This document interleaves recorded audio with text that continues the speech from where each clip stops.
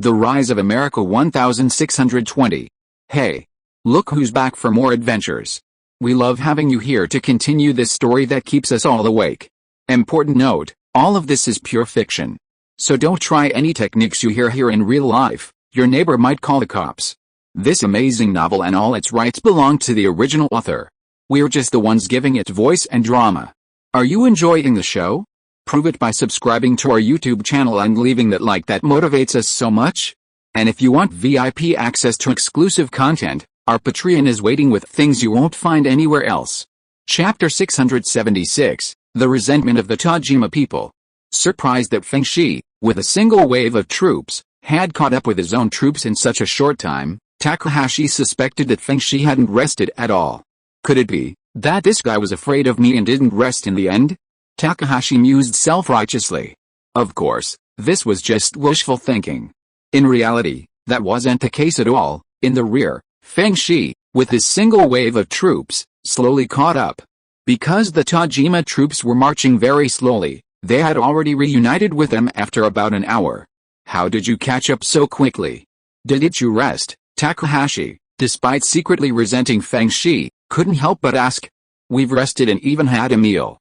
Didn't you see how energetic my soldiers are? Takahashi asked, his face grim as he asked, as if Feng Shi owed him 1,000,000 or 800,000. Seeing Takahashi's sullen expression, Feng Shi was deeply displeased. He and his men had already decided to eliminate this guy during the battle against the foreigners, so there was no need for him to endure Takahashi's wrath for the greater good. Feng Shi was displeased, and Takahashi could clearly see it.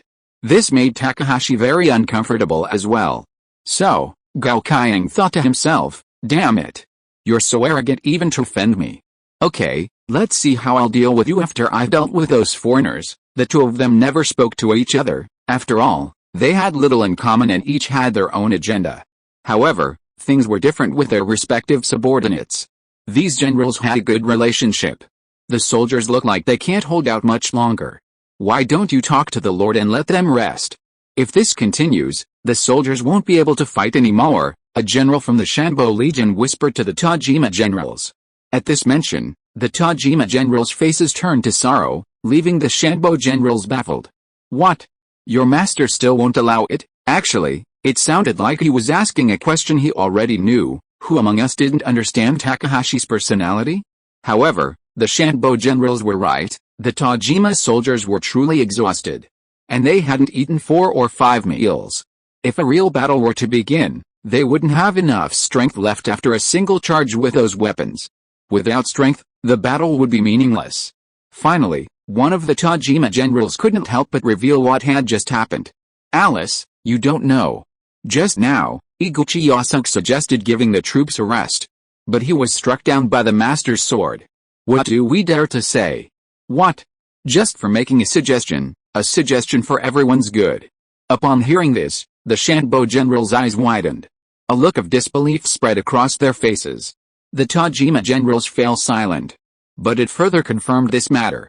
Think about it, if it is not true, then they would not dare to say so. Isn't this slandering their own adults? And since they said so, it must be true. Unexpectedly, Takahashi has become so crazy, it seems that their decision is correct. For such a person, if they don't take action, they will definitely be the unlucky ones in the end. In addition, this guy is very vengeful and will definitely not let them go. The mentality of the generals of Shanbo's side has become more determined in the decision to kill Takahashi. If he even kills his own people, what else can Takahashi do? Someone with a keen eye saw something a little wrong on the face of the generals of the Tajima side. On the faces of the Tajima generals, it seemed that there was a lot of resentment hidden. Although it was not too much, it also proved that they were very dissatisfied with Takahashi. Lord Takahashi reminds me of someone. Back then, this daimyo was also quite brutal. One of the single-wave generals noticed the resentment and dissatisfaction on the other general's face, so he deliberately brought up a few details, hoping to test Takahashi's subordinates. Oh, who is it? As expected, Takahashi's subordinates were intrigued. The 6th Heavenly Demon King, this single-wave general mentioned the nickname of a very famous person. What, Oda Nobunaga? It's him. He does seem a bit like him. What are you thinking? Lord Oda Nobunaga was a formidable figure. His methods and bravery were far beyond the reach of our Lord. Exactly. How could our Lord be the same as Lord Oda Nobunaga? All at once, the Tajima generals began to express their opinions.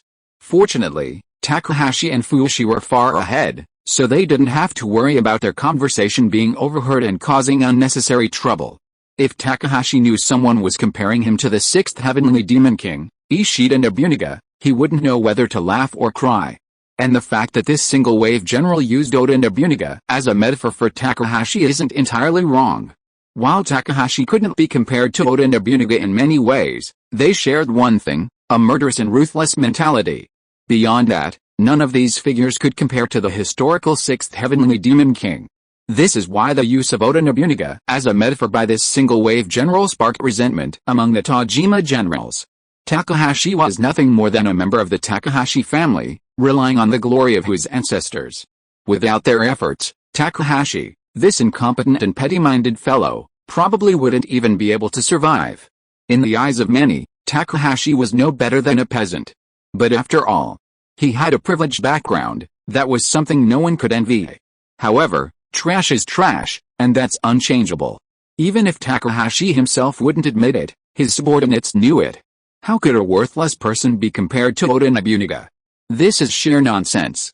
Historically, Oda Nobunaga came very close to conquering Kyoto and even establishing the shogunate. And the reason Toyotomi Hideyoshi was able to rule the country was primarily because he inherited Nobunaga's forces. Otherwise, where would he have gotten all that power? Even the Ishida and Tokugawa factions that split after Hideyoshi's death were also due to Oda's influence. Without the foundation laid by Nobunaga, who knows how many more years these people would have had to struggle. Speaking of Nobunaga's death and the Hanaji incident, we have to talk about his character flaws. Nobunaga was also a deeply cruel man. No matter how successful history books portray him, this fact is undeniable. He used the skulls of his enemies as drinking cups and developed many torturous tortures. Even his closest generals feared and terrified Oda Nobunaga's brutality. Many of Nobunaga's subordinates were brutally murdered for angering him. Although Nobunaga possessed a powerful military and numerous formidable generals, his brutality alienated his subordinates. Therefore, when Akachi Mitsuhide misbehaved, fearing Nobunaga's murderous intent, he initiated the Hanaji rebellion, eliminating Nobunaga. Ultimately, it was Oda Nobunaga's cruelty that led to his destruction.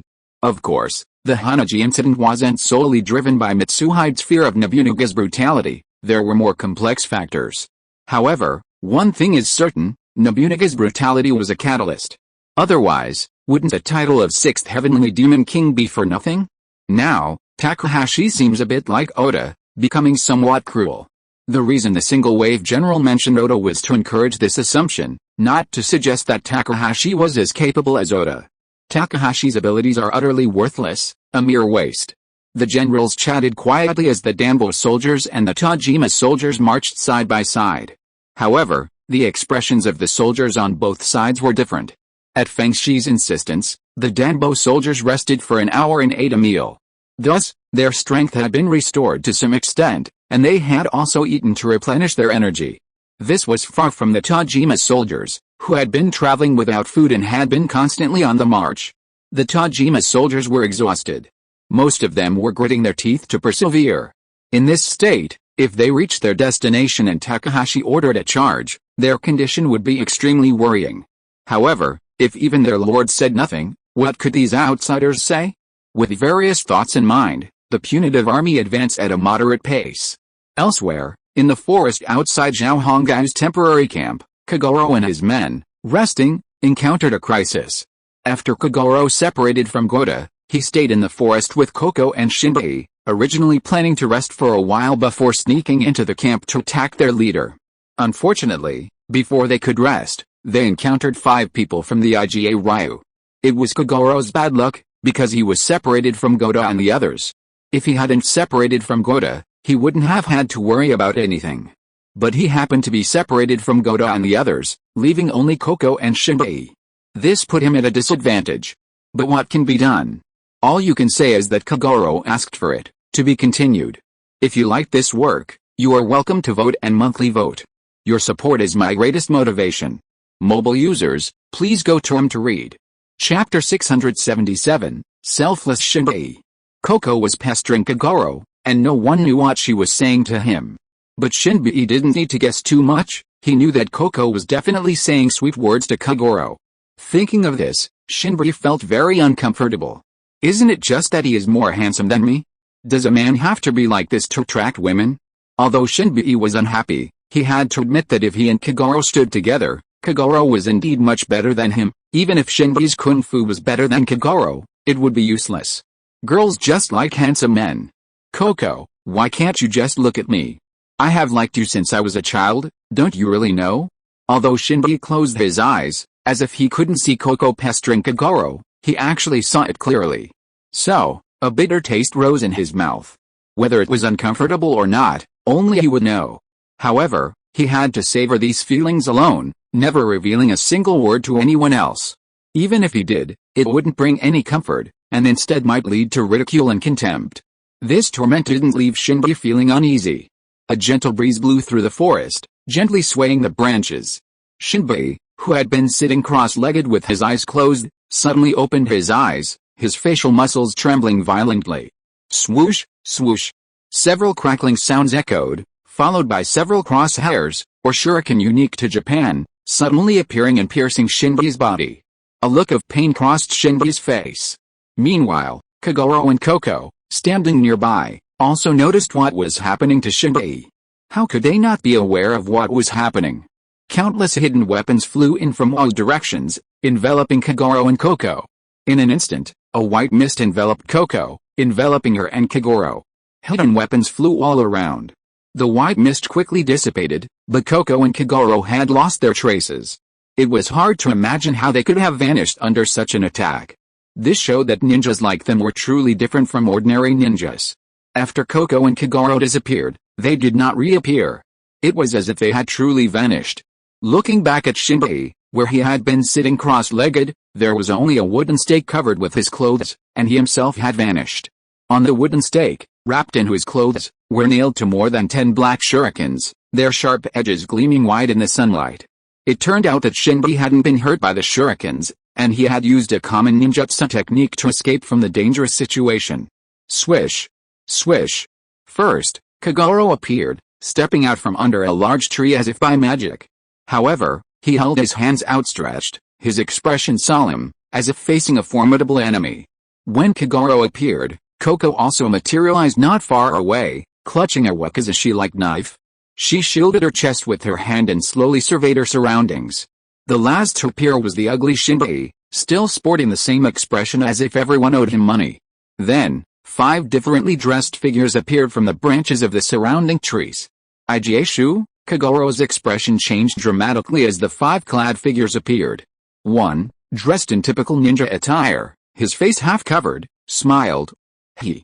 Not bad, you're the so-called Koga Elite 10. As soon as they spoke, there was no suspense. Kagoro was practically certain these were the target of their quest. Damn it. Turns out these guys haven't left the Osaka area, they're still here. They have 5, while we only have 3. In terms of numbers, we're already outnumbered. If things go wrong, it's possible our entire army will be wiped out. No, I absolutely cannot die. I, Kagoro, was born no ordinary human. I must live. Kagoro gritted his teeth. His expression grew serious. Seeing Kagoro's reaction, the leader, dressed in typical black ninja attire, shook his head and mysteriously vanished.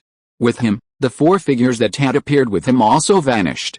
Let's fight, or no one will escape, Kagoro shouted upon seeing the other vanish, then waved his hands at the air. As his arms continued to wave, a thin, almost invisible, transparent thread, as if alive, began to entwine and stretch between the trees, forming a strange web. Meanwhile, Coco continued to emanate puffs of mist, but this time it was even thicker and more rapid. Within 3 seconds, a vast, foggy area encompassing several hundred meters was formed. Shinbei didn't move. He simply raised his right hand and placed his index finger to his lips. His breathing slowed. It wasn't a sound when he exhaled, but when he inhaled, the mist around him swirled into eddies. Haha, I didn't expect the Koga people to have some tricks up their sleeves. I was wondering how they dared to come looking for us. Kagoro could hear clearly the man who had spoken earlier. Well, these guys may be capable, but their brains aren't. The tone of the voice was filled with sarcasm, which made Kagoro's face turn grim. Originally, if the 10 of you were acting together, we wouldn't have dared to show up. But the young man chose to act alone, which gives us an opportunity. If we can take out 3 of you, we'll have the advantage in numbers. No matter what, we'll defeat the rest. Hey, Kagoro remained silent, but his eyelids fluttered. The other person's words were like a knife, stabbing him in the heart. At this point, Kagoro couldn't have failed to realize that he had made a fatal mistake. If he had listened to Old Man Gota, they wouldn't be in such danger now. In the final analysis, this was all his fault. If he hadn't been so overthinking, the castle wouldn't be in this state. However, it was too late to regret it now. Facing these IGA clans, both sides had no choice but to fight to the death. Don't worry, young men, I won't kill you all at once. I'll spare one of you, because I want to learn about the abilities of the others from you. At this moment, not only did Kagoro's expression change, but Koko's as well. Only Shinbei's expression remained calm, and he perked up his ears, paying close attention to the surroundings. The difference was clear. Shinbei's combat prowess was far superior to Kagoro's. Only Kagoro would have the energy to think so much in such a situation. Koko and Kagoro both understood the other's reasoning. They were both ninjas with special abilities, each with their own unique abilities. Therefore, in a face-to-face confrontation, the outcome was always uncertain. Often, the first person to attack might be the one to die. Because of the fear of conflicting abilities, ninjas with powerful abilities are extremely cautious when confronting one another. This is why the IGA clan hasn't launched an attack yet, despite having the upper hand. Of course, appropriate probing is necessary. The previous attack was a test, primarily to gauge the enemy's capabilities. Kagoro and Shinbei's abilities haven't been revealed yet, but Koko's has already been fully revealed. Kagoro and his comrades are in a very unfortunate situation. Although each of them is formidable, they've been trained from childhood and haven't experienced the trials of blood and fire. Therefore, in terms of experience, they're not even on the same level as the IGA 10. After losing sight of them, the IGA 5 didn't rush to attack. Instead, they leisurely teased them with words, observing, waiting, searching for a loophole to launch an attack. Meanwhile, Kagoro and the others were terrified. Koko's face had turned pale with fear, and Kagoro was beginning to lose his temper. Only Shinbei remained unaffected by this. From the moment the battle began, Kagoro and the others had already lost. Swish! Buzz! A dark shadow shot towards them. Kagoro raised his hands, his fingers moving rapidly, and the shadow was shattered into pieces that fell to the ground. Kagoro, don't rush. These guys are testing us, Shinbei shouted. Veins popped on Kagoro's forehead as he saw that the thin, transparent wire he had arranged had sliced through a mere stick. Gagan, the unpleasant laughter echoed again. Kagoro, I'm scared. Koko weakly walked up behind Kagoro and pressed against his back. Kagoro felt annoyed. It was no time, and she was still scared. However, Kagoro didn't scold Koko. Shinbei, standing nearby, overheard what Koko said to Kagoro, and his expression tightened. Koko, let me, Shinbei, protect you. Seeing that Kagoro was completely distracted and unable to protect Koko, Shinbei made a decision. I'll go out and hold them back, and you guys break out and find Gota, Shinbei shouted, then disappeared from the scene. Kagoro knew that Shinbei had decided to sacrifice himself to create an opportunity for them. Without further delay, Kagoro grabbed Koko's hand and, shrugging off the thick fog, began to dash in the direction Gota and the others had left. Shinbei's body was struck hard by Zing while in midair. With no other options, he fell back to the ground. However, Shinbei had no intention of surrendering, knowing that only a desperate fight would create a chance for Koko and Kagoro. Truth be told, he was doing this for Koko, not Kagoro. But Shinbei knew that if he didn't give Kagoro a chance, Koko wouldn't leave. Heartbroken, Shinbei engaged the IGA-5 in a desperate fight. After landing, Shinbei swiftly turned and took 3 deep breaths in the direction Kagoro and Koko were retreating. 3 vortexes suddenly appeared behind them in a triangular pattern. As the vortexes appeared, 2 dark figures paused, effectively blocking the IGA-5's pursuit. Having done all this, Shinbei turned and raised his left hand. Unexpectedly, a short-handled katana appeared in his hand. Ling! A katana appeared out of thin air, just in time for Shinbei to block it. He then rolled on the ground, and over a dozen hidden weapons appeared and pierced the spot where he had been. The battle between ninjas was merciless. Once the fight had begun, It would end only when one side fell. Shinbei knew the consequences of staying behind to hold them off. But Shinbei was prepared. If he could get Huzi safely away, everything would be worth it. Not far away, the two blocked shadows quickly turned around and attacked Shinbei together. One wielded a flying sickle, the other an iron claw. It seemed that ninjas didn't use conventional cold weapons. However, Shinbei didn't care. He rolled around, quickly stood up, and faced the two shadows flying towards him, taking another breath. Woo woo woo, a thin tornado vortex appeared again, forcing the two shadows to pause again. However, they didn't make it easy for Shinbei either. Because the fog hadn't yet cleared, Shinbei couldn't see their faces at all. He could only rely on his senses to determine the direction of their attack. One of the two shadows paused, and then Shinbei felt a shock in his chest. He looked down and saw an arm grasping a flying sickle piercing his chest deeply. Shinbei could not believe that the opponent could stretch his arms so far from such a distance and inflict such a heavy blow on him. The pain began to spread from his heart. Shinbei knew that his vitality was constantly fading and he could not hold on for much longer. However, Shinbei's face suddenly changed, as if he remembered something. You know, there seemed to be only 3 people from the IGA clan fighting against him, and it should be 5 people. So, where did the other 2 people go? To be continued. If you like this work, you are welcome to vote on Kidian. Your support is my greatest motivation. Mobile users, please go to read. Chapter 678, Love Saint or Idiot? Kagoro grabbed Coco's hand and ran all the way, not daring to stop for a moment. He didn't even have the courage to look back. Now, he had only one thought in his mind, to get out of this place as quickly as possible and get himself to safety.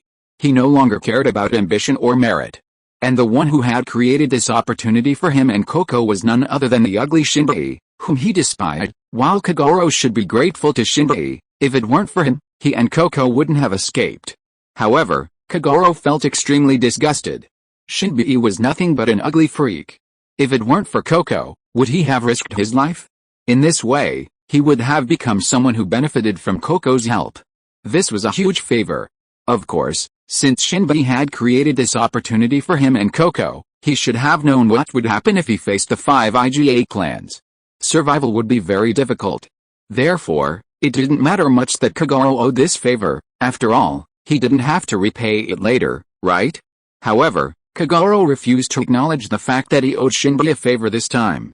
If he were given the chance to escape, he wouldn't tell anyone about this.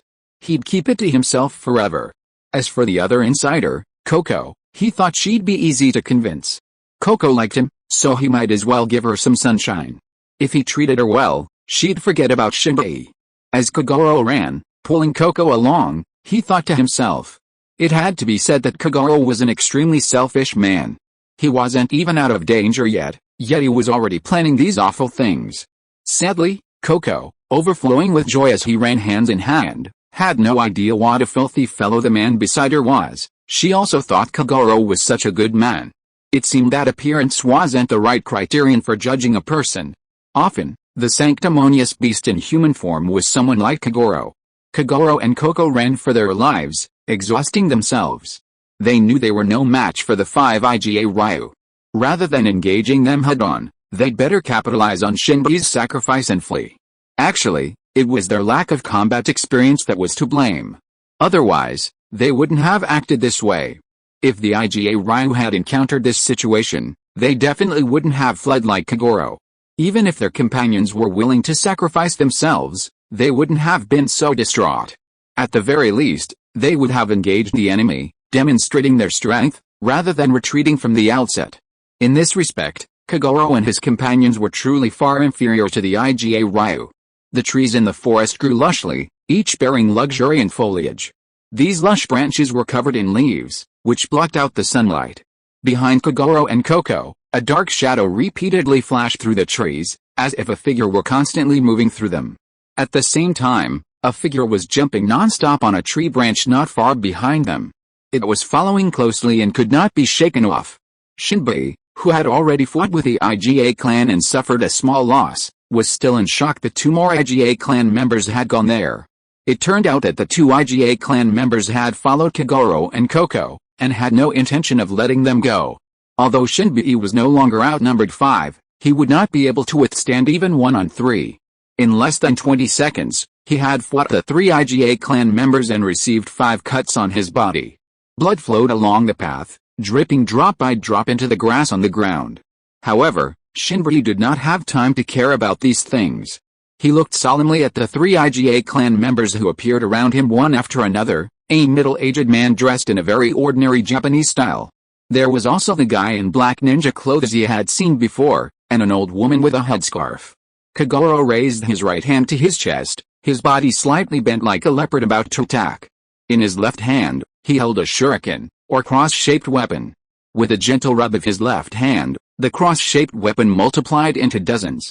The IGA clan, having revealed themselves, didn't rush to attack. They formed a triangular formation, surrounding Shinbei, who was already trapped. Shinbei saw the playful expression of a cat catching a mouse in the eyes of the masked, black-clad ninja. He knew that in the eyes of the IGA clan, he was the mouse caught by the cat. But Shinbei knew his thinking was completely wrong. The IGA clan, with their vast combat experience, weren't holding back to tease him. Instead, they were aiming to find Shinbei's weakness and deliver a decisive blow. After the brief exchange, the IGA clan had realized Shinbei's considerable strength. Therefore, to avoid any unforeseen consequences, they had to exercise caution. Shinbei couldn't escape anyway, so why rush? Although 2 of their companions were still chasing the fleeing man and woman, they remained confident in their companions' abilities. At the very least, they could hold them off until they had dealt with the little creature. That's a pretty good ability, the ability to generate whirlwinds. The masked figure, dressed in the standard black ninja attire, spoke up. He then pointed out Shinbei's abilities, causing his expression to darken. But your combat skills aren't very good. It's clear you have no experience. Shinbei knew the truth.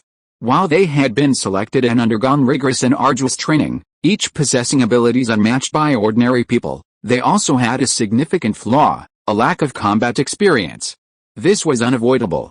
Fuma Katero believed that these individuals would become the elite of Koga, destined to be entrusted with important tasks. Therefore, no casualties could be tolerated until they had matured. It was precisely for this reason that they were rigorously protected. However, this very fact also meant that their combat experience was far from complete.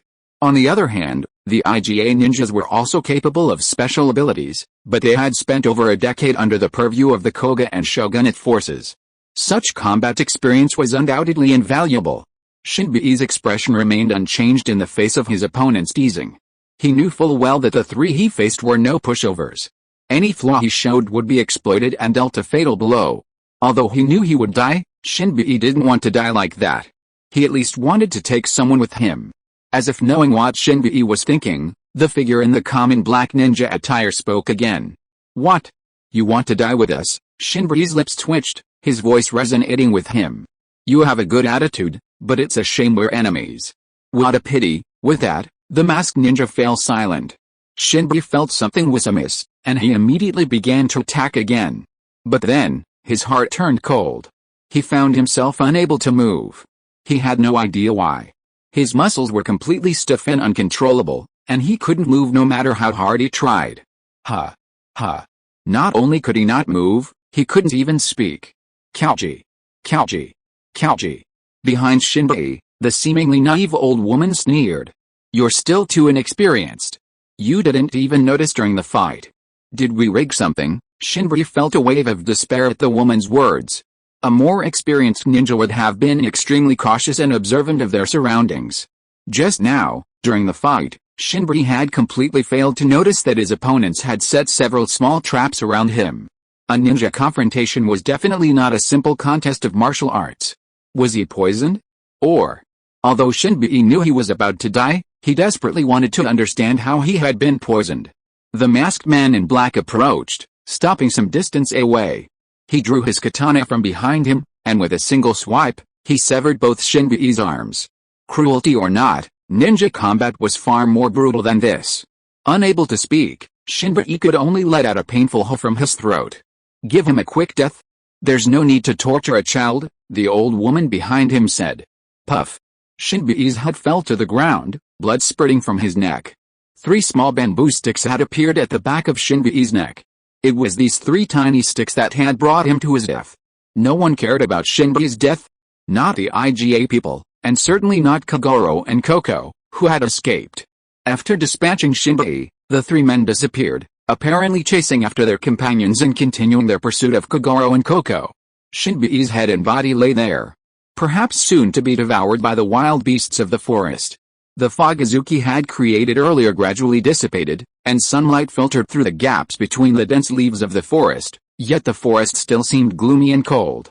No one would have known that here, an ugly boy had once sacrificed his life to create a chance for his secret crush and his rival. A lovesick man, a love saint, or an idiot, to be continued. If you like this work, please vote or subscribe. Your support is my greatest motivation. Mobile users, please go to read. Chapter 679 The Man Hiding in the Tree. Kogoro, I can't run anymore. Koko's breathing was heavy, beads of sweat beading on her face. A girl's physical strength, after all, couldn't match a boy's. Something's wrong.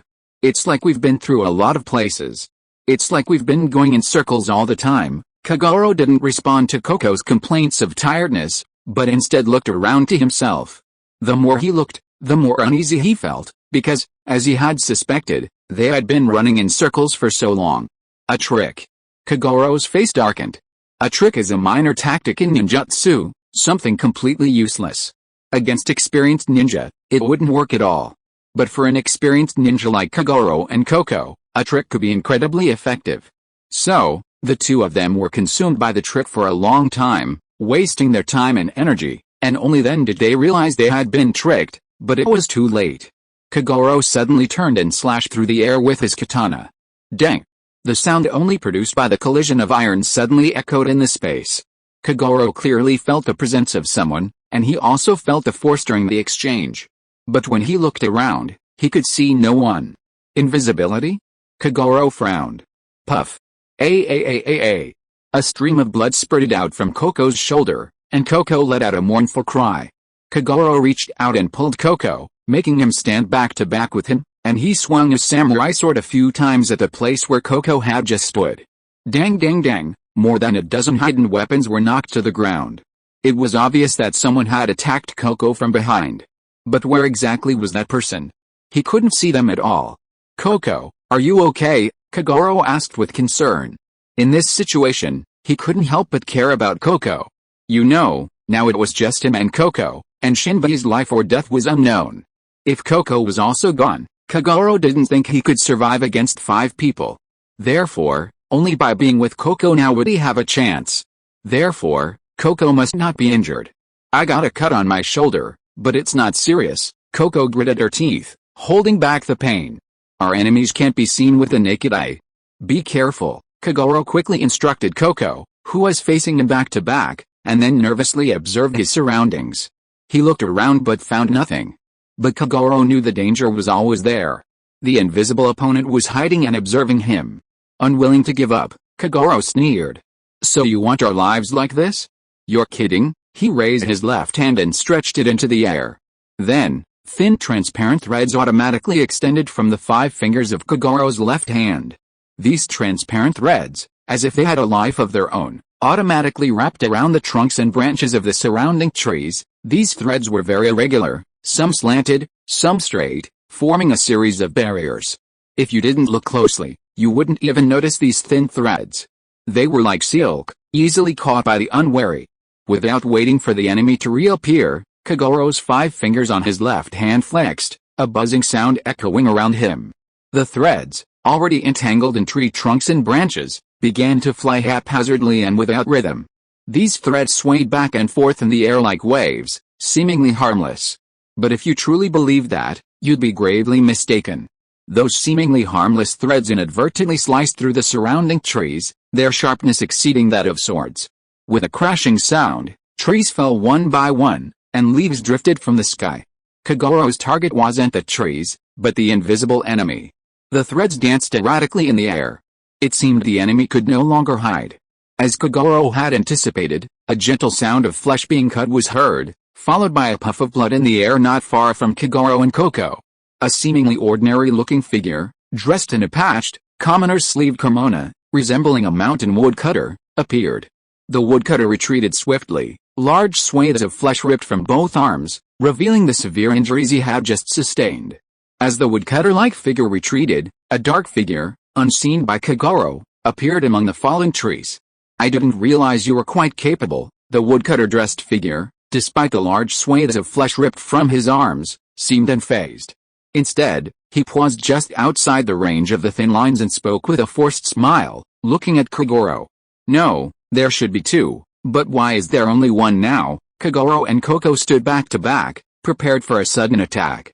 However, not far from Kogoro and Koko, two sturdy arms suddenly emerged from a large tree. Their sudden appearance caught them completely off guard. However, Kogoro reacted quickly. Before Koko could even notice, he twitched the 5 fingers of his left hand. Then, the thin threads of his aerial subordinates entwined themselves. The two arms were on the verge of catching Kogoro and Koko, just a hair's breadth away. However, Kogoro spotted them at the crucial moment, forcing their capture to halt. Faced with Kogoro's counterattack, the arms retreated back into the tree, as if the tree had suddenly sprouted 2 arms. An ordinary person would be startled, thinking they had witnessed a tree demon. But Kogoro was a master of special abilities himself, possessing abilities not found by ordinary people. Therefore, he knew the other party was certainly one of them. After all, weren't the IGA-10 also composed of such individuals? It was precisely to deal with the IGA-10 that the Koga-10 existed. Whoosh! Whoosh! Whoosh! The thin thread swished against the tree where the arm had appeared.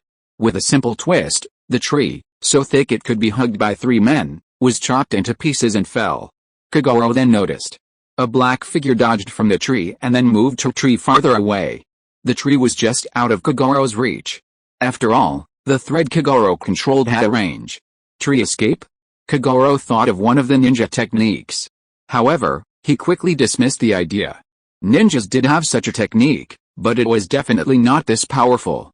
This guy could completely merge his body into the tree and move freely. This was far more powerful than tree escape. Thank goodness I ran fast, or I'd be dead. Just as Kogoro was wondering what the other party had up his sleeve, the upper body of a bald man appeared from the tree. The man's bald head and eyebrowless face gave him a rather comical look. However, one look at his muscular upper body and the muscular muscles revealed that he was no ordinary man. "Ah, you're hurt," the bald man poked his bare torso out from the trees, grumbling before glancing at his companion. A single glance revealed that the woodcutter-like companion had large swathes of flesh ripped off both arms, now covered in blood. Nothing serious, just minor injuries. This young man from Koga has some skills. As for that girl, I'm still unsure of her abilities. The woodcutter frowned at his companion's outburst and replied nonchalantly. "Don't worry, I will avenge you," the bald man shouted. Kogoro stared at him nervously. "Koko, can you use your ability again?" Kogoro asked. Although the other side was only 2 people, Kogoro was unwilling to fight to the death. Who knew how long Shinbei could hold out? If he were dead by then, the 3 who were fighting him would surely come after him. The 2 opponents on the other side possessed unique abilities, and if he simply fought them, he would not be able to defeat them in a short period of time. Any delay would be disadvantageous to him. Now, only if Koko used her abilities would they have a chance. Koko's martial arts skills weren't particularly impressive. She was just like any other ninja, proficient in some basic fighting techniques. However, Koko possessed a unique ability. She could use the water in her body to create a thick fog. After all, fog, with its poor visibility, was extremely beneficial for both assassinations and escapes. However, creating fog put a considerable strain on Koko's body. It consumed a significant amount of water, and water was crucial to the human body. Losing too much without replenishing it could be fatal. Just now, Koko had used this ability twice in a row, which had depleted a lot of her body water. And after running all this time, she hadn't replenished even a little bit. Now she was very weak. But Kogoro didn't care about all this. He needed Koko, to be continued. If you like this work, please vote on Kidian. Your support is my greatest motivation. Mobile users, please read here. Chapter 680, Finding the Flaw. Does Kogoro need Koko?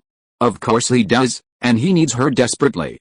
Kogoro has never felt so deeply valued as he does today. If Kogoro wants to save his life today, it all depends on Koko. And if Koko continues to use her ability, who knows if she can continue to use it smoothly. and whether there will be any adverse effects after using this ability. These are not things Kogoro needs to consider. Besides, Kogoro can't care less now. He needs Coco to use this ability to create a thick fog, and then take advantage of the thick fog to escape. Kogoro has even thought about keeping Coco behind. In other words, abandoning her to win a glimmer of hope for himself. Poor Coco has no idea of Kogoro's plan. She glanced at Kogoro's handsome profile, looking at the man she loves. Her lover Coco's expression gradually became serious, as if she had made up her mind. Kogoro, I'm out of energy now. When I activate the dense fog, just try to escape and don't worry about me. Coco made up her mind, determined not to be a burden to Kogoro. Hearing this, Kogoro looked down at Coco's serious face and felt a shudder in his heart. This girl had been clinging to him since they were little, and to be honest, Kogoro sometimes disliked her. However, driven by vanity, seeing the envious looks from his companions, Kogoro didn't reject Coco. To Kogoro, Coco was a tool to show off his handsomeness, someone he occasionally took advantage of. Kogoro only realized Coco's love for him as he grew up.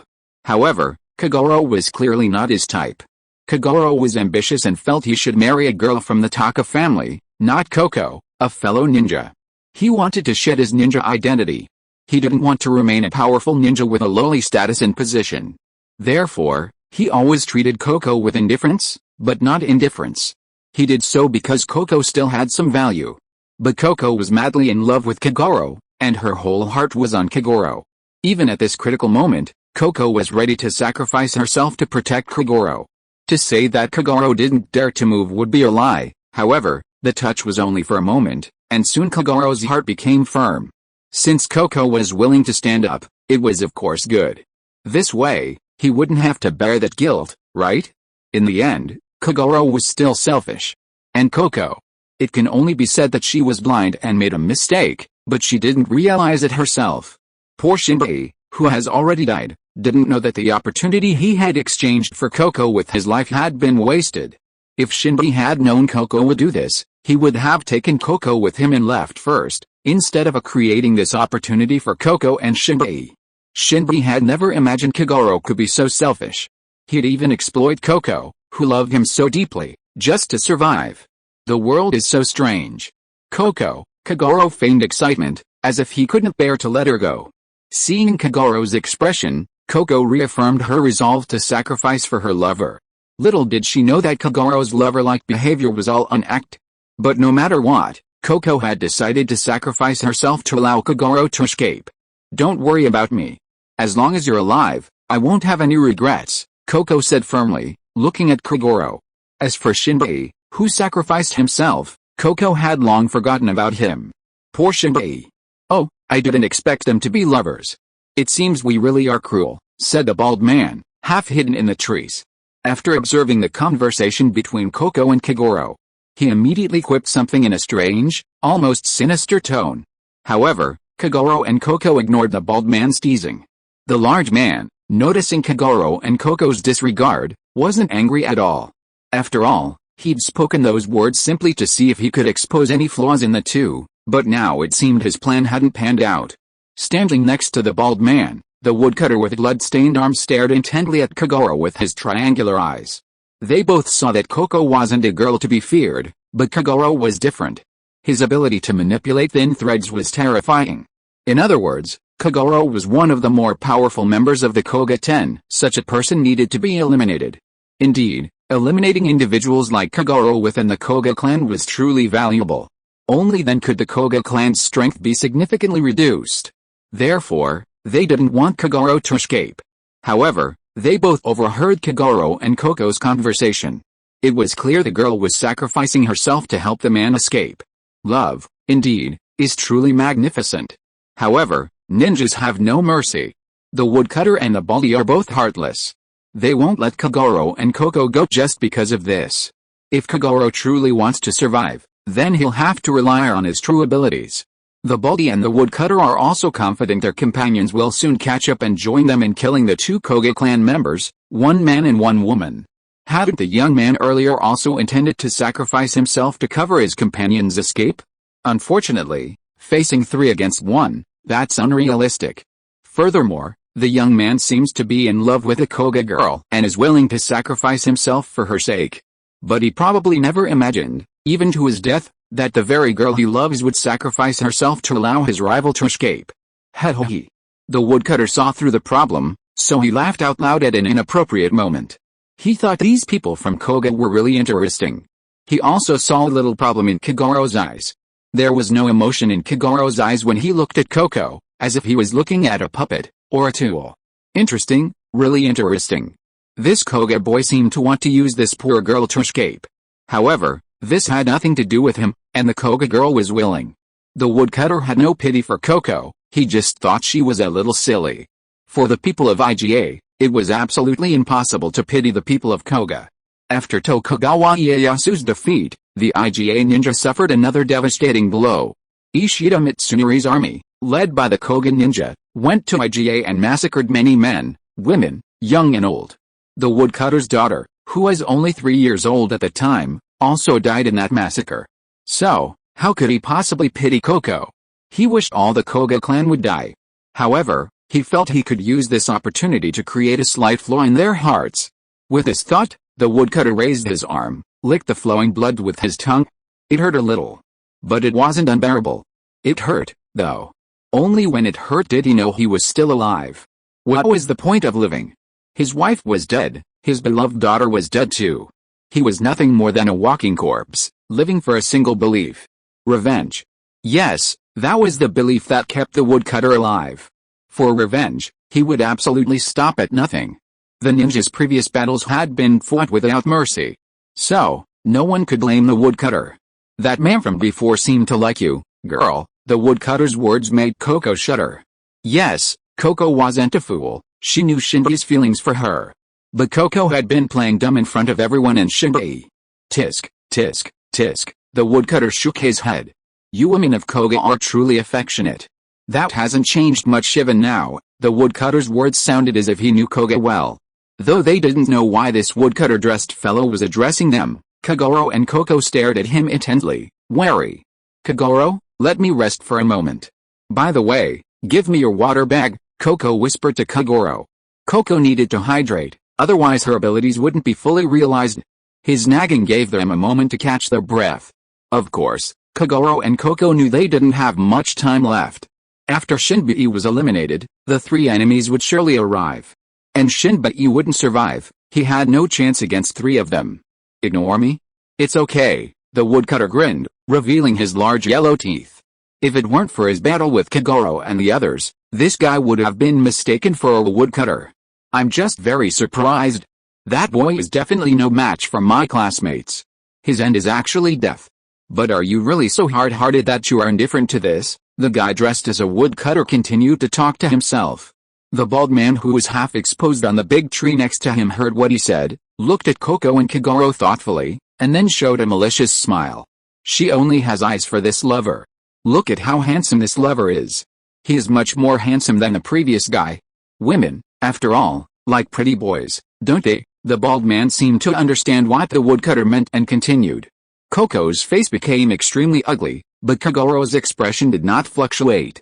It can be seen that when it comes to being thick-skinned, Kagoro is much more powerful than Coco.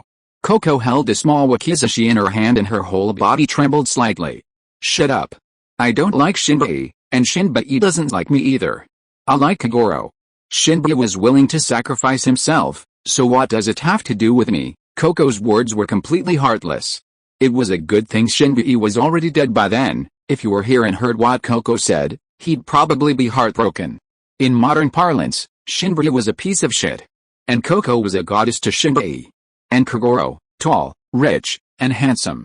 Shinbei and Coco usually only got comments like, haha. Take a shower, what else could he do? Oh, maybe he could even become a father. But that was impossible now, since Shinbei was dead. But if he hadn't died, perhaps that would have been a real possibility. Oh, that unlucky guy is called Shinbei, and the guy next to you is called Kagoro. The bald man and the woodcutter exchanged a glance, then looked over at him with a sly look. Coco, why are you rambling on about this? How are you recovering? Kagoro clearly didn't want to waste time on the woodcutter and the bald man, and he clearly sensed they had ulterior motives. Coco replied, almost, heartless women. Pity that man who died for you. I truly pity him. Now you want to die for this man, but do you think it's worth it? The woodcutter said to Coco. Coco's face sullen, feeling the water coursing through her body. Just a little bit more. Just a little bit more. Just a little bit more, and I'll be all right after that. The woodcutter knew Coco and Kagoro had little interest in his rambling, but he wasn't about to let it slide. The boy who sacrificed for you wasn't worth it, and so is your sacrifice for this man. I don't think he'll remember you in the future, because there's another woman in his arms. The woodcutter's words finally unnerved Coco. Do you know why I'm saying that? The woodcutter said, smirking at her. Because I don't see even a hint of tenderness or affection in this guy's eyes. It must be because he doesn't have you in his heart at all. The woodcutter was a middle-aged man, while Coco was just a teenage girl. In terms of life experience, they certainly couldn't compare to the IGA clan. Kagoro's face also changed color at this time. Coco, don't listen to their nonsense. We will run together soon. We will be together for life and death. Kagoro was afraid that Coco would be persuaded by them and do something irrational. Kagoro, they are our enemies. I can't believe what they say. Seeing Kagoro so nervous, Coco smiled and comforted him. However, the guy dressed as a woodcutter said something that made Coco and Kagoro feel uncomfortable for a moment. To be continued. If you are listening to this novel on a channel other than Fanfic World, it means it was downloaded and re-uploaded without effort. We warmly invite you to visit our channel, Fanfic World. There you will find the original version of this story and many other novels of various genres. We look forward to seeing you dive into a world of incredible novels. Chapter 681. Please remember me. Girl across the street, do you think the man next to you really likes you scolding him? The woodcutter said frivolously, gazing at Kagoro and Coco with a smirk. I imagine the man next to you is usually quite distant, and he's never said anything sweet or made any promises. With just these few words, the expressions on Coco and Kagoro's faces shifted dramatically. Kagoro, in particular, felt the woodcutter's words strike a chord with him. Why? Because what the woodcutter said was essentially true. It was exactly how he'd treated Coco all those years, and the woodcutter seemed to know everything, to be fully aware of everything. Was he spying on their lives? No. That was absolutely impossible. How could IGA possibly know what life was like in Koga? He couldn't possibly have infiltrated there.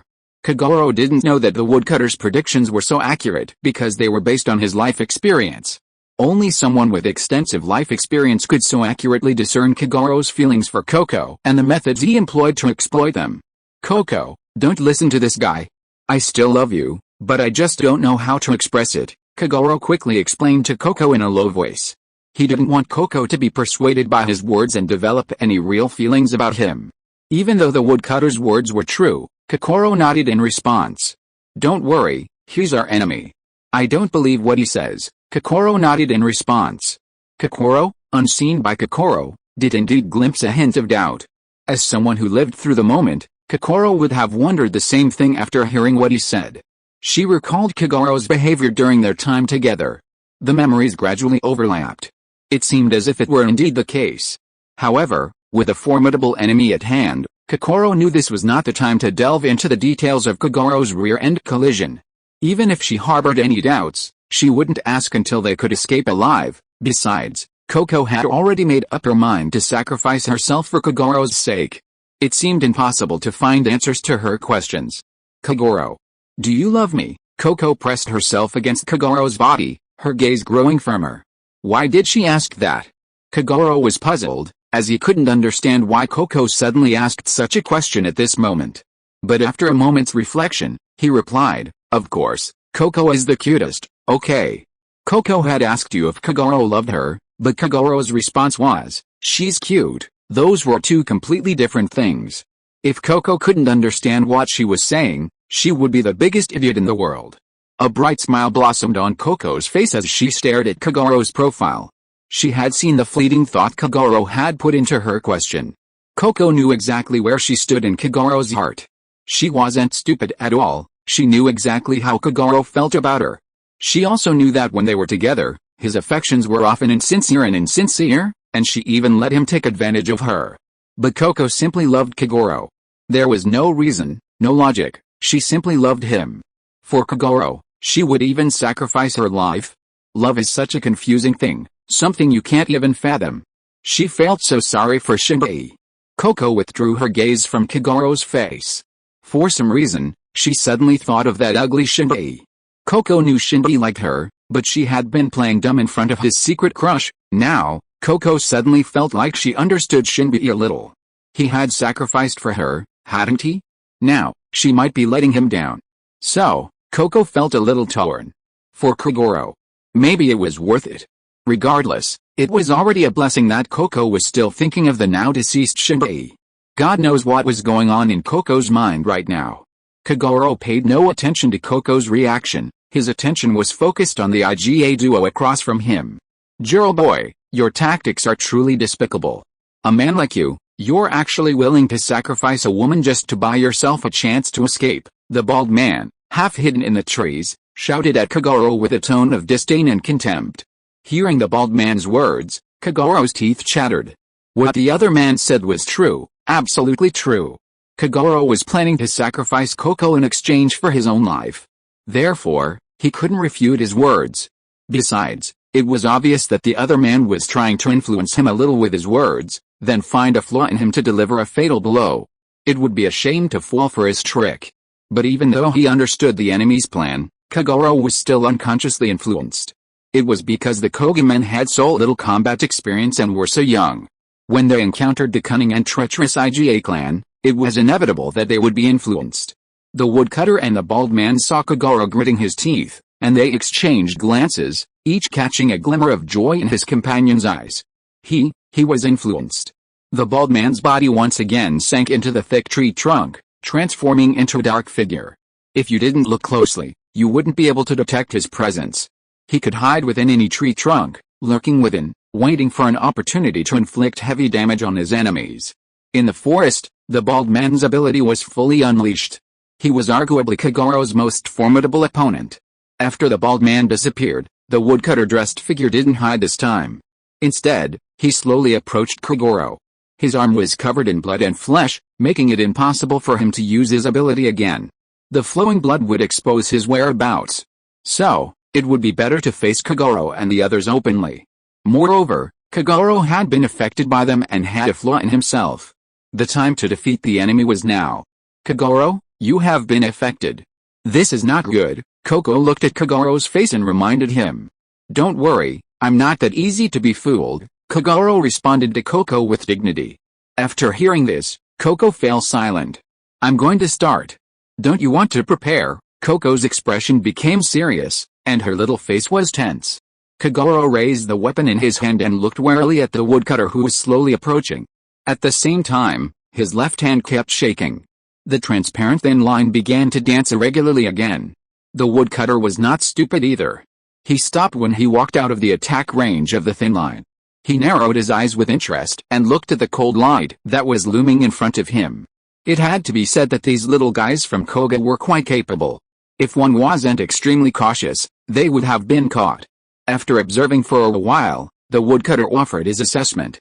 The thin line Kagoro manipulated was truly difficult to detect. Even after careful observation, the woodcutter couldn't accurately grasp its trajectory and pattern. Since they couldn't master it, it was dangerous. If he entered the attack range, there was absolutely no escape. The two pieces of flesh that had been cut off from his arm were living proof of this. If he hadn't retreated quickly, and the enemy hadn't pursued due to their lack of combat experience, he would have truly died here. Therefore, the woodcutter would never underestimate Kagoro. On the contrary, he held him in high regard. He would never dare underestimate the enemy.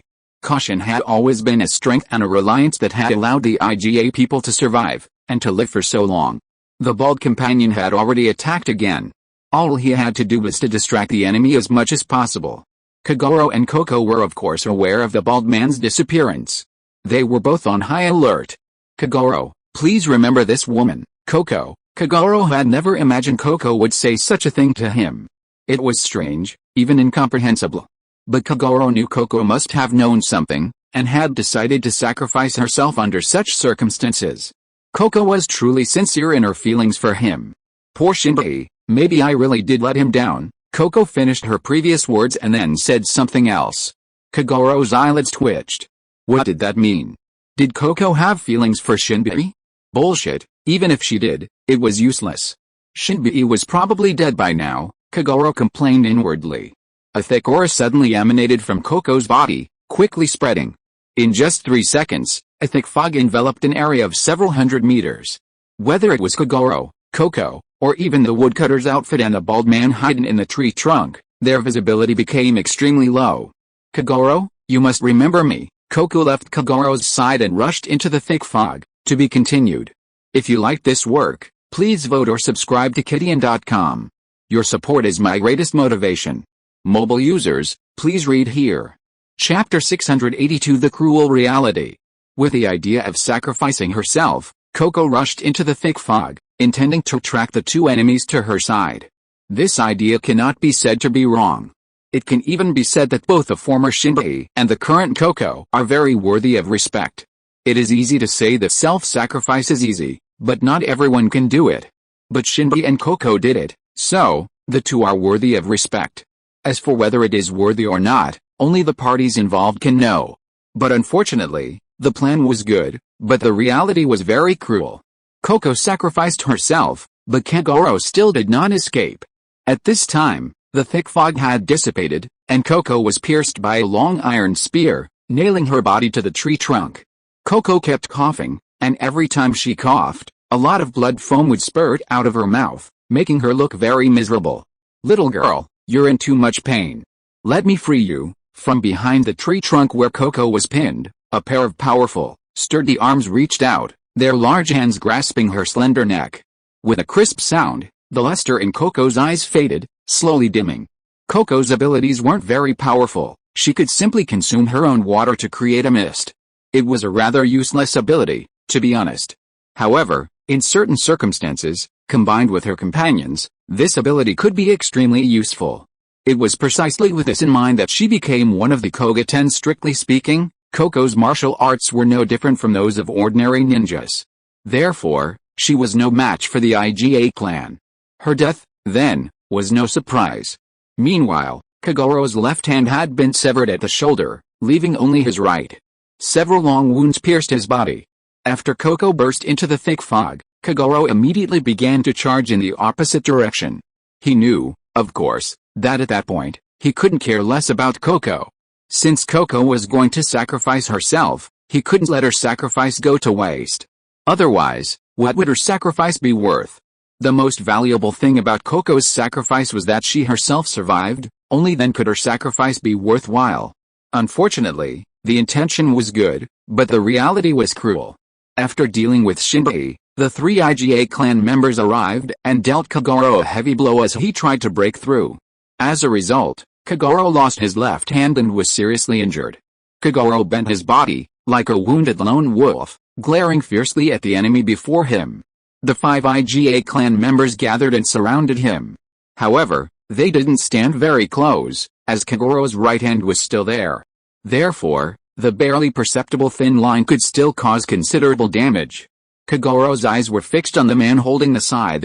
It was he who had chopped off his left arm, a bitter vengeance. But a look couldn't kill, especially since he now had the upper hand. Koko had died unwillingly, leaving Kogoro alone. Who is your leader? What abilities do your companions possess? If you tell us, we'll give you a quick death, a painless one. I think you understand what I'm talking about, the man holding the scythe said to Kogoro with a forced smile. Pa. Kogoro spat on the ground, clearly his response. The man wasn't angry. Okay, quite a character. I like people like that. Especially since you're from Koga, I think I'm even more interested. Though he said it, it made the hairs on his back stand on end, 1 against 5. Kogoro was clearly at a disadvantage. Just a minute later, Kogoro's right hand was severed, and his legs vanished at the knees. Against the combined attack of 5 elite IGA clan members, he didn't even stand a chance to fight back. While his line manipulation skills were impressive, his opponent was equally formidable. Kogoro was defeated, completely defeated. However, this was all his own fault, and no one else could be blamed. If he hadn't been at odds with Gota, insisting he stay, none of this would have happened. If he hadn't been thinking of escaping from the beginning, things might not have gotten so bad. Team 5, Team 3, didn't actually have no chance. It was just that Kogoro lacked the courage to fight the IGA clan, which dwindled his chances. Ultimately, There was no chance at all. Shinbi sacrificed himself so Koko could escape with him. Koko also sacrificed herself so Kagoro could escape. But in the end, neither of them escaped, and they ultimately failed. Kagoro exploited Shinbi and Koko to survive. Unfortunately, despite all his scheming, he ultimately failed. Facing the interrogation of the IGA men, Kagoro tried to act bold and courageous, ready to die. However, he clearly wasn't such a hero. Furthermore, the IGA men's interrogation methods were decidedly inhumane. Therefore, Kagoro couldn't hold out, and therefore, he couldn't be much of a hero. In the end, everything that needed to be said was said, and everything that shouldn't have been said was also said. Poor Kagoro. After questioning everything, the IGA men beheaded Kagoro. This conflict ended in victory for the IGA men. This time, the IGA-10 suffered one minor injury, while 3 Koga men died. It could be said that the IGA men now had the upper hand in terms of numbers and situation. As long as they maintained their cautious and careful approach, victory should be easy. Unless someone went insane and did something as idiotic as Kagoro, that would be another matter.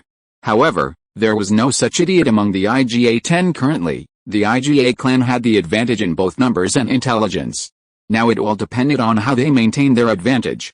This Goda guy is the leader. It seems our enemy is truly formidable. After learning from Kagoro that Goda was the leader of the Koga 10, the faces of the 5 attacking ninjas grew serious. They knew Goda well. He was a ninja who rose to fame at the same time as them and was the only member of the Koga 10 to survive the Battle of Sekigahara. His abilities were immense, needless to say. Furthermore, he was incredibly cunning. He was definitely not an easy opponent to deal with. If it weren't for Kagoro's desire to show off, coupled with Goda's misjudgment, today's victory would have been impossible. This Goda guy is incredibly cunning. We might have been lucky today, otherwise we wouldn't have been able to defeat 3 Koga clan members. The bald, eyebrowless figure was no longer entombed in the tree trunk, but now stood among the others, dressed in a Ronin-style robe. Let's go back immediately and tell Anizo about this. I think he should have a solution. Anyway, now that we've eliminated 3 of them and obtained useful intelligence, we still have the upper hand, the leader, dressed in black ninja attire, said to his companions. Everyone agreed with his words. Indeed, they had eliminated the 3 Koga men and gained some intelligence. It could be said that they had the initiative in this confrontation. As long as they maintained this situation, they wouldn't have to worry even if their opponent was Goda. A gust of wind blew, and the IGA-5 vanished. All that remained in the forest was Kagoro's mutilated body and Koko, lifeless, nailed to a tree trunk. This was a dense forest, and it might be ages before anyone discovered them. By that time, they'd probably be nothing more than a pile of bones. Your Highness, we encountered the Koga clan outside and engaged them in combat. The IGA-5 immediately reported this news to Zhao Hongyu upon returning to his camp. Zhao Hongyu had long known about the Koga clan's presence in the forest outside the camp. Kizo had spotted them then, otherwise he wouldn't have sent out the 5-member group. How did it go? Zhao Hongyu asked with deep concern. It was Hattori Kizo who came in to report, and beside Zhao Hongyu stood Chizuru Hattori, acting as his guard. We eliminated 3 Koga clan members, 1 of our men was slightly injured, and we've also gathered some intelligence on the Koga clan. Phew. After hearing Kizo's report, Zhao Hongyu let out a long sigh. Judging from Kizo's report, this time they had achieved a resounding victory. He hadn't expected the IGA clan to be quite formidable. While he didn't know how the encounter unfolded, the outcome was nonetheless quite satisfying. With 1 of his own men slightly injured and the other side killing 3, what could Zhao Hongyu be dissatisfied with? Are the Koga clan so weak? Zhao Hongyu was very curious about this. Gui Zhang shook his head and replied with a smile, of course not, the Koga clan is still very capable. It's just that they misjudged the situation today and made some wrong arrangements, which gave us an opportunity. Then, Gui Zhang told Zhao Hongyu in detail what happened in the Koga clan, letting Zhao Hongyu understand what happened. In this way, Zhao Hongyu finally understood some of the inside story. Chapter 683, The Conflicted Ishida Gado. Brainless. This was Zhao Hongyu's assessment. The guy named Kagoro that Gui Zhang mentioned was, in Zhao Hongyu's opinion, a complete idiot. However, it was precisely because of this idiot Kagoro that the IGA people were able to gain the upper hand. Zhao Hongyu and the others should be grateful for this idiot Kagoro. At the same time, Zhao Hongyu described the love-hate relationship and complex relationships between Kagoro, Coco, and the ugly Shinbei as a bit like a 9 o'clock soap opera from a later time, bloody. The sacrifices between men and women, the rivalries and conflicts. If a future director knew about this, they would definitely write a shockingly melodramatic drama. Forget about anything else. Hattori Chizuru, who was right beside Zhao Hongyu, widened her eyes upon hearing this story, a look of astonishment. Of course, besides being surprised, Hattori Chizuru was also filled with gossip. Although she was a ninja, she was still a woman after all. Every woman has a natural curiosity and a thirst for gossip. Hattori Chizuru is no exception. However, in front of Hattori Kizo, she couldn't press the issues that piqued her curiosity, so she could only slowly suppress the flames of gossip. Zhao Hongyu found her expression amusing. What's the intelligence? Did Kagoro reveal any useful information? Zhao Hongyu, unlike Hattori Chizuru, was concerned about what useful information Kagoro had revealed. After all, the expeditionary force was about to reach the outskirts of the camp, and he needed to know about the Koga ninjas who had appeared before them. Compared to the expeditionary force, Zhao Hongyu was most concerned about these ninjas with special abilities and elusive appearances. The expeditionary force could defeat them directly on the battlefield. But against the IGA ninjas, direct battles wouldn't be much use, even though he had the IGA clan by his side. But Zhao Hongyu still felt unsure. It would be best if they could eliminate these so-called IGA-10, because only with their deaths could Zhao Hongyu feel at ease. Seeing Zhao Hongyu inquire about this, Hattori Kizo quickly said, "Very useful information." According to Kagoro, the leader of this group took the remaining 7 people to find the punitive forces and make contact with them. The Koga leader had no intention of infiltrating our camp and attacking us just yet. Kagoro couldn't withstand the tactics of the IGA people, so all this information was revealed. Zhao Hongyu didn't find this surprising. If they didn't even have this little trick, then the IGA people were pretty weak. Oh, not attacking our camp? That's a good thing. But what's their intention in contacting the punitive forces? Zhao Hongyu expressed great surprise at this. Upon hearing this, Hattori Kizo replied, "According to that Kagoro, these people may come back with a punitive army after contacting it. Then, when the punitive army attacks us, they will take advantage of the chaos to inflict casualties on us." Upon hearing this, Zhao Hongyu narrowed his eyes, and his expression became serious. "Do you want to follow the punitive army, and when they launch an attack, take advantage of the chaos to inflict casualties on our army? Well, this matter must be treated with caution."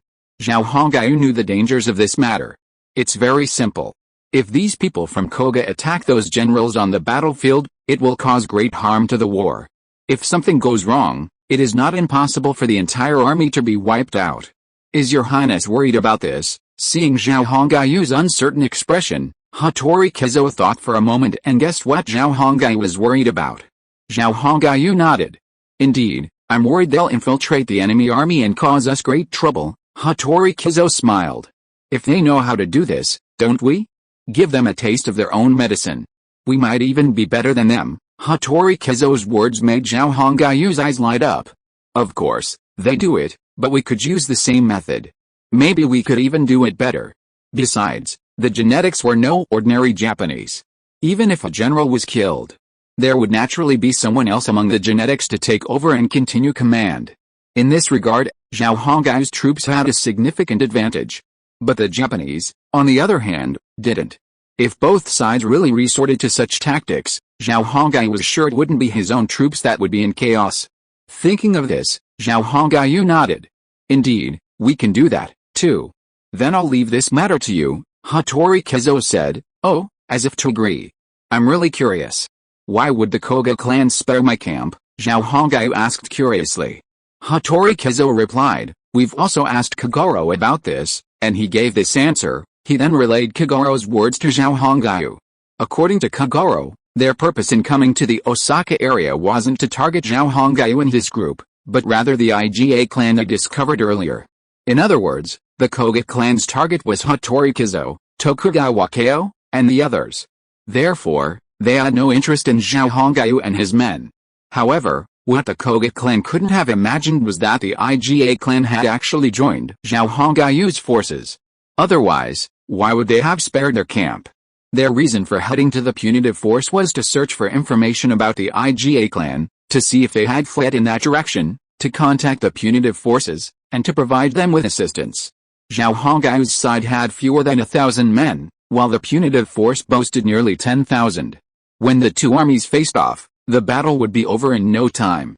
So, offering a hand wouldn't be a big deal. Once the situation here was resolved, they could continue tracking the IGA ninjas. This was the sentiment of the Koga ninjas, as well as their leader, Hattori. After listening to Hattori Kizo's account, Zhao Hongaiu nodded silently. So that's how it is, then I understand. Zhao Hongaiu finally understood the whole story and couldn't help but sigh it as good luck. Otherwise, if the Koga ninjas knew the IGA ninjas were with him, their camp would be in turmoil. Your Highness, we will protect you when the punitive force arrives.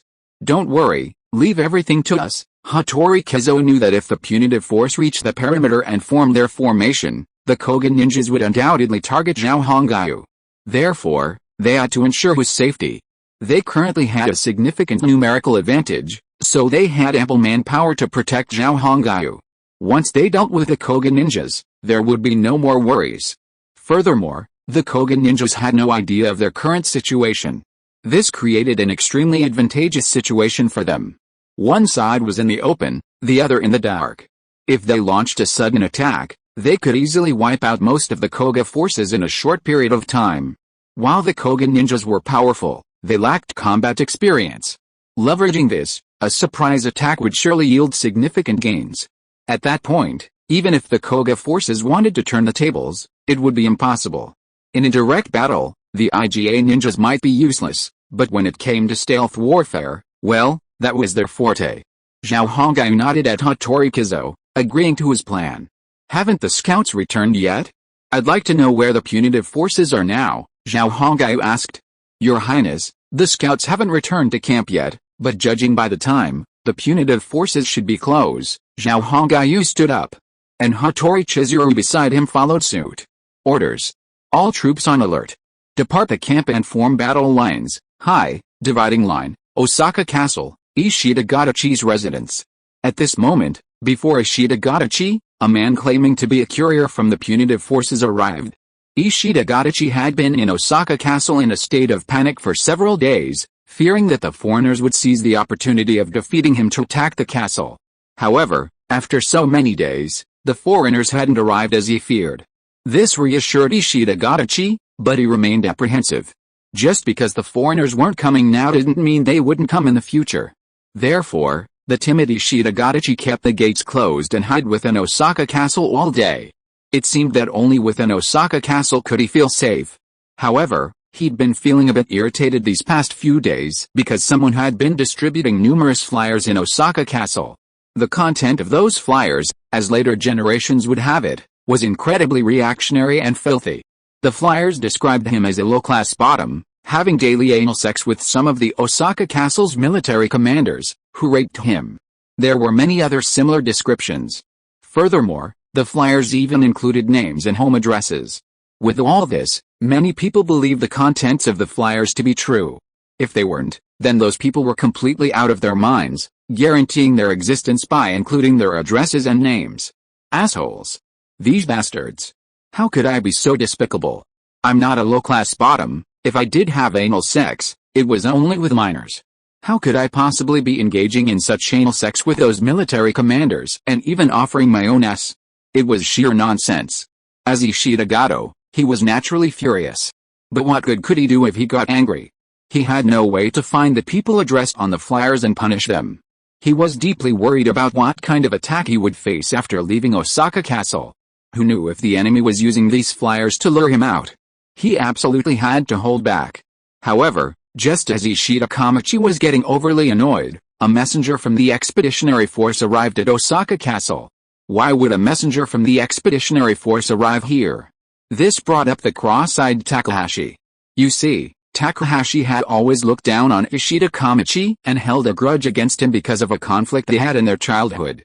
This time, when Takahashi heard that Ishida Kamachi had been defeated by some foreigners, he was overjoyed. Finally, he had something to tease Ishida Kamachi about. He would laugh at Ishida Kamachi for the rest of his life. especially since he had been appointed commander of the expeditionary force, leading 10,000 men against 1,000 foreigners, and victory seemed certain. So, how could Takahashi not show off to Ishida Gadachi? Besides, after a day and night of travel, Takahashi's Tajima soldiers were exhausted. Their fighting capacity was clearly diminished. So, Ishida Gadachi came up with an idea, to summon troops from Osaka Castle under the guise of commander. Of course, it would be best if Ishida Gadachi led the troops. That way, Ishida Gadachi would surely come to the punitive forces personally, and he would be in charge. Then, besides being able to tease and insult him, he could also assign Ishida Gadachi to lead the charge. If Ishida Gadachi were unlucky enough to die on the battlefield, wouldn't that be his wish fulfilled? Well, it would be a win-win situation. So, Takahashi, having devised a trick, dispatched an envoy to Osaka Castle. Furthermore, Takahashi had another reason in mind. If Osaka Castle also sent troops, the punitive forces would be even more powerful. Would that increase their chances of defeating the foreigners? The military achievements will be mine, but Ishida Gadachi will be the one who suffers. Looking at the messenger before him, Ishida Gadachi's face was devoid of a smile. Did Takahashi send you? Ishida Gadachi asked. Yes, sir. Takahashi sent me to see you and request that you join us in sending troops to assemble in XX to fight those foreigners together. The messenger, of course, didn't understand the reason. He was merely delivering messages. Didn't Takahashi always hate me? Would he be so kind as to let me send troops to fight those foreigners together? No, there must be something wrong. Ishida Gadachi was no fool. He knew Takahashi's petty nature, so he guessed there must be another reason. However, Takahashi was now the commander of the punitive army, and he supposedly had the right to temporarily mobilize soldiers from some local daimyo, so he couldn't refuse. What could he do? Ishida Gadachi was in a dilemma. To be continued. If you like this work, you are welcome to vote or vote on Kidian. Your support is my greatest motivation. Mobile users, please read here. Chapter 684, Can't Offend. Did Takahashi just ask me to send troops to help defeat those foreigners? Did he mention anything else? Knowing Takahashi well, Ishida Gadachi felt he wasn't simply asking him to send troops. There had to be something else going on. After all, Takahashi and he had always been on bad terms. And back in Edo, when they were younger, they had clashed several times. Takahashi's status was lower, so it was Takahashi who was punished. Therefore, Takahashi kept this incident in mind and constantly tried to trip him up. Ishida Gadachi knew Takahashi's petty nature all too well. This time, he had been defeated by the foreigners, and Takahashi had been appointed commander of the punitive force by Edo. How could Takahashi miss such an opportunity? He would definitely use it to exact his revenge. Therefore, Ishida Gadachi believed that Takahashi's request for troops must have something else behind it. However, Takahashi was now the commander of the punitive force, and he had the power to command troops. Therefore, it was difficult for Ishida Gadachi to refuse. Otherwise, if Takahashi reported this to Edo, he'd be in big trouble. Furthermore, he'd recently been defeated by foreigners and fled back to Osaka Castle. Takuchi Jin, who had left Osaka and headed for Edo, must have spread the news. Takuchi would undoubtedly try to smear him in an attempt to clear his name. Add to that his daughter, Leileko, and his image in Edo was likely in tatters. Waste, scum, he'd likely be called a scumbag by many. Suddenly, a multitude of thoughts raced through Ishida Gadachi's mind. Takahashi must have known all this, so he was certain he'd be in trouble. Yet, that was true. He really couldn't refuse the call. But if he sent his troops like that, and joined Takahashi's punitive forces, he'd surely face humiliation. Knowing Takahashi, Ishida Gadachi could imagine what kind of situation he'd encounter. Damn. A tiger in plain sight. Ishida Gadachi couldn't help but feel disgusted. It was as if Takahashi looked down on everyone, and in reality, he looked down on Takahashi as well. A son of a minor daimyo, he had the good fortune to become the heir. What was there for you, Takahashi, to be proud of? If your birth were a little more noble, that would be fine. But that's not the case. His ambitions were too high. Ishida Gadachi sighed. Go back and tell Takahashi I'm raising an army immediately. Although he was reluctant, he ultimately didn't dare refuse the call. He didn't know how to clean up his mess, fearing that something bad would happen. Although the shogunate hadn't yet issued a punishment, Ishida Gadachi knew he was doomed. The penalties for defeat in Japan were extremely severe. And for someone like Ishida Gadachi, who had been defeated by foreigners a few days ago, he would undoubtedly be severely punished by the shogunate. It was inevitable. If he caused any trouble at this critical juncture, he might even lose his life. Even though his brother was the shogun, Ishida Gadachi knew all too well what kind of person that shogun was. Furthermore, Tokuchi Jin was also involved. How could he possibly be safe? He knew it with his S. Alice. Ishida Gadachi was truly on the verge of tears of bitterness welling up in his heart. Okay, sir. I'll reply to Lord Takahashi right away. I just don't know when you'll dispatch your troops, the messenger asked. You'll arrive at the rendezvous point at noon. Tell Lord Takahashi that. Having learned about Takahashi's plans and arrangements from the messenger, Ishida Gadachi planned to arrive at noon to avoid being insulted by him. He knew Takahashi intended to launch an attack on the foreigners at noon. That way, by the time he arrived, Takahashi would have no interest in seeking him out. His primary focus at that time would undoubtedly be on the foreigners, not Ishida Gadachi. It must be said that Ishida Gadachi's plan was a brilliant one. However, he also knew that the petty Takahashi would definitely find an opportunity to embarrass him. As for whether he could actually get away with it, only God knew. Regardless, the messenger had completed his mission, and he breathed a sigh of relief. He knew his master's temperament. If he hadn't completed it, he might have been in trouble when he returned. Fortunately, Ishida Gadachi was sensible and didn't do anything to embarrass him. Otherwise, the messenger really wouldn't know what to do. After receiving Ishida Gadachi's message, the messenger immediately left his residence, got on his horse, and rode away. Inside, Ishida Gadachi's face shifted between gloom and contentment. Damn it, that damn Takahashi. He strikes at the first opportunity. Looks like I can't escape this time. I just hope this won't give Takahashi too many opportunities to embarrass me. Once I'm through this crisis, I'll show Takahashi how powerful I am. I just don't usually want to argue with him, but I never thought he'd think I was really afraid of him. Damn it. Ishida Gadachi might be a bit timid and a bit weak, but even clay can have some temper, let alone a living person. Anyone who was targeted by Takahashi like this would be furious. Moreover, this wasn't the first time Takahashi had bullied Ishida Gadachi. To Ishida Gadachi, Takahashi was like a mad dog. Would a normal person argue with a mad dog? Absolutely not. But the more you act like that, the more complacent Takahashi becomes. He believes that those who don't want to argue with him are frightened by him. So, he becomes even more fearful. But this time, Ishida Gadachi was truly furious. Takahashi, smug as he was, didn't realize that he was already being targeted by so many people. Clearly, if people act too recklessly, they will end up in trouble.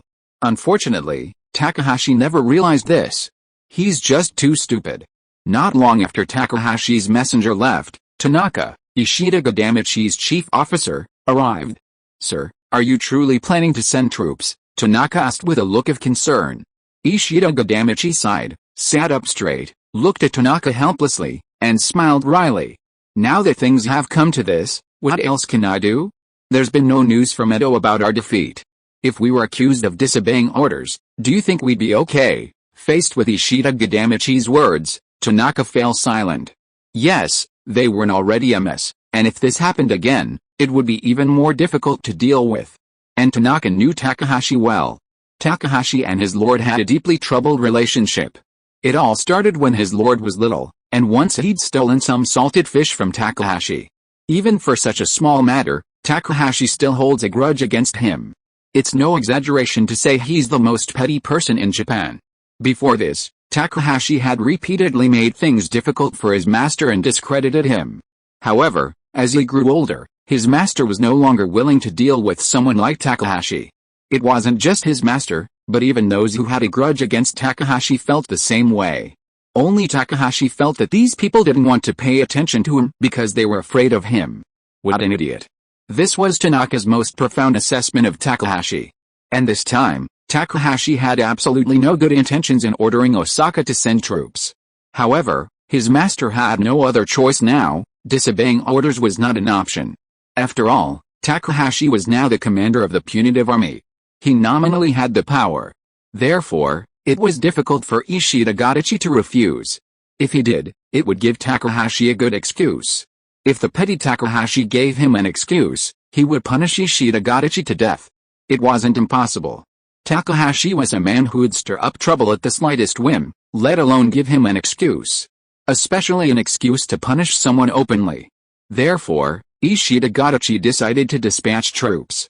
He had no intention of giving Takahashi any reason to attack him. Tanaka understood his master's intentions. "How many troops can we mobilize from Osaka Castle right now?" Ishida Gadachi asked. Tanaka thought for a moment. "We have 500 Hatamoto now. Since we didn't suffer many casualties in the past few days, we were able to replenish them quickly. However, the foot soldiers have only been reorganized with 300 men, far from their previous strength. They are also poorly trained and are all new recruits." As for the cavalry, Tanaka simply shook his head repeatedly when he mentioned the cavalry. Ishida Gadachi understood Tanaka's reasoning. Reorganizing the cavalry in a short period of time was simply impossible. Japan didn't produce horses, so cavalry units were extremely valuable. Osaka Castle once had 500 cavalrymen, but unfortunately, they were all wiped out in the recent battle with the foreigners. Remember, Ishida Gadachi spent 5 or 6 years to assemble those 500 cavalrymen. Even if Ishida Gadachi wanted to rebuild his cavalry, he'd still have to buy horses.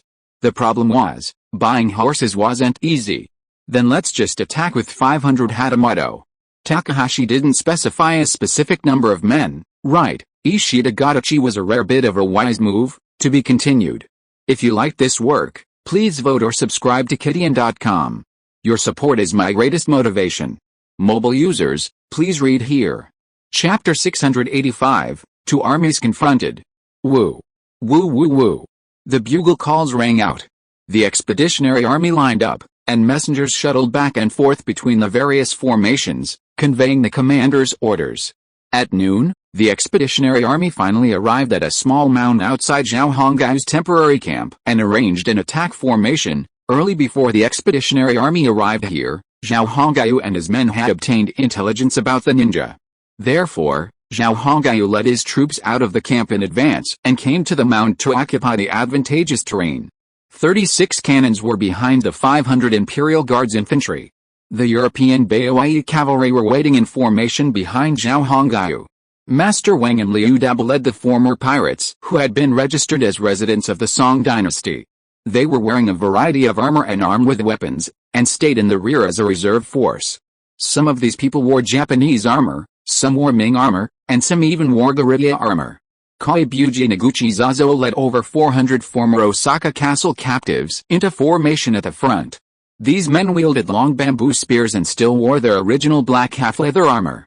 Zhao Hongai considered them cannon fodder. And that was their sole purpose. You have no escape route. Those leaflets have been distributed throughout Osaka Castle and Edo. Do you think you have any escape route? Koibuji shouted at the captives from his horse, his voice high and mighty. The captives, watching the mighty punitive forces on the opposite side, trembled like little quails. Such men, what fighting power could they possibly possess? Fortunately, Zhao Hongai didn't expect much from them, simply asking them to be good cannon fodder. The question was, how could he get these men to fight for him without worrying about them turning on him on the battlefield? This was a task Zhao Hongai had been racking his brains for. Fortunately, there was this guy named Hibian Yuji, otherwise Zhao Hongai really didn't know what to do. The leaflets were just one of the tricks, this only ensured that the captives had no way out. But, if they really had to risk their lives, it would be all about profit. Hibian Yuji clapped his hands, and immediately two people came to the front of the captives with a large box. At Hibian Yuji's signal, the lid of the box was opened. Wow! The captives had different expressions. The box was filled with silver. 1 ounce of silver for each head, and a bushel of rice. Wow! When Hibian Yuji announced the reward, the captives widened their eyes. They really couldn't believe it. An enemy's head could actually get such a heavy reward. In their soldiering career, they had never thought of this. Keep your word. If you can chop off the enemy's heads, we'll fulfill our promise. As for whether you'll get the white rice and the bright silver, that depends on your own ability. Koibuji rode his horse in a circle. Having said this, he joined the line of captives. Although the captives' loyalty wasn't great, driven by the prospect of profit, they had somewhat gained some morale. I hope they can withstand a single charge. I don't have high expectations for them, Iguchi Zazo whispered to Koibuji as he rode up to the rear of the line. Koibuji smiled and said, I do have high expectations for them. Although they may not be very loyal, I think they'll fight to the death if offered a generous reward. Who wouldn't want to eat white rice? Some of them haven't even tasted it in their entire lives. Koibuji's words were true. The living standards of the Japanese in the 16th century were not very high. Most people didn't eat white rice, they mostly ate grains like fine bran. Even this was only enjoyed by the less privileged and powerful. Ordinary people ate rice balls made of coarse bran wrapped in sweet potato leaves, accompanied by a bowl of soup with 2 slices of white radish, rice. That was a food only daimyo could enjoy. Zhao Hongayu's rice, in particular, was purchased from another time and space.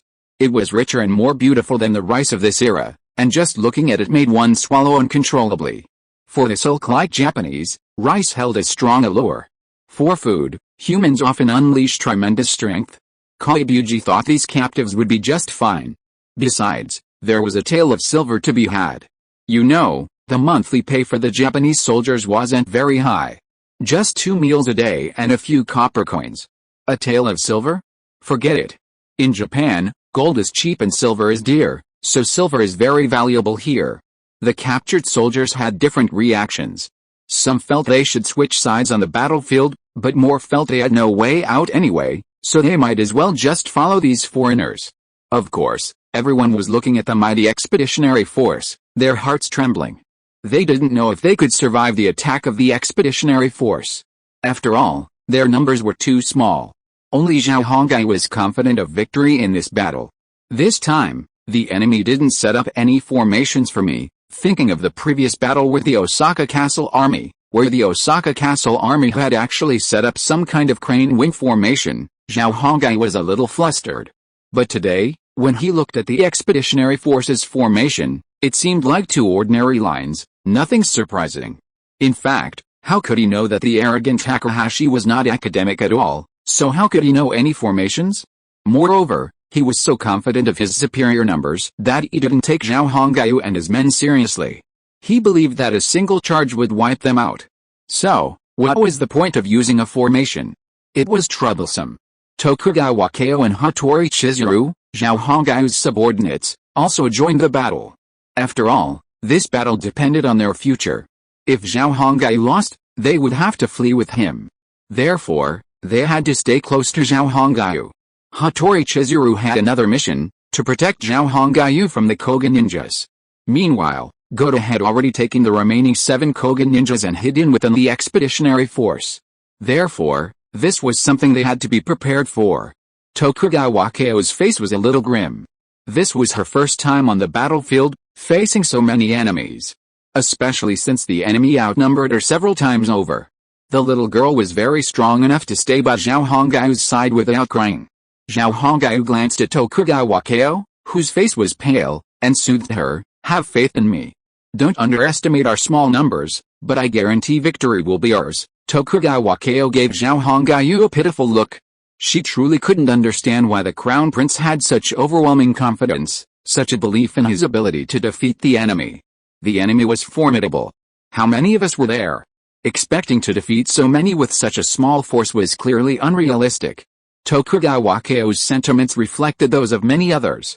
However, they didn't realize that Zhao Hongyu's confidence wasn't unfounded. Don't believe it? It's okay. You'll see how I win. Zhao Hongyu, sensing Tokugawa Keio's disbelief, smiled and phased. In fact, Zhao Hongyu knew that many of them, like Tokugawa Keio, had reason to disbelieve. After all, their thinking and understanding differed from his own.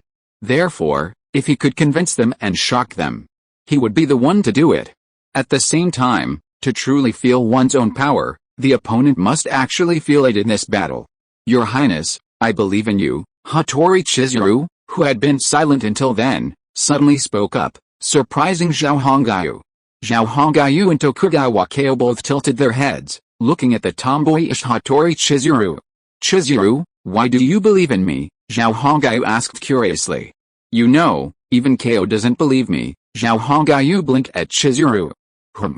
Hattori Chizuru pondered for a moment, then replied, "Actually, I don't know why, but seeing how confident you are, Your Highness, I think you must have a reason for your confidence." Unless you're a fool or an idiot, how could you face so many enemies and still have such strong confidence that you can defeat them all? Ugh. Zhao Hongai was a little amused after hearing Hattori Chizuru's words. Hattori Chizuru didn't stop talking because of Zhao Hongai's silly look. She continued, "Your Highness is an idiot?" "Obviously not, because I have been with you for some time. I can conclude that your Highness is not such a person. So according to this conclusion, you must have a purpose." Unexpectedly, the tomboy Chizuru actually has such insight. Zhao Hongai finally felt better. When he first heard what Hattori Chizuru said, he thought that Hattori Chizuru said that he was an idiot who didn't know what was good for him and was arrogant. It turned out that Hattori Chizuru thought that he had something to rely on, so he was so confident. Well, actually Hattori Chizuru was right, he did have something to rely on. What he relied on was the 36 artillery pieces at the rear of the team. "Since you're so confident, I'll show you how I defeat these punitive forces." Zhao Hongai smiled and nodded to Hattori Chizuru, then turned around and shouted, "Load the ground fighting grenade and fire 3 rounds, to be continued. If you like this work, please vote or monthly pass on Kidian. Your support is my greatest motivation." Mobile users, please read here. Chapter 686, Takahashi's Show of Strength. HMPH. With such a small number of men, we can still defeat you miserably. Hideo, I'm not saying anything bad about you, but you're just too hopeless. On a flat ground below the small mound, the punitive army lined up, their banners flying, looking mighty powerful. Takahashi, surrounded by a group of generals, sat on his warhorse, looking incredibly arrogant. Ishida Hideo and Feng Shijiangjian rode behind him like his followers. This arrangement was actually intentional on Takahashi's part. One of these two had a grudge against him, and the other had just offended him. So, he was going to use this method to humiliate them first. Was the nickname small-minded Takahashi earned for nothing? After the battle, Takahashi observed Zhao Hongai and the others on the mound for a long moment, then let out a disdainful sneer. His previous remarks were actually a mockery of Ishida Hideo. Ishida Hideo remained silent, for he knew exactly what Takahashi was up to. If he contradicted him, he'd be playing into his trap. Ishida Gadachi was no fool, he wouldn't be fooled. Seeing that Ishida Gadachi didn't fall for it, Takahashi felt somewhat disappointed. However, he felt a certain satisfaction in Ishida Gadachi's caution. His performance showed that Ishida Gadachi was at a disadvantage against him, intimidated by his power. This pleased Takahashi immensely. Although the Tajima cavalry's formation was perfectly aligned, the soldiers were breathing heavily. After all the travel, they hadn't rested, and hadn't even eaten a single meal. They were now exhausted and hungry. Many even had their hands trembling slightly as they held their weapons. This Takahashi guy was treating people like dirt. This was the thought of all the Tajima soldiers. The single wave of soldiers on one side was different. At least, at their lord's insistence, they were given an hour's rest and a meal. Therefore, their mental state was much stronger than that of the Tajima soldiers. Ishida Gadachi noticed this after he assembled with the expeditionary force. However, he wisely didn't ask, "Do you find the Tajima soldiers a little strange?" Feng Shi seemed to sense Ishida Gadachi's confusion, so he took advantage of Takahashi's departure to issue military orders and approached him, lowering his voice to ask. Ishida Gadachi knew Feng Shi well. He knew that Feng Shi and Takahashi were completely different people, that Feng Shi was a more approachable person. Unlike Takahashi, he wasn't as petty. So, he nodded. Feng Shi then recounted the entire process and everything that had happened along the way. Damn it!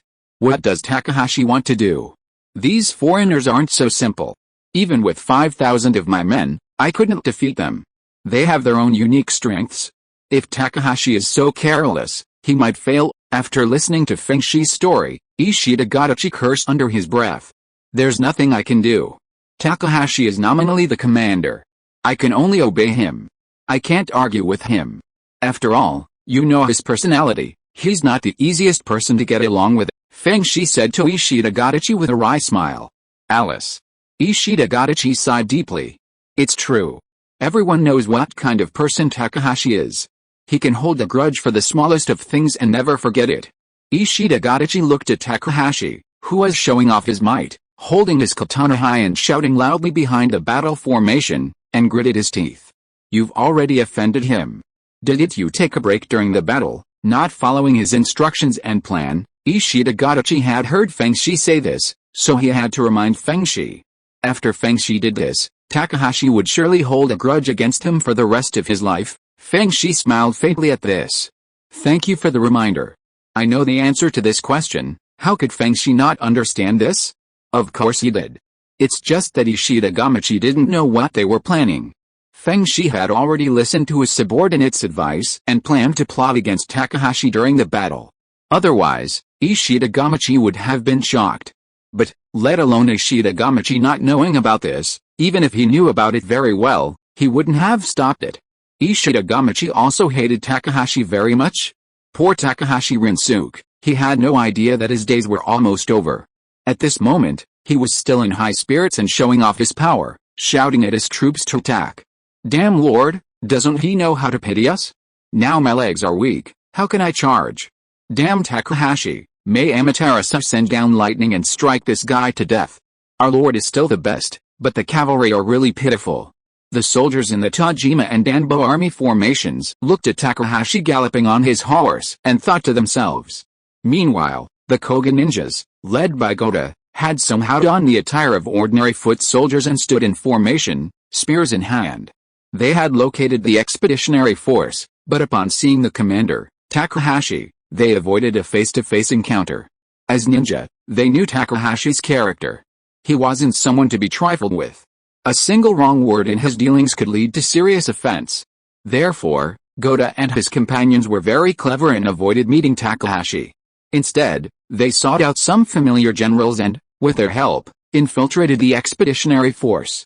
As ninja soldiers of the Ishida shogunate, they knew a few people. Otherwise, how could they have made it across Japan?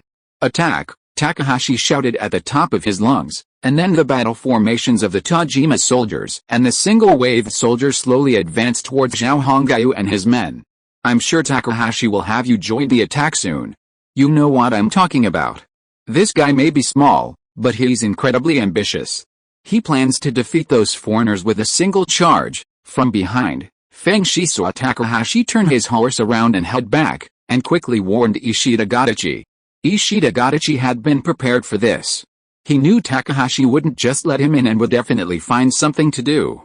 Still, he expressed his gratitude to Feng Shi. Be careful later.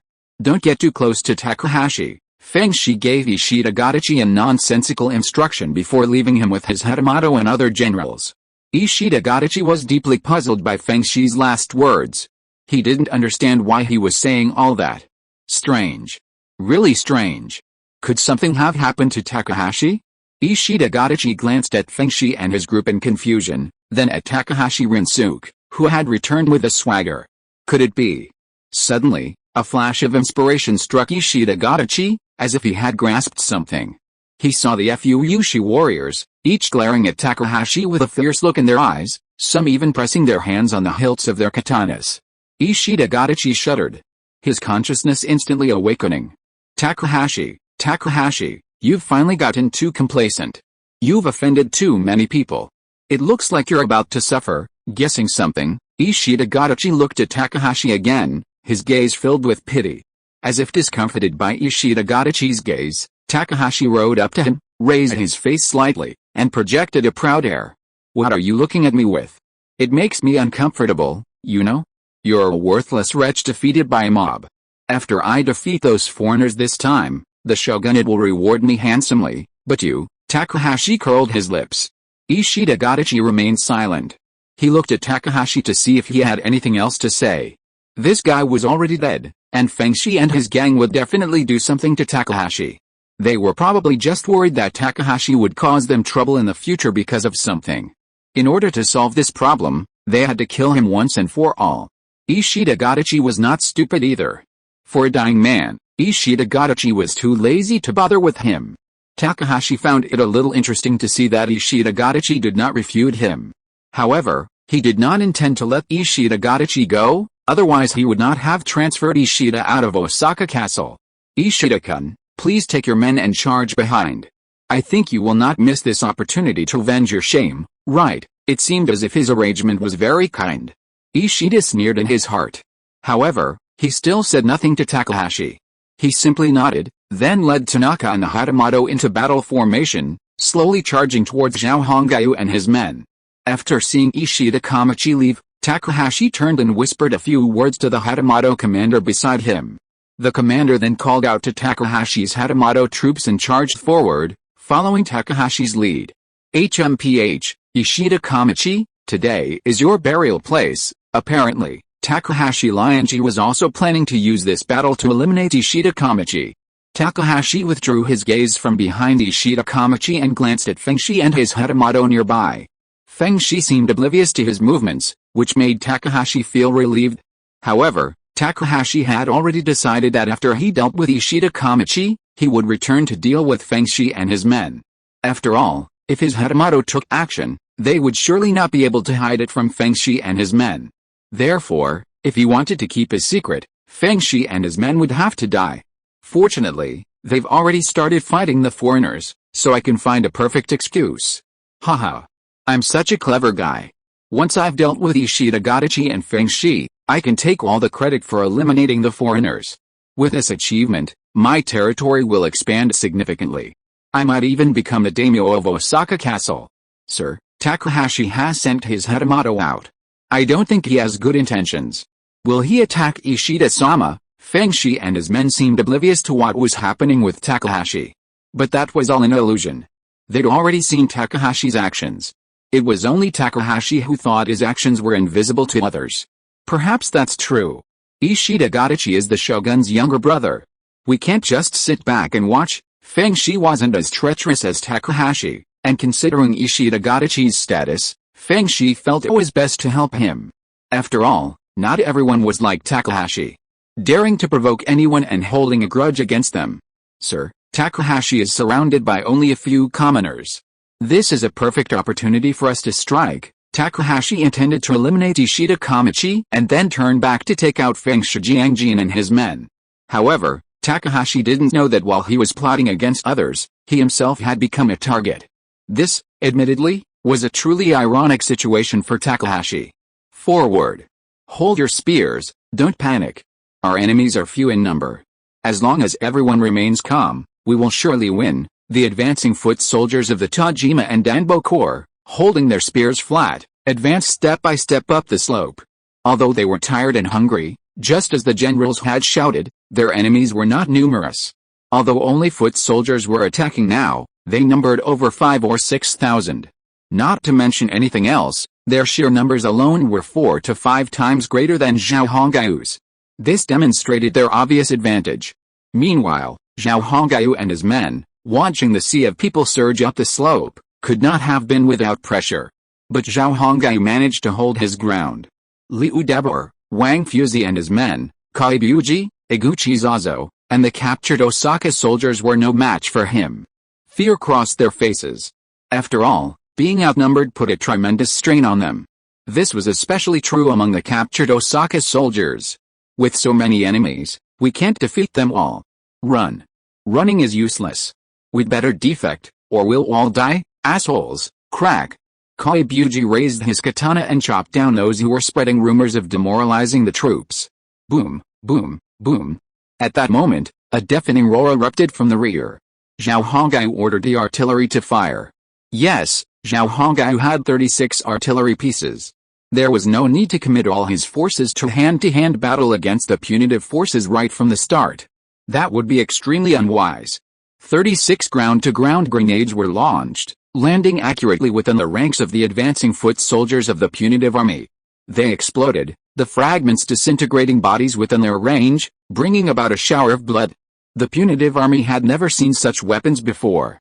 For a moment, the foot soldiers of the punitive army were howling in agony. Update fast pure text. Chapter 687, Charge. The ground contact grenade, a device only seen during the French Revolution and Napoleon's reign, had already been created by Zhao Hongyu. Paired with a 24-pound cannon, it brought not only shock but also bloodshed to the punitive forces. The Japanese, still relying primarily on cold weapons, had never seen such a powerful land-based weapon. Not to mention the 16th century, even into the new century, cannons were still a staple of the military, only beginning to see their popularity decline in the 21st century. Fortunately, however, this ground contact grenade was a very crude type, Due to factors dating back to the French Revolution, still using the round iron sphere shape, on the surface, it looked no different from a typical solid object. However, once fired, it exploded like a pomegranate upon impact, unleashing a devastation that could not be underestimated. Zhao Hongai was already witnessing its power. 36 cannons fired in unison, landing within the advancing ranks of the punitive forces. With each cannonball's impact and explosion, the soldiers of the expeditionary force were blown away, or severed limbs were flung into the air by the blast, which carried a puff of blood, a chilling sight. The soldiers of the expeditionary force had never seen such weapons before. It was completely beyond their comprehension. They had never imagined that such powerful weapons existed in this world, capable of inflicting such devastation before the two armies even engaged. Charge! Charge! Some clever generals shouted orders to the soldiers to charge faster. These generals were more capable than the soldiers themselves. They knew that the barbarian ships had cannons, and perhaps the foreigners had dismantled them. If that was the case, they wouldn't be outmatched. After all, reloading cannons is extremely time-consuming. Now that the enemy had finished firing one volley, waiting for the next would take some time. This meant that during this period, the enemy couldn't fire another volley. If they could use this time to charge and eliminate the enemy, the battle would be over. Indeed, such an idea was not wrong. Unfortunately, the enemy they encountered was Zhao Hongai. The genetically modified artillerymen were very fast, and the artillery fired in a rotational pattern, starting with the first gun after it finished firing. By the time the 36th gun had finished firing, the first gun that fired first had already been reloaded. The opposing punitive forces were unaware of this. Therefore, the unfortunate punitive forces could only grit their teeth and endure the artillery fire. While the generals gritted their teeth and held out, the soldiers could not. At first, they could bear it, but the constant flying bodies of their comrades and the wails of their comrades with broken limbs took their toll. Boom! Another round landed in the crowd, instantly killing the leading general. Dozens of foot soldiers suffered varying degrees of damage. This was too much for the foot soldiers. Everyone, retreat. Retreat. It's unclear who shouted, or who was the first to turn and run. Regardless, a large group of men turned and began to run towards the main camp. Their numbers were small, but their impact was immense. With these men leading the charge, the surrounding soldiers could no longer resist. The power of example is immense. And so, the entire army retreated like a tide. When the punitive forces retreated, only the bodies of their dead comrades remained. The remains of bodies shattered by artillery fire littered the ground, and the wounded, bleeding and wailing, grievously wounded. The first attack ended with the punitive forces retreating, and they had lost many soldiers. Meanwhile, the foreigners on the small hillock hadn't even lost a scratch. Takahashi, perched on his warhorse, kept scolding everyone, calling them waste, idiots, and freeloaders. You bunch of losers, you even got your charge repelled. What else can you do? Don't you see how many enemies there are? You useless bastards are worse than pigs. Gao Qiao cursed heartily, but his words only intensified the soldiers' resentment towards him. This bastard, couldn't he see just now? The enemy on the other side used artillery, causing us heavy losses. We can't even charge forward, the soldiers thought to themselves.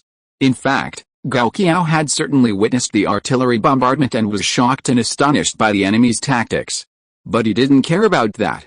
He cared about getting his soldiers to charge forward and finish off Zhao Hongai and his men. As for how many people died in the process, he didn't care. Feng Shi and his men behind him were stunned by Zhao Hongai's artillery barrage. Oh my god, the enemy's tactics are truly extraordinary. Feng Shi licked his dry lips with his tongue, thinking to himself, no wonder Ishida Gamachi sent 5,000 men to fight these foreigners, only to be defeated in the end. It seems there's a reason for this. Feng Shi thought of Ishida Gamachi's previous defeat against these foreigners, and his defeat. He had initially found it strange, wondering how Ishida Gamachi's army of 5,000 could possibly fail against less than 1,000 foreigners. It would take a lot of skill to achieve that outcome. But now Feng Shi understood. It wasn't Ishida Gamachi's skill alone, but rather the sheer power of those foreigners. Apart from anything else, this artillery barrage alone was beyond the reach of ordinary forces. Ishida Gamachi also retreated with a main army, and the Hatamoto sent by Takahashi followed him back. They had no chance of attacking Ishida Gamachi. Takahashi was secretly furious. Ishida Gamachi, on the other hand, was terrified, with cold sweat breaking out on his forehead. Oh my god. Those foreigners have come up with new weapons. It looks like Takahashi and his men are doomed this time too. Ishida Gamachi thought back to the night battle he'd had with Zhao Hongyu a few days ago, and his heart raced. This time, the enemy had even deployed artillery. After all, their musket array was incredibly formidable. And there were also cavalrymen capable of wielding strange weapons. This time, Takahashi might end up like him. After some calculation, Ishida Gamachi felt the punitive army might be doomed too. With this realization in mind, he began to make plans. In reality, the punitive army still had a significant advantage over Zhao Hongyu, so he didn't need to worry. However, after that night battle, Ishida Gamachi had already been blunted by Zhao Hongyu and his men. And with the artillery bombardment today, he immediately thought of escape. After all, he'd escaped before, so it wasn't surprising that he'd immediately thought of it. Charge. Keep charging. No one retreats. Takahashi paid no attention. From his horse, he shouted continuously, ordering his men to gather their troops and regroup before turning back to the attack. Anyone who retreats will be killed. Charge and kill the enemy, and each head will be worth 10 copper coins. 10 copper coins. This was a major blow for Takahashi, and he thought his reward was high. Little did he know, as soon as he said this, even his own men were speechless. What could 10 copper coins buy? Just a rice ball. You call that a reward? You must be kidding. Feng Shi, his single wave of soldiers, and his general stared in amazement at the pained Takahashi. This time, they had finally experienced Takahashi's peculiarities. They had only heard of him before, and they thought it was just hearsay. But this time, they had truly experienced it. Charge. What are you standing there for? Takahashi saw his men, including Feng Shi, looking at him with strange expressions, and he couldn't help but feel annoyed. Snap! Snap! Takahashi swung his whip, lashing out at those around him without even looking at who he was hitting. Takahashi saw that he was the commander, so who could say anything? He had plenty of excuses anyway, so it was useless to hide him. A harsh lash left a mark on Feng Shi's face. He grimaced in pain. Feng Shi had never imagined that Takahashi would dare to whip him. Sir, Feng Shi's men hurriedly pulled him away by his horse. Takahashi gave him a cold glance, then looked away. It was as if his whipping Feng Shi was no big deal. Was he the same as any other ordinary soldier in his eyes? Feng Shi held his face in his hands, gazing at Takahashi through his fingers, a hatred that was etched in his heart. I originally felt a little guilty about what I was going to do, but now that you treat me like this, I have let it go. Feng Shi hated Takahashi's attitude. Ishida. Take your men and charge first. If you dare to retreat, I will chop off your head. Takahashi didn't care at all about whipping Feng Shi. In his opinion, Feng Shi was a timid and cowardly good guy. So what if he whipped him? Would he dare to retaliate against him? What a joke. He wouldn't dare to do that even if he had two guts. Takahashi felt that he had Feng Shi in his hands. Besides, Feng Shi had opposed him earlier, and he had wanted to deal with him for a long time. He whipped him just now on purpose. Takahashi didn't think Feng Shi would do anything. Then, he began to take advantage of the situation and turned his target to Ishida Gadachi. He wanted to take this opportunity to kill Ishida Gadachi. Update fast pure text. If you are listening to this novel on a channel other than Fanfic World, it means it was downloaded and re-uploaded without effort. We warmly invite you to visit our channel, Fanfic World. There you will find the original version of this story and many other novels of various genres. We look forward to seeing you dive into a world of incredible novels. Chapter 688. Go ahead and charge. What? Upon hearing this, Ishida Gadachi's face immediately changed color. He was actually asked to lead his Yamato to attack the foreign positions. Isn't this just asking him to die? It seems that Takahashi is serious. If he doesn't obey, he will dare to let his men chop off his head the next moment. After all, Takahashi is now the commander of the punitive army, isn't he? Ishida Gadachi quickly glanced around and found that the generals under Takahashi had begun to look at him with unfriendly expressions. When you are under someone's roof, you have to bow your head. Ishida Gadachi gritted his teeth and nodded at Takahashi. Okay, then he turned his horse around and ordered his Yamato to charge back again. After seeing Ishida Gadachi obey the order, Takahashi's face was full of smugness. He raised his face proudly and looked at Ishida Gadachi's team in the distance with a very smug smile. If you dare not obey me, I will let you all die here. Of course, you will die just as well if you obey me. Ha ha ha. Takahashi was really proud at this moment. He was the commander of the expeditionary force and was fully capable of issuing such orders. If anyone disobeyed his orders, he would have an excuse to punish them. For Takahashi, such power was really comfortable for him. Feng Shi, who was standing by, looked at the proud Takahashi and couldn't help but snort in his heart. Damn, I'll let you be proud for a while, and you won't be so proud later. I really want to see if you can still show this proud look when the crossroads is on your neck. The army began to charge again in a chaotic manner, and the formation was obviously not as neat as before. And the Tajima soldiers who belonged to Takahashi were panting heavily, and it was obvious that their physical strength had begun to run out. However, Takahashi didn't care about these things. He only asked the soldiers to charge, and keep charging. Ishida Gadamichi led his Hatamoto and initially charged quickly, but once the main force began to move, he slowed down. Although he was following Takahashi's orders, he had no choice. He couldn't possibly go forward knowing he would die. Ishida Gadamichi was no fool. It was just that in that situation, if he disobeyed orders, he would surely die. Therefore, he had no choice but to lead the Hatamoto and renew the charge. However, whether to charge quickly or slowly was his problem. Sir, Takahashi is clearly sending us to our deaths. He wants to use foreigners to deal with us. Tanaka, Ishida Gadamichi's confidant, approached him with a grim expression and whispered to him. In reality, Ishida Gadamichi understood what was going on without Tanaka's words. It was just that after Tanaka pointed it out, Ishida Gadamichi felt less hesitant. That's right. Takahashi wants us dead, Ishida Gadamichi nodded gravely. We've fought these foreigners before and know their intricacies.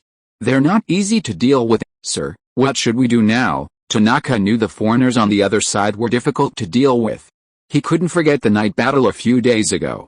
Ishida Gadachi sighed. What else can I do? I can't run, but charging and dying isn't an option either. I don't know what to do now. Their troops moved forward slowly, like a bunch of wriggling maggots. Takahashi, who was behind them, saw this and felt his teeth itching with hatred. This bastard, couldn't he just move faster? Come on, take my Hatamoto and urge Ishida Gadachi to speed up the charge. If he refuses, just chop him down. Takahashi sent his Hatamoto out again. This gave Feng Shi another chance. Feng Shi had wanted to take action earlier. Who knew the army would pull back, so he and his men didn't dare to move rashly. But who could have imagined that Takahashi, like someone completely mad, ordered his troops to charge again without even reorganizing his forces? Sir, our single wave has already suffered heavy casualties. If Takahashi continues to command with such reckless abandon, our losses will be even greater, Feng Shi's generals warned him. Indeed, any sane person wouldn't command as recklessly as Takahashi did. The enemy's forces might be small, but after the initial engagement, it was clear they were not without resistance. In such a situation, a wise commander would have reorganized his troops and sought new opportunities, rather than continuing to charge recklessly. Doing so would be nothing but a desperate act. If Takahashi had simply ordered his Tajima troops to attack, it wouldn't have been a problem. But Takahashi didn't just order the Tajima troops to attack, he also ordered the single wave of troops to follow suit. And under his reckless command, the single wave of troops suffered heavy losses. The burden of compensation and other expenses would fall on Feng Shi. Across from the small hillock, Zhao Hongyu, watching the chaotically returning punitive forces, couldn't help but sneer. The opposing commander is an idiot. Having just been repelled, they didn't even regroup and immediately launched an attack. Do they really think they can defeat me with this numerical advantage? Zhao Hongyu immediately understood the enemy's plan. They were hoping to use their numerical superiority to wipe him out in one fell swoop. This truly amused Zhao Hongyu. Was he so easily defeated? He was afraid they'd lose their teeth. Hold on. Hold on. Hold on. Hold your guns. Don't panic. This time, the punitive forces can't charge us. You all saw and felt it, didn't you? On the Osaka captives' side, Koibuji shouted encouragement. The Osaka captives were clearly in better spirits now. The previous bombardment had given them both a shock and confidence, dispelling their fear and panic. They had never imagined that the people they were now allying with were so formidable. Perhaps they could actually defeat the punitive forces. Hope inspires courage, And Zhao Hongai was the very being who gave these captives hope. With hope, their identification with Zhao Hongai grew slightly stronger, and their loyalty also increased slightly. After all, these were captives. Expecting their unwavering loyalty to Zhao Hongai was unrealistic. Only by demonstrating his strength could Zhao Hongai truly win their unwavering allegiance. With a trembling of his tiger body and the release of his domineering aura, it was impossible to win their hearts and minds. Fire. Continue with 3 salvos. Seeing the punitive forces within range, Zhao Hongai immediately ordered the artillery fire again. Boom. Boom. Boom. 36 cannons began firing again. Your Highness, the artillery can fire only 6 more rounds. The barrel needs to cool down. The artillery commander came to Zhao Hongai's side and reported in a low voice. While artillery was powerful, it also had a drawback. After a certain number of firings, the barrel would heat up and need to cool down. Otherwise, the gunpowder and the cannon could not be loaded. Zhao Hongai nodded. After indicating his understanding, the artillery commander turned and left. 6 rounds of fire? That was more than enough. With these 6 rounds of artillery fire, they could at least withstand one charge from the punitive army and inflict some casualties. Order, Imperial Guards. Form up on the left and right wings of the captives. Open fire when the enemy is within range. Zhao Hongai observed and realized that his side was still too small. The enemy might actually be able to charge. So, to be on the safe side, Zhao Hongai decided to send 500 Imperial Guards to the left and right wings of the captives to prevent the enemy from breaking through their defenses. At the same time, the presence of the Imperial Guards on the left and right flanks helped stabilize the morale of the captives. With more people, everyone felt safer. It was a normal human instinct. First squad. Second squad. Forward, swish. The genetically modified Imperial Guards, in unison, shouldered their muskets. Following the chants of their respective captains, they marched in unison to the left and right flanks of the Osaka captives, then stood in formation. As expected, as the Imperial Guards moved to the left and right flanks, the expressions of fear on the Osaka captives' faces faded. Clean the barrels. Load the gunpowder. Add the lead. Ready. Following the command, the genetically modified Imperial Guards began loading their muskets, then placed them at their sides, awaiting the enemy's entry into range. Zhao Hongai and his men were fortunate. The expeditionary force had no archers. Therefore, they wouldn't have to face enemy arrows. For Zhao Hongai, this was a good thing. But for Takahashi and his men, that wasn't a good thing. Actually, it was Takahashi's fault. He'd ordered the removal of archers. Even the single wave of archers had been left behind at Tajima. Charge. Charge. Boom. Help me. My hand. Every time a cannonball shattered, a cloud of dust rose into the air. But this time, the soldiers of the punitive army gritted their teeth and charged desperately toward the small mound. Takahashi had issued a strict order: anyone retreating would be beheaded. Since retreating would also mean death, they might as well charge forward and kill those foreigners. They had more men than the enemy, a gamble they could take. It was precisely for this reason that the punitive army, despite suffering heavy losses under the bombardment, was able to hold out and not retreat.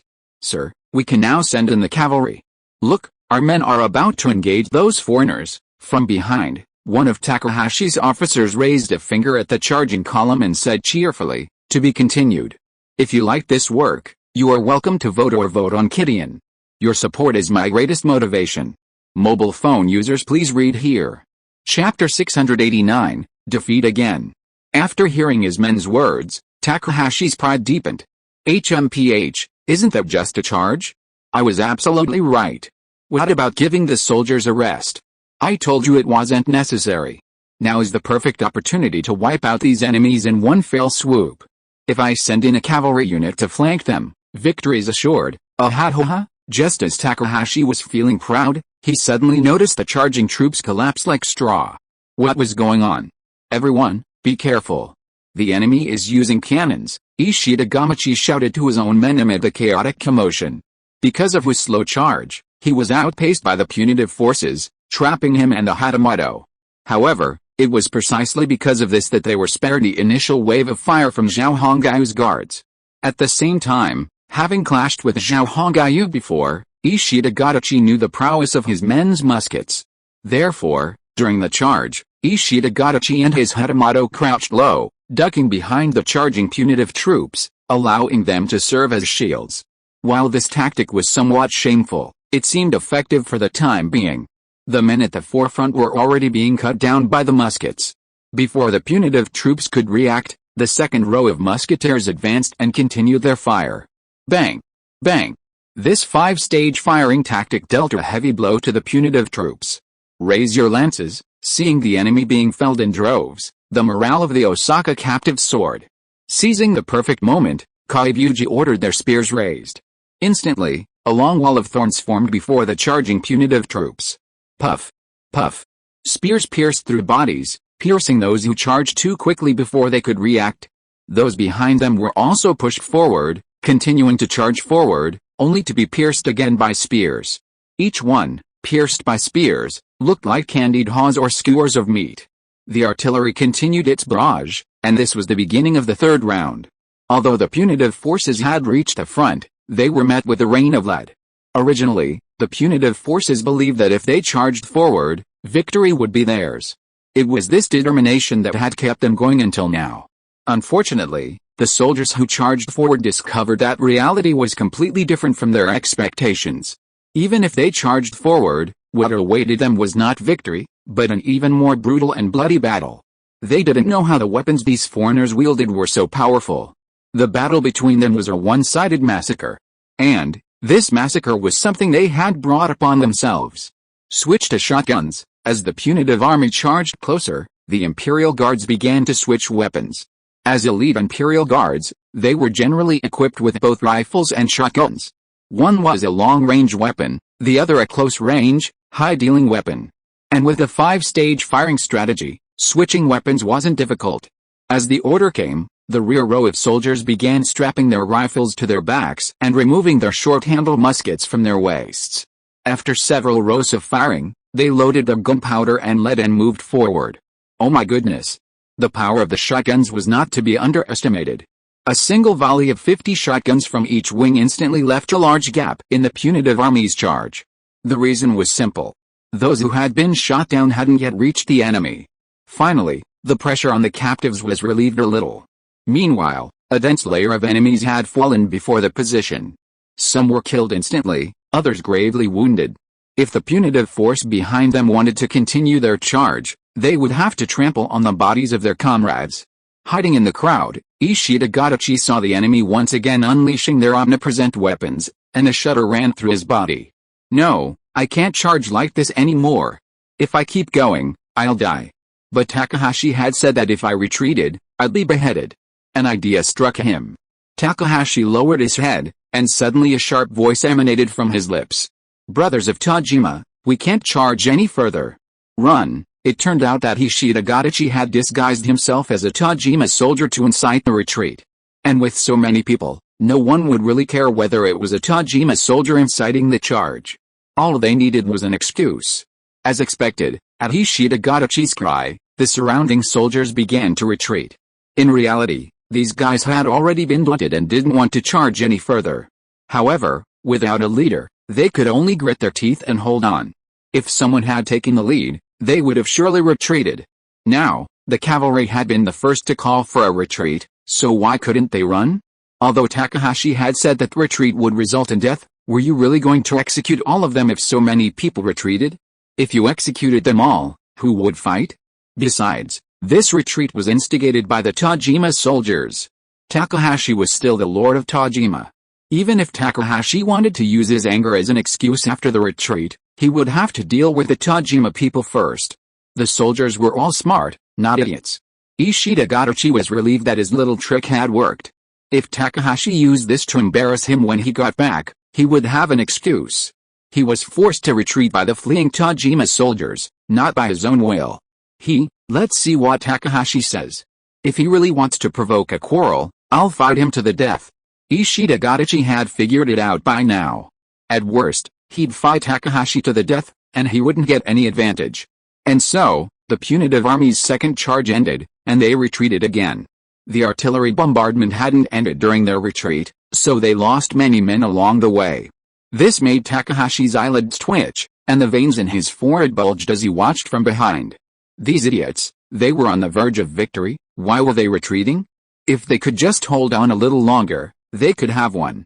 He was about to send in the cavalry, if they could just keep up the charge for a while. Yes, Takahashi was furious. He was indeed about to send in the cavalry, to flank Zhao Hongayu's rear and launch an attack.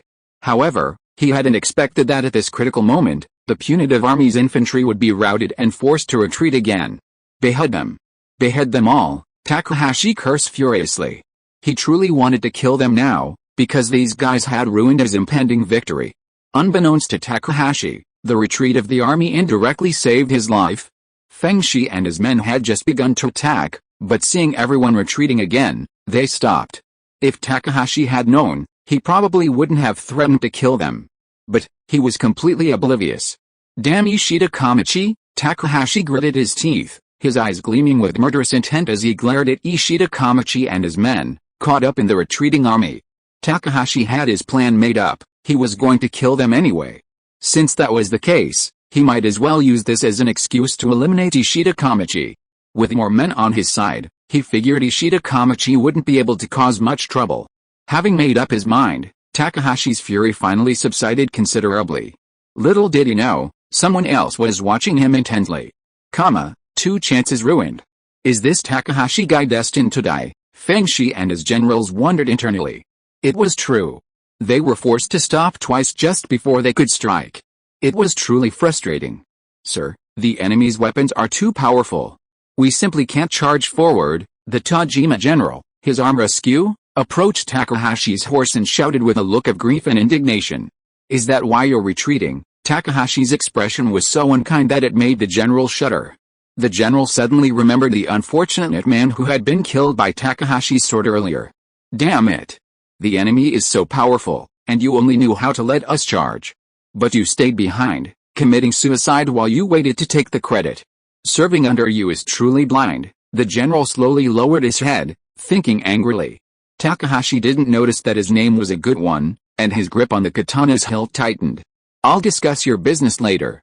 Capture that Ishida Gadachi? Takahashi didn't have time to pay attention to this minor character. His priority now was to seize this opportunity and eliminate Ishida Gadachi. Even though Ishida Gadachi was the shogun's younger brother, so what? He could just find an excuse to kill him, and the shogun wouldn't be able to say anything. Then, he could just flatter Leileko, and everything would be fine. What? You want to arrest me? On what grounds? Ishida Gadachi, caught up in the defeated army, immediately asked the men sent by Takahashi. Ishida Gadachi's words left them at a loss for words. Honestly, they didn't know what had gotten into their lord to go after the shogun's younger brother. In fact, they themselves quite agreed with the idea. Although they knew something about the relationship between their lord and Ishida-sama, they could never have imagined that their master would be so murderous at this moment. Sir, please don't make things difficult for us. This is our lord's will. The generals dispatched by Takahashi looked at Ishida Gadachi with embarrassment. Tanaka stepped forward and stood in front of Ishida Gadachi. Even your lord cannot act recklessly. This defeat in reunion has nothing to do with our lord. If you don't believe me, just ask the soldiers who just charged. It was your own Tajima soldiers who were the first to retreat, causing the great rout. Tanaka bluntly stated the point. Of course, this was not the case. Tanaka had been with Ishida Gadachi at the time and knew exactly what had happened. However, he could not reveal this fact. Takahashi waited for a long time, but when he realized that Ishida Gadachi had not been brought before him by his men, his patience grew unbearable. He looked around and saw Ishida Gadachi's men confronting the subordinates he had sent. It was obvious that his men were powerless against them. Seeing this, Takahashi's anger, which had been suppressed with great difficulty, rose again. He shook the reins in his hand and galloped forward. On this journey, he knocked down many soldiers. However, he didn't care at all. Many of the soldiers who were knocked down were already injured. How could they withstand such a collision? So, they fell to the ground in a twisted state. And as luck would have it, the soldiers that Takahashi knocked down were all his own Tajima soldiers.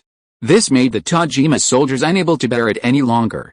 When they were ahead, Takahashi showed no care for them at all, forcing them to rush to death without even giving them time to rest or eat. After arriving at the battlefield, he immediately threw them into the battle. This was simply treating people like animals. But even if they were just animals, they should be fed. Everyone had endured all this. However, they had fought tooth and nail in both charges, and many had been lost. As the Lord, you should at least comfort them. But Takahashi not only refused to comfort them, but instead threatened to punish them. Although the matter hadn't been mentioned yet, everyone knew that once Ishida Gadamichi was killed, it would be their turn. Takahashi was known for his pettiness. How could he forget this? Then, no one would escape. Now, he brazenly charged into them, treating them like nothing. It was clear that he would punish them mercilessly. Therefore, some soldiers grew furious. Coincidentally, Takahashi's horse collided with a foot soldier over 50 years old, and his horse's hoof crushed the soldier's leg, breaking it. However, Takahashi didn't even look at it, and continued to ride towards Ishida Gadamichi. But he suddenly realized his warhorse had stopped moving. Looking down, he saw that the reins on either side of his horse were being pulled by several men dressed as foot soldiers, each glaring at him with hatred. A few lowly foot soldiers dared to look at him in such a way. It was sheer disrespect. Assholes! What are you doing? Takahashi lashed out with his whip. Feng Shi, with a stern expression, rushed over with his men. On the other side, Ishida Kamachi also approached with his Hatamoto. He didn't bother to argue with Takahashi's men. He wanted to personally ask Takahashi what he intended. If Takahashi truly wanted to kill him, then he would just fight to the death. Ishida Kamachi, Feng Shi, and the others approaching noticed something was amiss. Before they could even get close, Gao Qing roared angrily and began whipping them. Alice, what was he thinking, disregarding his soldiers so much? After seeing this, Ishida Hideo and Feng Shi sighed in their hearts. Chapter 690 Still Arrogant. Father, a young man wearing the tricolor bamboo pattern half-length tunic of a Tajima footguru, stumbled out of the chaotic crowd. He threw himself on the old footguru, who had been knocked to the ground by Takahashi and had a broken leg trampled by his horse, and burst into tears. Father-son combat was common in the Tajima army, no different from the Chinese army. Takahashi's horse had been restrained by several soldiers, temporarily unable to move. This only fueled Takahashi's fury. What were these bastards trying to do? Did they know they were stopping their lord's horse? Or was it because he was so easygoing that these people had lost their sense of respect and rank? Takahashi hadn't considered the public outrage his actions had already sparked. He had already stirred up anger among the ordinary footguru. Takahashi, petty-minded, hadn't recognized his mistake and maintained his condescending attitude. He even ignored the hatred etched in the eyes of the foot soldiers. It must be said that Takahashi was a man of the utmost lack of tact. It was truly a stroke of luck that such a loser could become the heir to the Takahashi family. What are you doing? Let go. Takahashi raised his hand and crackled his whip, lashing out fiercely left and right. The whip's impact on the foot soldiers didn't relent, but only intensified their rage. Father, wake up. Nearby, the severely injured old foot soldier lay unconscious, his son clutching him, weeping bitterly. Sir, we are all soldiers in your domain, we are human beings too. Don't you have a moment's consideration for us? Someone couldn't help but shout. Who's talking? Takahashi glanced around with a fierce glare, searching for the one who had spoken. Judging from his expression, Takahashi's face was twisted, as if he was determined to find the person who had spoken and devour him. We've fought tooth and nail for you, can't you treat us a little better? Do you think we're nothing but trash? This time, another voice came from an unknown source. Takahashi had no idea what he was about to face. He still had that arrogant look on his face, and he treated these foot soldiers with disdain. You lowly people, how dare you speak such words to me, your master? Fine, I will punish you severely. Takahashi felt his face was a little embarrassed. So he gritted his teeth and threatened. When you charged earlier, I told you not to retreat without my order. But you ignored it and retreated just when you were about to break through the enemy positions. I haven't even settled accounts with you yet. Now you've done this again. I will definitely punish you, Takahashi shouted angrily. He's unfit to be your lord. Takahashi whipped him several times, leaving marks on his face. The foot soldier, still holding the reins of Takahashi's warhorse, suddenly roared in anger and reached out to Takahashi. With this roar, the foot soldiers rushed over. Without a chance to fight back, Takahashi was thrown from his horse to the ground. At this moment, Takahashi was suddenly filled with fear. He had never imagined that these foot soldiers, usually as docile as sheep, could actually commit such a heinous act. Seeing the angry eyes of the foot soldiers, Takahashi was terrified. And he couldn't help but be afraid. He saw murderous intent in their eyes. Takahashi had never realized that these foot soldiers had such a terrifying and frightening side. "Let me go! Let me go! What are you doing?" Takahashi screamed at the top of his lungs, like a chicken about to be slaughtered. The foot soldiers tossed him to the ground, but didn't do anything to him. After all, the Japanese class system is deeply ingrained. The foot soldiers couldn't do anything dramatic anytime soon. And the fact that they overturned Takahashi was already quite impressive. "Help me! Fuushi! Ishida, come and save me!" Surrounded by foot soldiers, Takahashi suddenly thought of Fuushi and Ishida.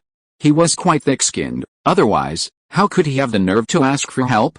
Remember, not long ago, he was even considering killing Ishida and Fuushi. Sir, you lowly creatures, what are you going to do to me?" Despite his unbearable personality, Takahashi was also somewhat loyal. After all, after he inherited the Takahashi family fortune, some of their retainers also became his followers. These retainers were members of the older generation of the Takahashi family. Their loyalty to the family was unmatched by most.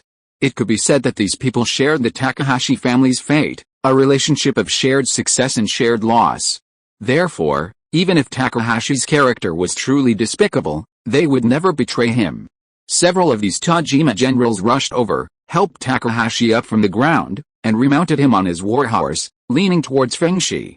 They saw the only way to suppress these foot soldiers at this point. It was a pity that the foot soldiers now harassing Takahashi were soldiers from Takahashi's own Tajima domain. For a lord to be subjected to such behavior by soldiers under his control revealed the depth of his character. Fengshi and his subordinates exchanged a glance. Ishida also ran over from a distance, leading his foot soldiers. However, when Ishida Gamachi saw what was happening, he wisely chose to watch the fun unfold. He wouldn't bother with Takahashi's affairs. After all, Takahashi had just wanted to punish him. Ishida Gamachi considered himself no servile person, so he wasn't about to go along with a cold shoulder. He might even look for an opportunity to incite the enemy. There was nothing he could do. Takahashi had already set his sights on him. "Lord Fengshi, please help my master. Our enemies are still on the opposite side. Letting these soldiers make trouble will be very disadvantageous to us. Takahashi's men are actually still some smart ones." The guy who spoke obviously grasped the current situation and used this to let Fengshi take action to suppress those foot soldiers. Although he knew his master's previous plan, he felt that there was nothing wrong with doing so. Unfortunately, his plan was doomed to be impossible to achieve. Who made him have such a weird lord? As soon as he finished speaking, Takahashi spoke at this time. Originally, when Takahashi was surrounded by those foot soldiers, he was still a little scared and frightened. However, when he was rescued by his men and approached Fengshi, he immediately became energetic. "Fengshi, quickly finish those guys off. How dare they do this to me? Only by killing them can I relieve my deepest hatred. As long as you follow my orders, I'll pretend our previous unpleasantness never happened. Otherwise, I won't let you go." The general supporting Takahashi shuddered at the words of his lord. He had never imagined that his lord would be so absurd as to say such words at such a moment. Could it be that in such a situation, he didn't know how to look at the situation? Sure enough, Fengshi's face took on a rather strange expression after hearing Takahashi's cry. "Oh, my lord Takahashi, what will you do to me if I don't do as you say?" Fengshi's expression was quite interesting, and his words seemed almost easing. Only someone like Takahashi could not grasp reality. He couldn't understand Fengshi's intentions. "Fengshi, if you disobey me, I will not let you go." Takahashi's mind was now preoccupied with the humiliation of being surrounded by foot soldiers. He was only thinking about having those foot soldiers killed so that his anger would dissipate. However, he did not consider who he was giving such an order to. Even his tone was so harsh. And the foot soldiers behind Takahashi also heard what Takahashi said. When they heard Takahashi shouting that he wanted to kill them, these foot soldiers tightened their weapons. At the same time, their expressions gradually became resolute. They all knew Takahashi's temper and knew that he would never let them go. Especially what they did just now.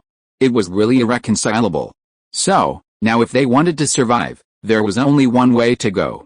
That was to kill Takahashi Lionji and let him die here. Only in this way could they avoid being killed by him.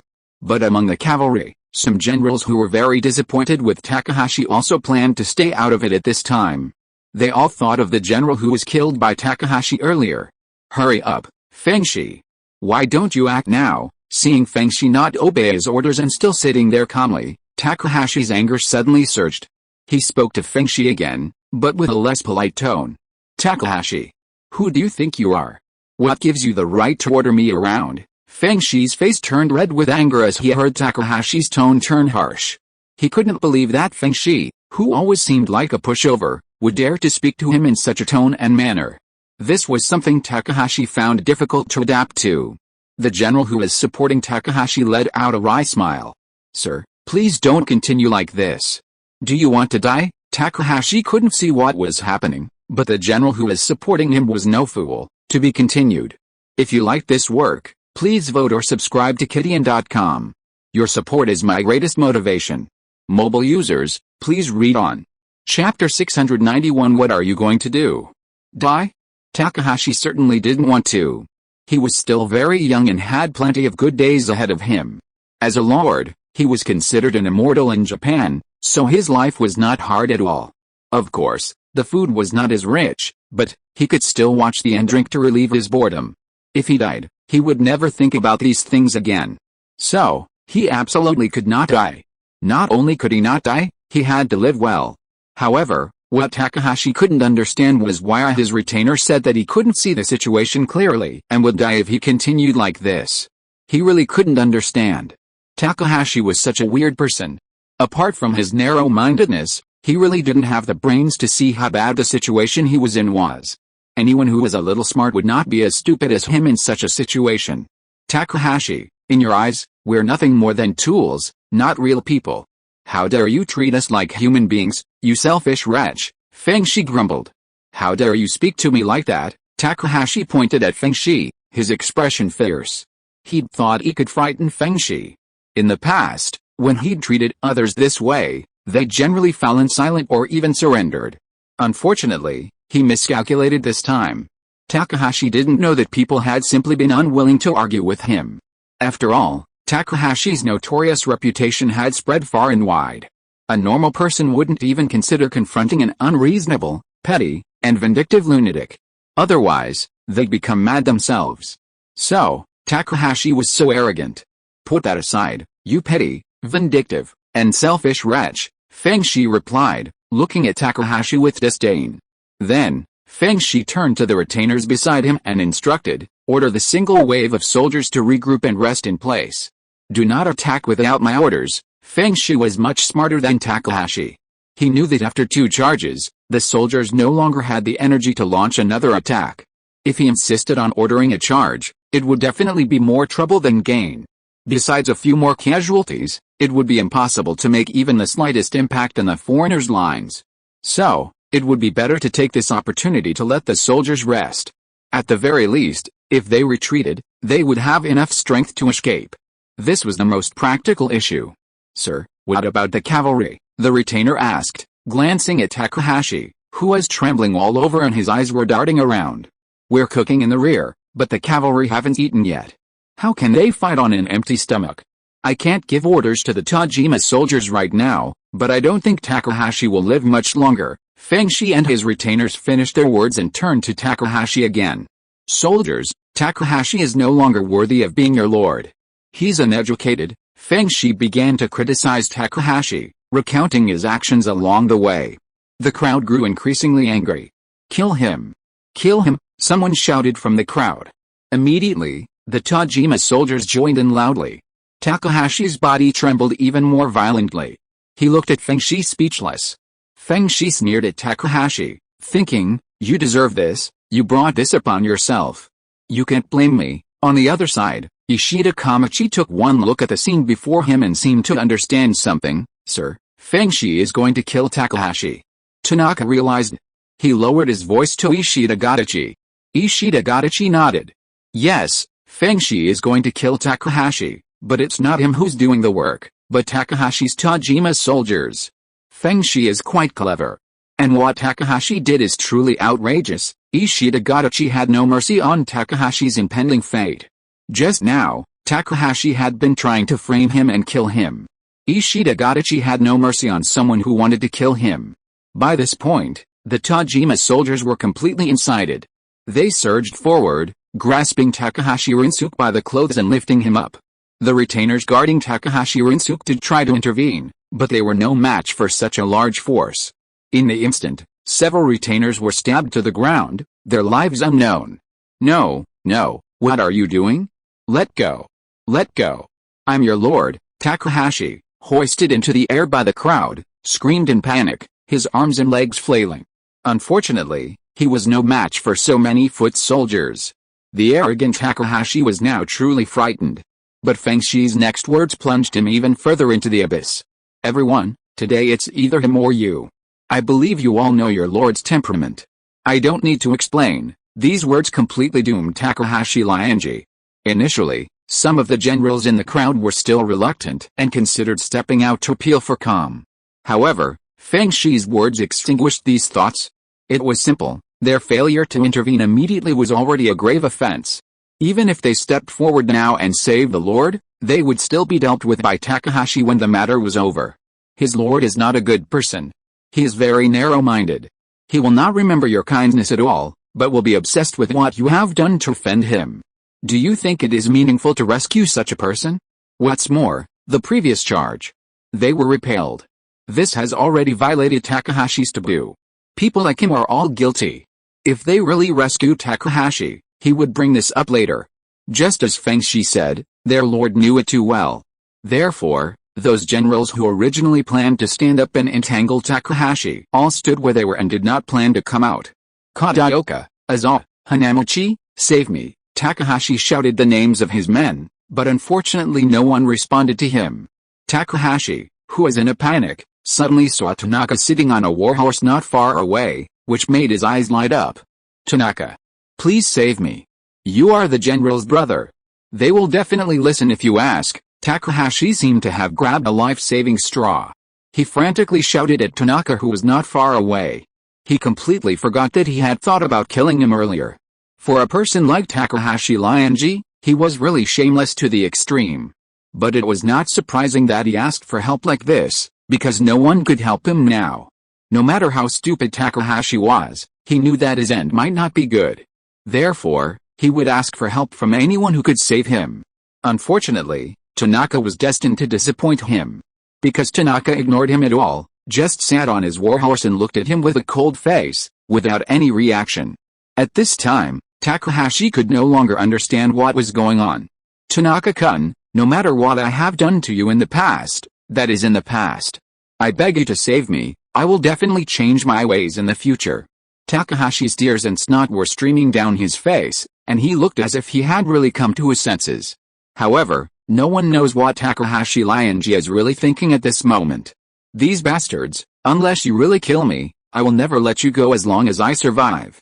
Although he begged for mercy and help, there was also some talk of mending his ways. But, in Takahashi's heart, he didn't really think so. So, Takahashi is really a weird flower. However, Tanaka still ignored him. In the end, Takahashi turned around and began to beg Feng Shi. And Feng Shi's reaction was no different from Takahashi's. Takahashi still didn't give up. After all, it was about his own life. He began to beg the foot soldiers who lifted him up and moved him in the air. Promises, generous rewards, promises not to pursue the matter. In short, all methods and words were used. But no one would believe his words. Who made Takahashi such a bad person? Finally, Takahashi was let go. Takahashi, having fallen to the ground, took a closer look. He was standing exactly where he had struck someone with his horse. The old foot soldier, knocked to the ground, his leg broken by the horse, still lay there. His son stood there with a stern look on his face, a katana in hand, gazing at him. Takahashi saw something in the young soldier's eyes that made him shudder. You, what are you doing? Takahashi was no longer his arrogant self. His hair was disheveled, his armor askew, and his face was a pale gray. Aren't you going to punish us? Let me see how you do it, the young man said coldly. But before you do, I want to ask you about our salaries and what happened to my father after you knocked him down. Takahashi tried to retreat, but he was surrounded by the foot soldiers, leaving him with nowhere to hide. The young foot soldier's words made him feel like he was sinking into an abyss. Salaries? But cavalrymen never received salaries. Because Takahashi withheld all his salary, to be continued. If you like this work, you are welcome to vote or vote on Kidian. Your support is my greatest motivation. Mobile users, please read here. Chapter 692. The ancients were not ordinary. What are the punitive forces doing? Are they going to continue their attack? The punitive forces were denouncing Takahashi, but Zhao Hongyu and his men across from them were completely bewildered by this situation. Originally, these men had just arrived and launched 2 consecutive charges, seemingly risking their lives. But now, they were in complete chaos, and no one knew what was going on. Zhao Hongyu and his men had no idea what was going on, so of course they were confused. However, despite the confusion on the punitive army's side, Zhao Hongyu still didn't order an offensive. After all, he had fewer troops than the enemy and couldn't easily launch an offensive. For Zhao Hongyu, the only safest way to fight was defense. Tokugawa Keio and Hattori Chizuru, standing beside Zhao Hongyu, shook their heads. The 2 young women couldn't understand the situation on the punitive army's side either. The punitive army's single wave of soldiers had already regrouped on the left. Only the Tajima army was in disarray. Zhao Hongyu and his companions only saw a figure dressed as a military commander being lifted up by soldiers and then, after a moment, lowered. A short while later, the figure was tied to a wooden pole again, his hair disheveled and erect. Then, several soldiers began piercing the figure with spears. At first, the figure screamed in agony, but gradually, the sound faded. Zhao Hongyu didn't bother to use his binoculars. He could tell with a hunch that the opposing punitive forces were punishing someone. Perhaps it was the individual who had suddenly shouted retreat during the charge. Little did Zhao Hongyu know that the figure he saw being riddled with bloody holes by the soldiers' spears was the commander of the punitive forces leading the battle against him. Had he known it was this individual, he would have been stunned and horrified. How could a commander commanding nearly 10,000 men end up like this, being randomly pierced by spears from ordinary soldiers? It was simply unconscionable. Fortunately, Zhao Hongyu didn't bother to delve into this. Has the cannon's barrel cooled down? Zhao Hongyu asked. Hattori Chizuru immediately relayed this message, and the message returned shortly. The barrel still needed a little time to cool down. Well, since the barrel hadn't cooled yet, he wasn't in a rush to fight. The opposing punitive forces were in such disarray, he could take advantage of this opportunity to let the barrel rest. Considering his own forces were still outnumbered, Zhao Hongyu didn't foolishly attack. The silence from Zhao Hongyu's side perfectly suited Feng Shi and Ishida's intentions. Takahashi was now riddled with holes, but his vitality was strong, so he hadn't died yet. But the more he remained like this, the greater his suffering. It would be a lie to say Takahashi didn't regret it, but even if he did, what could he do now? Death was his final fate, and it couldn't be changed. Feng Shi had already replaced Takahashi as the commander of the punitive forces. Ishida was willing to cooperate with Feng Shi. After all, Feng Shi was easier to deal with than Takahashi, and less overbearing. Having assumed command, Feng Shi immediately ordered the Tajima army to straighten their ranks. However, he didn't order an immediate attack. He knew the Tajima army was already exhausted and couldn't possibly charge. What he needed to do now was to let the Tajima army rest and eat to regain their strength and morale. Otherwise, the battle would be impossible. Fortunately, Feng Shi had already started cooking, and by the time Takahashi was dealt with, the rice was ready. So, he immediately ordered food to be delivered to the Tajima army and distributed among the soldiers. Seeing food, the Tajima soldiers cheered, and their morale soared. These foreigners' weapons are very sharp, and their arquebus techniques are powerful, even more powerful than the 3-stage shooting technique. We must devise a reliable method to defeat them. After 2 rounds of attacks, Feng Shi knew his opponent was formidable. In this regard, he is better than the stubborn Takahashi. As Ishida Gadachi had fought with Zhao Hongyu and others and was defeated, he has more say on this. So, Ishida Gadachi took advantage of the time when everyone was resting and had not yet resumed the battle to speak to Feng Shi. Feng Shi heard this and showed a solemn look. He understood and knew that what Ishida Gadachi said was true. He had seen the power of the enemy's artillery and other firearms in the 2 rounds of charge just now. If it was him instead of Takahashi who was in charge, the second charge would not have happened so quickly, and would not have caused such great losses. Ishida-kun, do you know what weapons those foreigners are using? How can they be so powerful and kill a large number of people with one blow? Feng Shi asked with a frown. Ishida gave a wry smile and replied to Feng Shi, the barbarians' muskets are far more powerful than those of the southern barbarians. I fought against them before, so I know this very well. These foreigners' muskets can decimate a vast area, leaving nowhere to hide. They're incredibly powerful. It seems they've used shipboard cannons again today, so we need to be careful. A cannon that could decimate a vast area. This thing was truly unprecedented. Feng Shi's frown deepened. Could shipboard cannons, so heavy, be transported to land? These foreigners' fighting styles were truly unconventional. Such opponents would be difficult to deal with. There was simply no way to keep up with their pace. Feng Shi was, after all, stronger than Takahashi. So he knew the enemies he faced wouldn't be as easy to defeat as he'd initially anticipated. Only someone like Takahashi would believe their enemies were so vulnerable.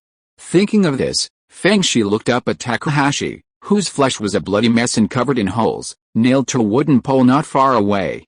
Judging from Takahashi's still slightly rising and falling chest and abdomen, he wasn't dead yet. However, given his injuries, death was only a matter of time.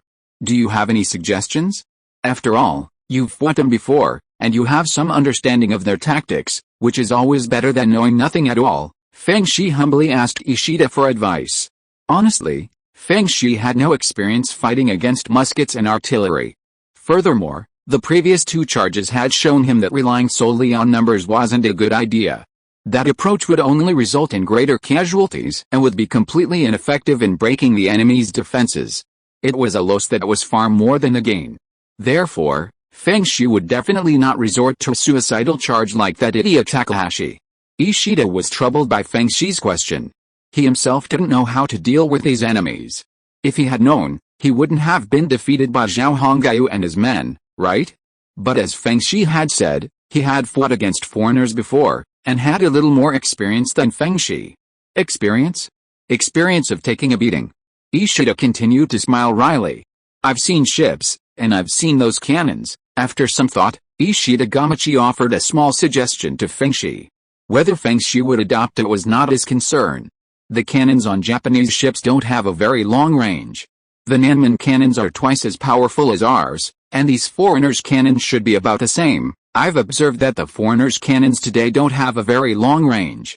I guess I misjudged it, but I've discovered that if we can disperse our forces a bit, we can avoid heavy casualties. Ishida Gamachi was quite perceptive, and he immediately grasped the key point. Although he had been defeated by Zhao Hongyu last time, he had been constantly reflecting on his mistakes these days. Were cannons powerful? They were powerful. However, the cannons of this era also had significant drawbacks. They were heavy, difficult to maneuver, and were mostly solid, resulting in low accuracy. The reason why cannons were so lethal was largely due to the enemy's formation.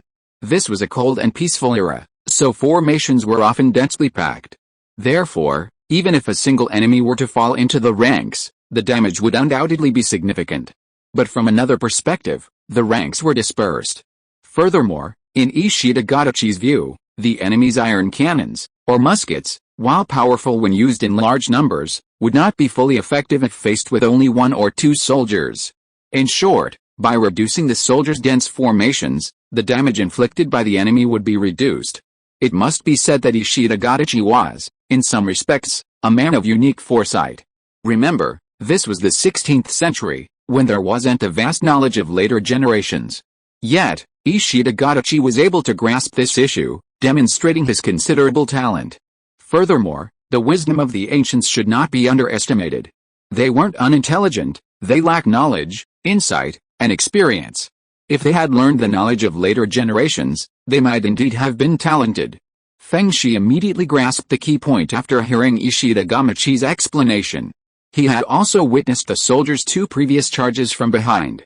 The enemy's artillery was indeed just as Ishida Gamachi had described. Not only was its range short, but its impact was also sparse. In reality, it was not impossible to counter the enemy's artillery. Furthermore, Ishida Gamachi had clearly explained that the artillery barrels were extremely heavy and difficult to move. Therefore, once the enemy's cannons were pointed in one direction, moving them would be extremely difficult.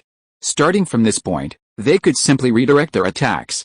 Or, In other words, launch attacks from 3 directions simultaneously. Even if one direction suffered heavy damage, the other 2 would be enough to break through the enemy's lines.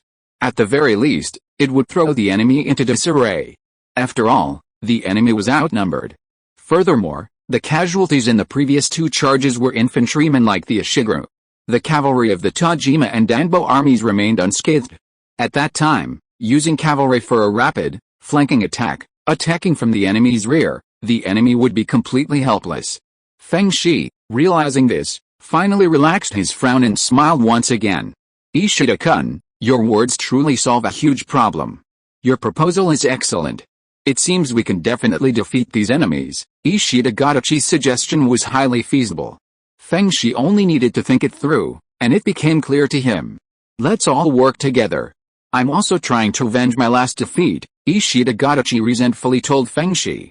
Feng Shi raised his hand and patted his shoulder, saying earnestly, don't worry, Takahashi and I are not the same kind of people.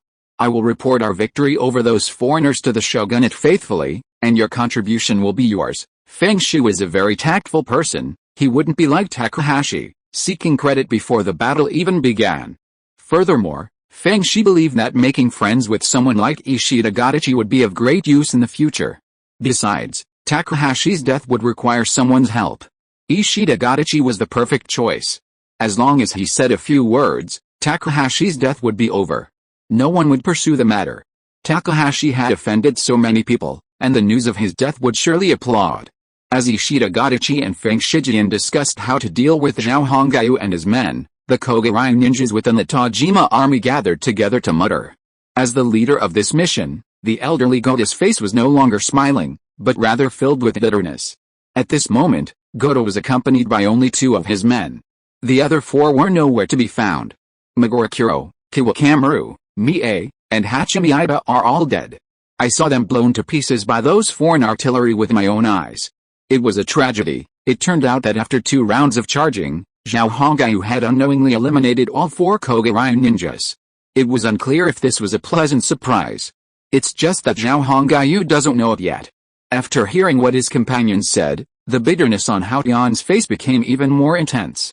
To be honest, now he really wants to rush over like this and kill in the foreigners' battle formation. But this can't solve any problems. His companions can't be resurrected. When Hao Tian thought of the losses this time, a bitter taste rose in his mouth. He didn't know how he should explain to Fumakatero when the war was over. The Koga 10 people who were trained with great difficulty suffered such a heavy loss. Boss, let's not follow the army. I think we should sneak over and destroy those foreigners' artillery, one of the 2 surviving people suggested. Hao Tian's eyes lit up when he heard this update fast pure text. Chapter 693 They became smarter. The Koga 10 suffered heavy losses. In just 2 rounds of charging, they lost 4 men. This was something Goto could never have imagined, but it happened. He had no way to recover from such losses. All he could do now was to find a way to help the expeditionary force. If he could help the expeditionary force win, his guilt would be slightly mitigated. Otherwise, Goto didn't know if he could face Fumakatero. Thinking of the wrath he would face when he saw Fumakatero in the future, Goto couldn't help but break out in a cold sweat. A lot of energy and effort had been expended to train the Koga 10, Fumakatero, and the Koga clan. At this point, Goto didn't know that Kagoro and the other 2 were also doomed. If he had known, he would have been furious. It was just that Goto was unlucky. He had encountered an enemy he couldn't judge by common sense. The weapons used by Zhao Hongyu's genetically engineered soldiers were beyond their imagination. Otherwise, the expeditionary force and Goto wouldn't have suffered such heavy losses. Regardless, Ishida Gamachi offered Feng Shi a very reasonable suggestion, one that targeted Zhao Hongyu and his men's weaknesses. Goto also set his sights on Zhao Hongyu's artillery team, demonstrating their keen foresight. However, Ishida Gamachi and his men still didn't understand that their enemy wasn't as simple as they'd imagined. Whether their new tactics would be successful remained uncertain. Could Zhao Hongyu have no way to counter the expeditionary force's new tactics? After all, Zhao Hongyu possessed not only weapons that were ahead of their time, but also vast amounts of knowledge that transcended this era. Goto also overlooked one thing: he hadn't anticipated that the IGA clan he was pursuing had already defected to Zhao Hongyu and his men. Furthermore, After the elimination of Kagoro and his 3 men, and the deaths of 4 Koga clan members during 2 assaults, the IGA clan now had a significant advantage in terms of elite numbers, 10 men versus 3. This was the disaster Goda had imagined. Everyone possessed special abilities. If IGA sacrificed even half their men, they could completely eliminate the 3 of them. Of course, this was the worst-case scenario. The IGA clan would certainly not do this. However, Goda and the others would undoubtedly be at a complete disadvantage. If Goda and the other 3 were eliminated, the Koga 10, whom Koga had painstakingly cultivated for over a decade, would be completely annihilated. Fuumakitaro could not bear such a loss. The destruction of the Koga 10 would have far more profound implications for the Koga clan. Without the 10, their combat effectiveness would be greatly diminished. And the IGA clan would be without an opponent for 20 years. This was the most terrifying aspect. While Fuumakitaro was formidable, he had to protect Edo and the shogun, so he couldn't act rashly. Therefore, the ordinary Koga Jonin couldn't threaten the IGA clan with their mere existence. Even if Fuumakitaro were willing to personally intervene, a 1 versus 10 situation would still be extremely dangerous. He was no fool. Fuumakitaro would certainly not do such a thing. By that time, Zhao Hongai would no longer face the threat of the Koga ninja. How could Haoshin even consider such things? His 4 companions had been killed by artillery fire. Therefore, he couldn't overthink it. He could only think of it as bad luck. He didn't even consider that the IGA Ryu had actually joined forces with foreigners. His companions' words made sense to Haoshin. The foreigners' front was still so solid, relying primarily on their powerful artillery. If he could destroy that artillery, the balance of the war would be turned. After all, the punitive army still had the advantage of numbers, something the foreigners couldn't possess. Nodding, Haoshin said to his 2 remaining companions, "Yes, it seems I'll have to meet the new commander of the punitive army. We need their help to accomplish what we need. It's difficult for the 3 of us alone." The 2 companions had no objection to Haoshin's arrangement. They were well aware of this. "I hope Kagoro, Koko, and Shinbei can come back. With the 3 of them, our chances of success will be much better. I just don't know what Kagoro, Koko, and Shinbei are doing with him." Thinking of Kagoro, Koko, and Shinbei, Goda couldn't help but frown. Yet, didn't Kagoro say he was going to attack these foreigners? But, it's been so long, why haven't they done it yet?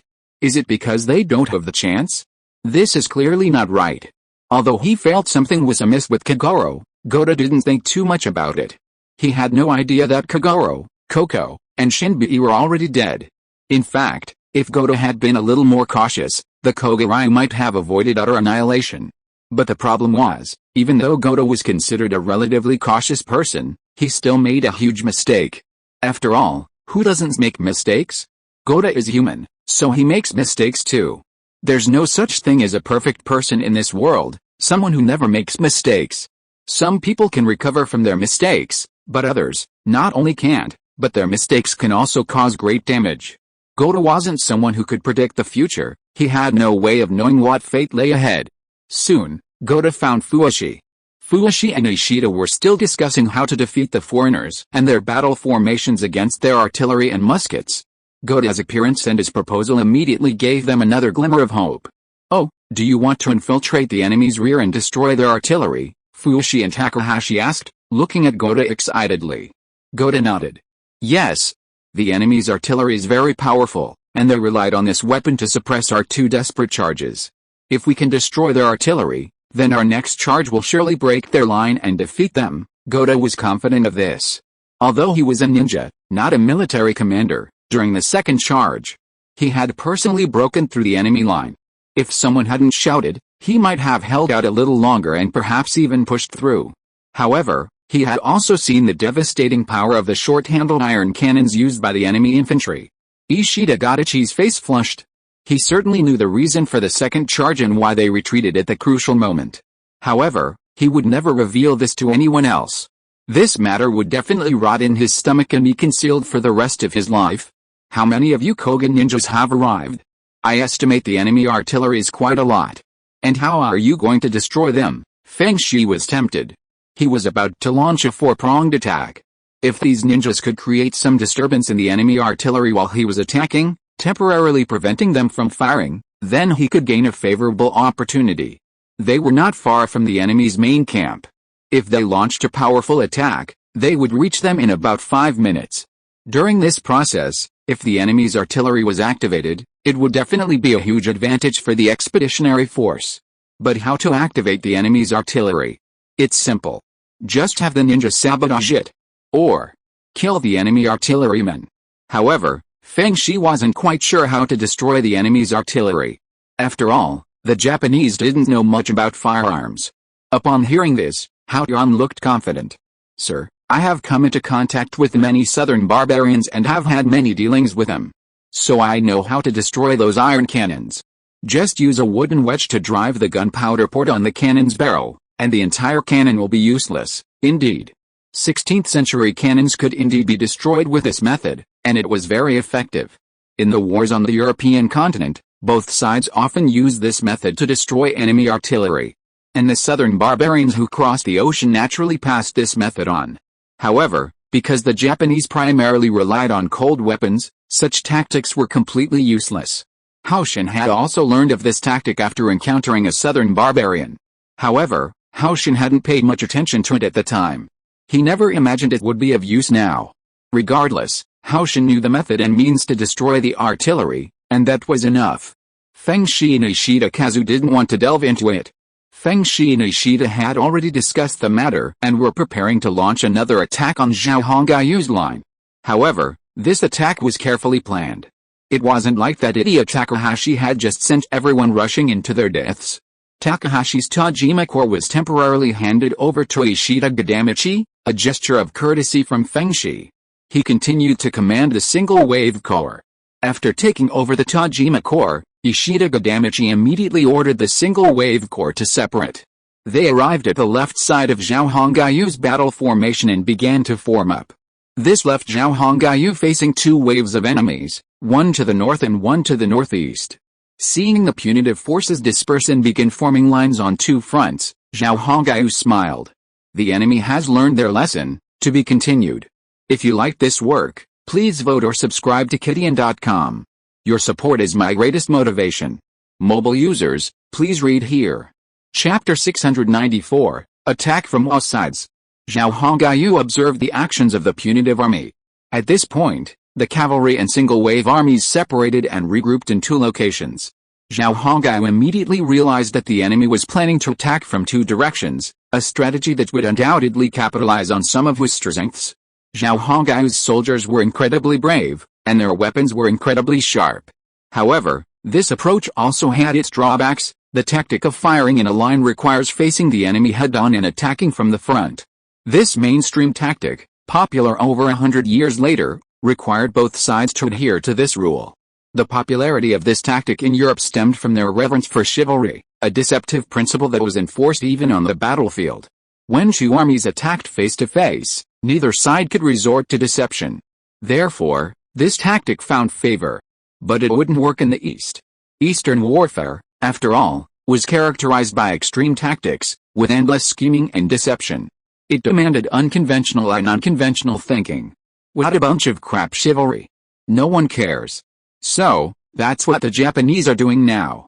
They've countered Zhao Hongyu's sharp battle formations and weaponry with their own methods. And that's understandable. Now, it all depends on how Zhao Hongyu responds.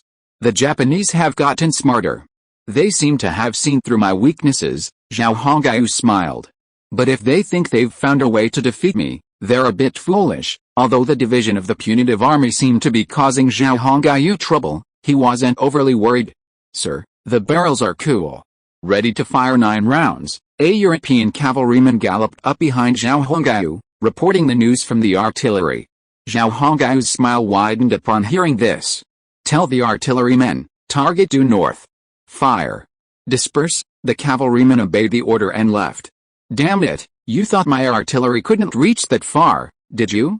This time, I'll open your eyes and show you what a real artillery bombardment is. Your Highness, what's the enemy's purpose in doing this?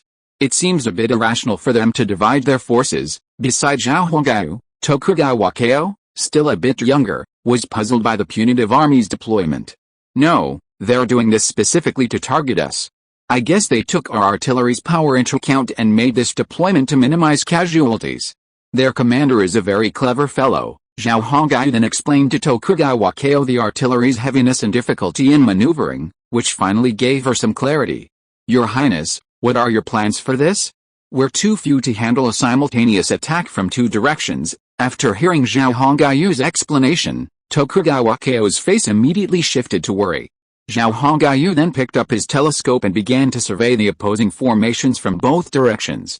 He saw from the Tajima formation and the single-wave formation that the enemy, previously densely packed, began to disperse. Simultaneously, some cavalry units began galloping out from behind the infantry formation, aiming for the flanks. Seeing this, Zhao Hongai almost understood the enemy's plan. A two-pronged attack? No, we might be facing simultaneous attacks from four directions. Putting down his telescope, Zhao Hongai said something that made Tokugawa Kao's face turn pale. What? We're facing attacks from four directions? How can we possibly handle that? The girl couldn't help but worry, as she had never seen a force so weak facing an attack from four directions. However, seeing Zhao Hongai's expression, Tokugawa Kao remained calm, as if not worried at all. Was His Highness crazy? Was he not worried at all? Zhao Hongai tilted his head, glanced at Tokugawa Kao, and smiled at her. Seeing Zhao Hongai smile at him, Tokugawa Kao felt a little resentful. Oh my goodness, it's already this bad, and you're really not worried? I'm practically dying of worry. I don't know if you're just being careless, or if you're confident you can withstand the punitive army's attack. However, with such a weak force, we clearly can't stand up to the punitive army. Tokugawa Kao grumbled inwardly.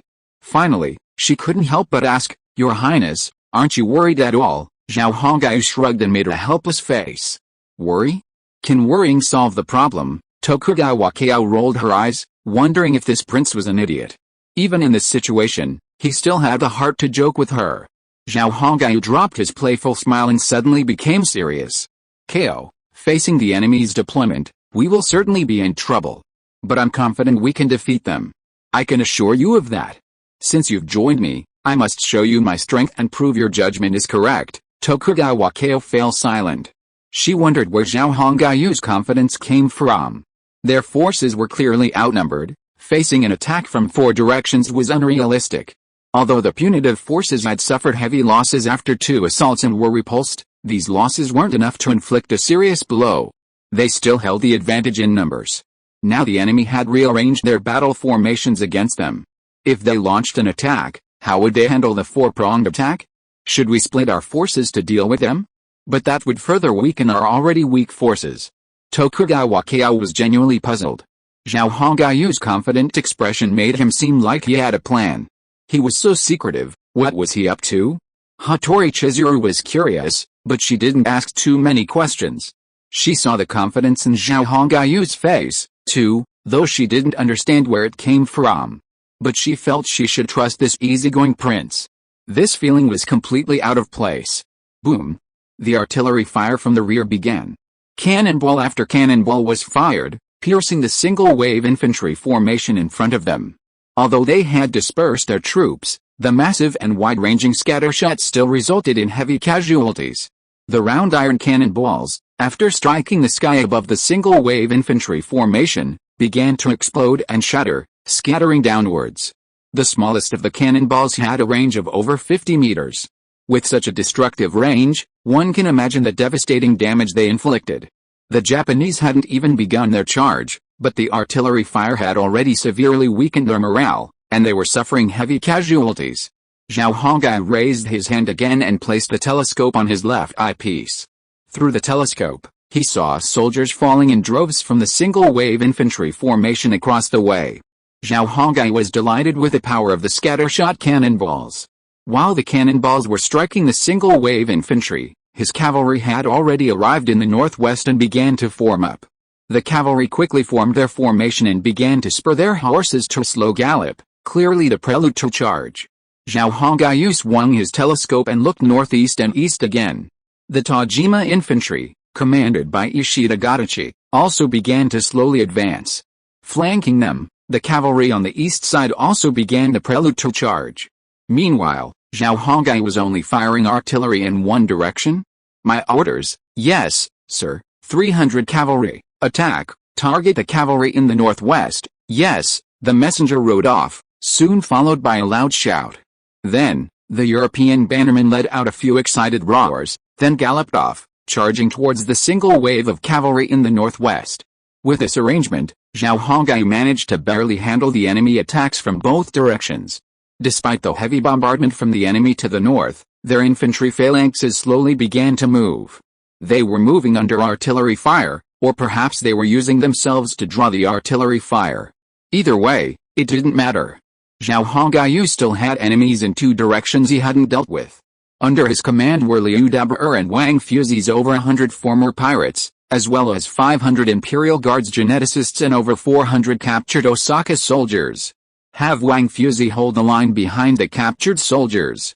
The Imperial Guards geneticists advance, firing and aiming to quickly defeat the enemies in the north and northwest. Zhao Hongai quickly gave orders. Enemies in two directions were easily dealt with. Zhao Hongai was extremely confident. But what about the infantry and cavalry in the northeast and east? Zhao Hongaiyu now had only Wang Fuzi's over 100 former pirates and the captured Osaka soldiers. The reason Wang Fuzi and his men were lined up behind the captured Osaka soldiers was so they could keep an eye on them. This left Zhao Hongaiyu with no troops to deploy.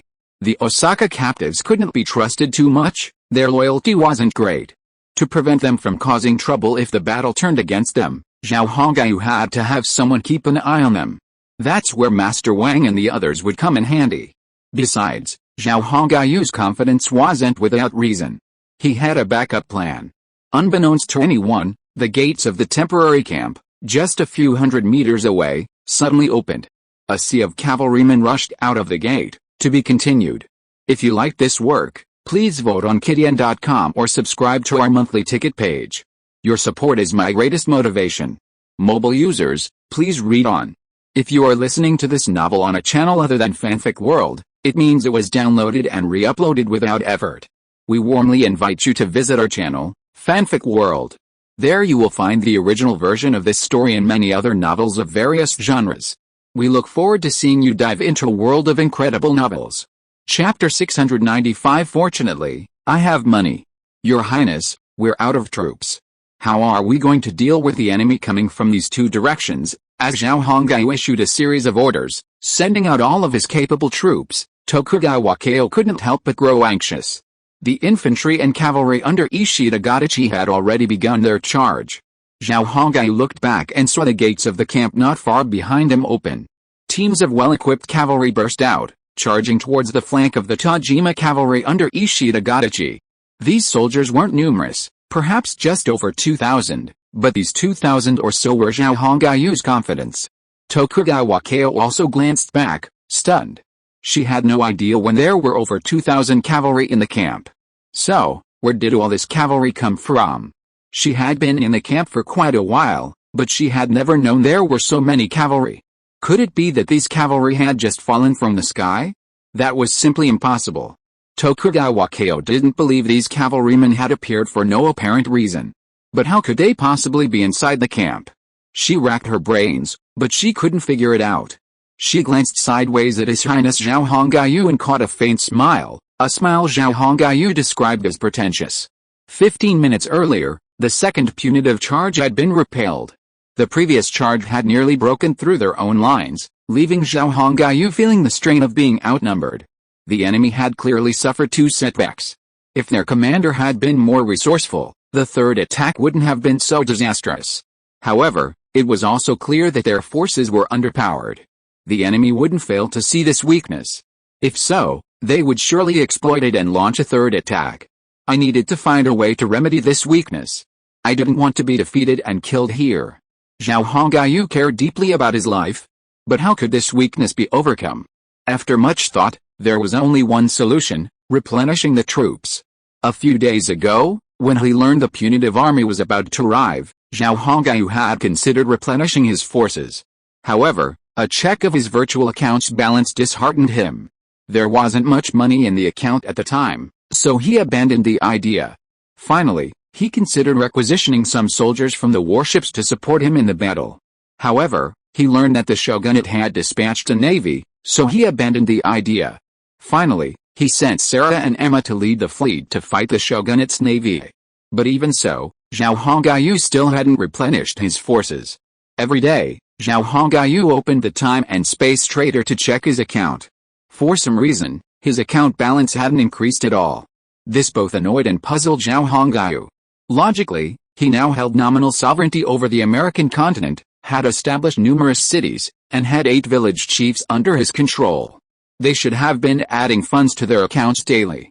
In fact, Zhao Hongyu knew that, coincidentally, the 8 village heads had been stockpiling supplies, preparing to sell them at a good price. Prices in the virtual world had fluctuated significantly recently, and many supplies had plummeted. Professor Liu estimated that selling supplies at this price would be a huge loss. So, he asked everyone to wait. This wait worried Zhao Hongyu deeply. Fortunately, during the battle with the punitive forces, the 8 village heads in America finally started selling their goods. The reason was simple: virtual world prices were rising. Consequently, Zhao Hongyu's account began to see a significant increase in funds. At that time, Zhao Hongyu had just repelled the punitive forces' second attack. To conceal the fact that he possessed a powerful cheat, Zhao Hongyu had spent a large sum of money to conceal the virtual trading period in his mind. He then began cultivating genetically modified humans. As the goods began to sell, his account funds were immediately replenished. He immediately purchased 2,000 Gurkha soldiers and equipped them with relatively inexpensive Mongolian ponies. It wasn't that he didn't want to buy European genetically engineered horses, but those horses cost tens of millions of dollars each, sometimes over 100 million. Zhao Hongyu couldn't bear to part with them. Therefore, a pony costing over $100,000 became the best option. With 2,000 men, 2,000 ponies, muskets, machetes, and other equipment, along with a large number of accelerated breeding capabilities, Zhao Hongyu's bank account was suddenly empty. However, Zhao Hongyu didn't care. As long as he had people, he could win. As long as he won, he could save his life. Zhao Hongyu couldn't help but sigh. It's good to be rich, and luckily I have money. Tokugawa Keo looked at the cavalrymen rushing out of the camp and stammered, "When did we get so many cavalrymen? I didn't see any of them in the camp." Zhao Hongyu smiled faintly. "These are the cavalrymen my wife left for me before she left. They're there as a reserve force. I hid them well, didn't I?" Zhao Hongyu could easily find an excuse. His Highness has a wife." Tokugawa Keo and Hattori Chizuru were both hearing this for the first time. It was unknown what the two girls were thinking, but Tokugawa Keo's expression darkened considerably. Hattori Chizuru's expression changed slightly, but quickly returned to normal. Zhao Hongyu paid no attention to their reactions. His gaze remained fixed on the Gurkha cavalrymen rushing out of the camp. "Your Highness, how many wives do you have?" Tokugawa Keo's attention suddenly shifted to Zhao Hongyu's personal concerns, as if the events on the battlefield no longer affected her. Zhao Hongyu was puzzled by Tokugawa Keo's question at this moment. But he answered the young woman anyway. "Two, one is the Queen of India, the other is a Count of France." Tokugawa Keo lowered her head, unsure of what she was thinking. A queen, a count, and she was just an ugly duckling whose family had been ruined. It seemed unlikely she'd ever become the principal wife. At best, she'd be a concubine. So, these days, Hattori Kizo and the others had been hammering home the idea that in order to restore the glory of the Tokugawa family, she'd have to make a sacrifice. As for how, she knew exactly what that sacrifice would entail. It would mean becoming Zhao Hongyu's woman. Actually, she wasn't averse to the idea. After these days of getting to know him, she found Zhao Hongyu to be quite a nice boy. He didn't have the usual flaws typical of Japanese men of that era, and he was gentle with women. Plus, he had white teeth. Most importantly, she didn't seem to have mentioned having a wife. But today, Tokugawa Keo finally heard about this. So, the young woman felt a little uncomfortable. It had to be said. Tokugawa Keo was incredibly generous, a rare talent. Even in the middle of a battle, she was still focused on this. Zhao Hongyu didn't notice Tokugawa's reaction at this moment. His mind was focused on the Gurkha cavalry charging out of the camp. "Sir, the enemy actually has a backup plan. Their cavalry is charging." Ishida Gadachi was commanding the infantry and cavalry, charging Zhao Hongyu and his men. At first, he was excited. During the charge, everything seemed normal. The all-out attack strategy was indeed overwhelming the enemy's already insufficient forces. But he never imagined that the enemy had a backup plan. The Gurkha cavalry, dressed in the uniforms of the platoon corps and armed with short-handled blunderbusses, rushed forward one by one. As they ran, the 2,000-man column suddenly split, with one group charging the infantry. One squadron began to engage the cavalry. Ishida Gadachi's eye twitched. Damn it! I didn't expect them to handle this. They're so patient, only deploying cavalry at such a time, Ishida Gadachi thought. The enemy had been patiently holding back on deploying their cavalry. Little did he know that these cavalrymen had been newly created by Zhao Hongyu, appearing just as they were charging. This had cost Zhao Hongyu a fortune that was painful to him. After all, transporting these men from the virtual spacetime to the camp, accelerating the genetic engineering process, and concealing the strange light they appeared, all cost money. But regardless, the threat of Zhao Hongyu being attacked from all sides was officially resolved. The Gurkha cavalry charged forward like a tide, instantly smashing into the advancing single wave of cavalry and completely interrupting its momentum.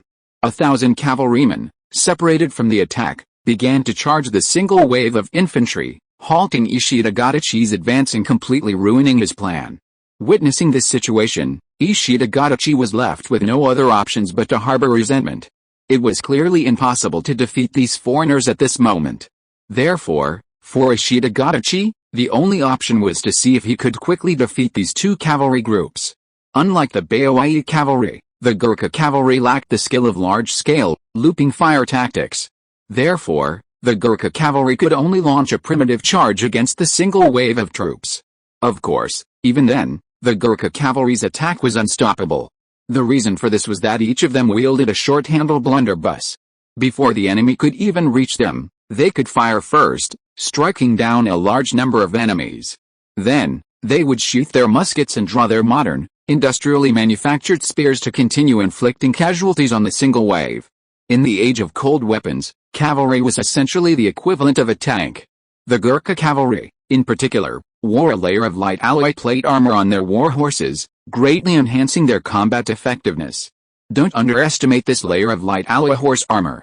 Crafted with modern technology, it's significantly lighter than armor of the present era.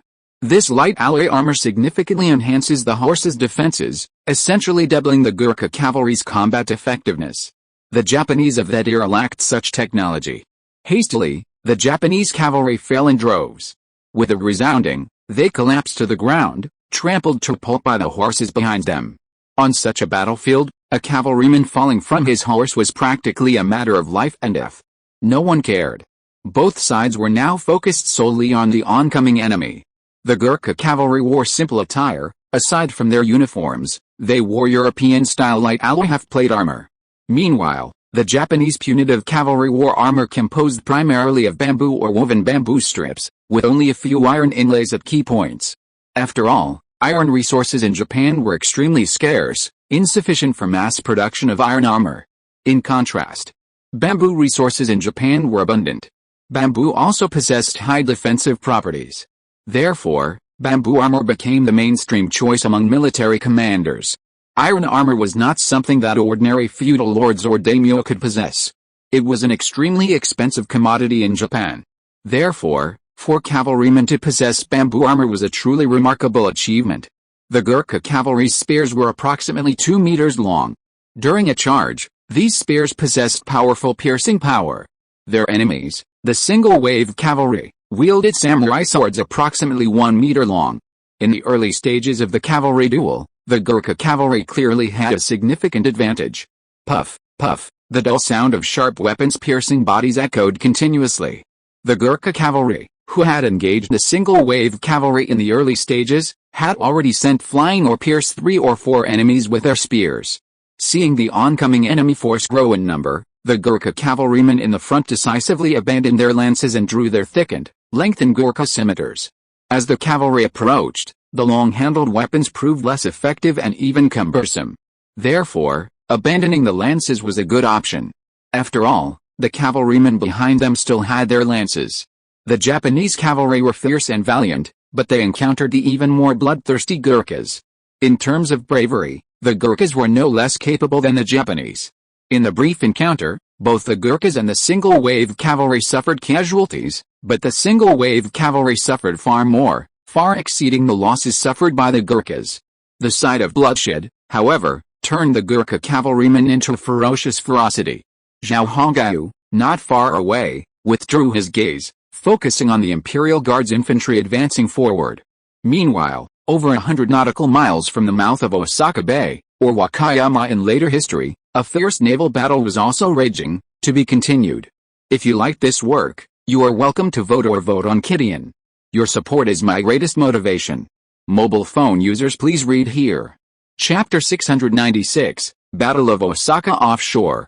The waters off Osaka, along the Wakayama line, were once tranquil, often frequented by coastal fishermen who had earned their living from fishing in these waters for generations. But today, the once tranquil seas were no longer peaceful, but instead rife with bloodshed and slaughter. Even the albatrosses and seagulls, always visible in the sky, had vanished. On the sea, two fleets of vastly different ship types engaged in a cannonade. The rumble of cannons pierced the sky, each shot creating ripples on the surface that gradually expanded. Some cannons that missed their targets fell back into the sea, sending up columns of water. One side's artillery fire was incredibly powerful, often firing thousands of rounds in a single salvo.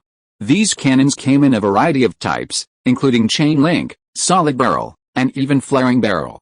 These three types of cannon would have been the norm in European naval warfare. However, in the East, such cannons were unheard of. Although European merchants were present in the East at this time, they were generally very well behaved along the eastern coast and rarely caused any trouble. Therefore, even when there was a conflict, they generally used solid-barreled artillery. The reason was simple: solid-barreled artillery was cheaper. Consequently, Easterners were relatively unfamiliar with other types of cannon. They knew a bit about large pirates, but this was off the coast of Osaka, and one of the two sides was the Japanese Navy. These Japanese Navy, with their high self-esteem, had no idea such cannons existed. Consequently, the Japanese Navy was immediately stunned. Charge! Charge! Speed up your warships! A roar of joy. On the Japanese side, a massive ship, resembling a floating attic, was on board. A burly man, about 30 years old, bare-chested and holding a long iron fork, with a fierce, sinister look and fierce features, shouted at his subordinates. This man was none other than the shogunate's admiral, Mori Ryuzo. Mention the name Mori, and many people are likely familiar with it. The Mori family, arguably, existed throughout Japan's Warring States period, ultimately surviving even during the Tokugawa shogunate. Of course, this is a story from another time and space.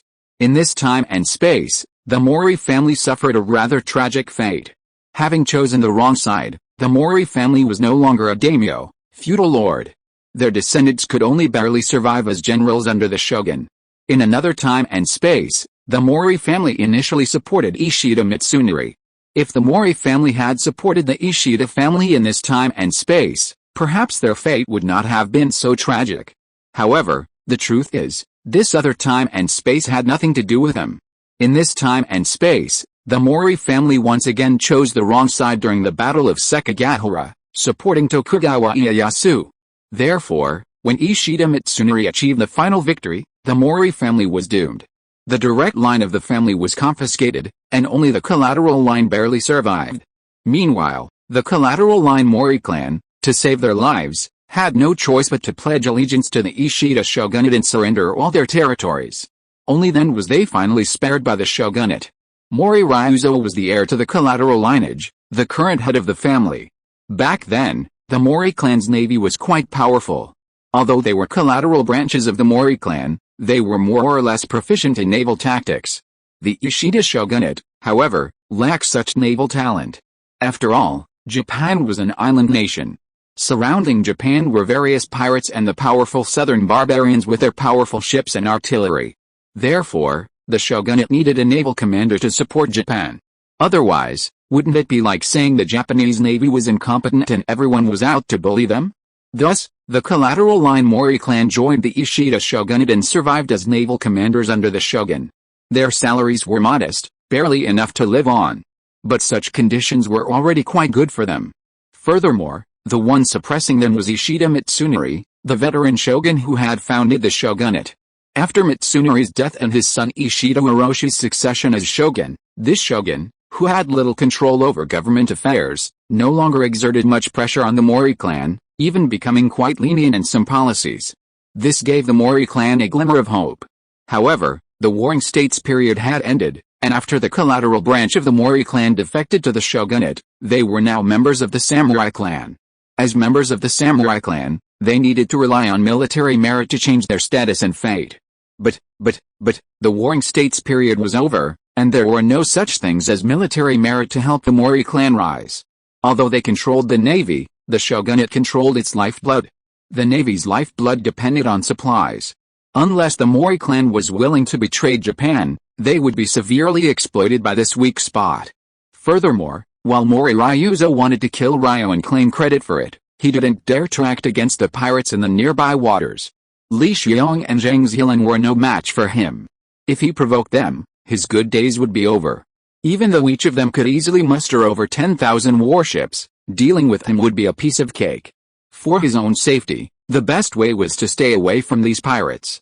Besides, both Li Xiong and Zhang Zilin had provided him with numerous favors. Otherwise, how could he support his family with just their meager salaries? It was simply unrealistic. Initially, Mori Ryuzo had despaired and had given up hope of reviving the Mori clan. However, this time, he suddenly saw an opportunity. Yes, a chance for the Mori clan to turn things around. A group of foreigners, seemingly unidentified, bombarded the Osaka commercial town, completely destroying it and leaving it in ruins. When Mori learned of this, he simply felt as if his chance had come. He didn't even consider how many of his fellow citizens had been killed by those foreigners. He simply thought that these foreigners had bombarded the Osaka commercial town, and the shogunate would surely respond. And if these foreigners wanted to come to Japan, they would definitely need ships. With ships, they would need a navy to deal with them. And he was a naval commander. Haha. A military achievement delivered to his doorstep. What an opportunity. Mori Ryuzo was immediately excited.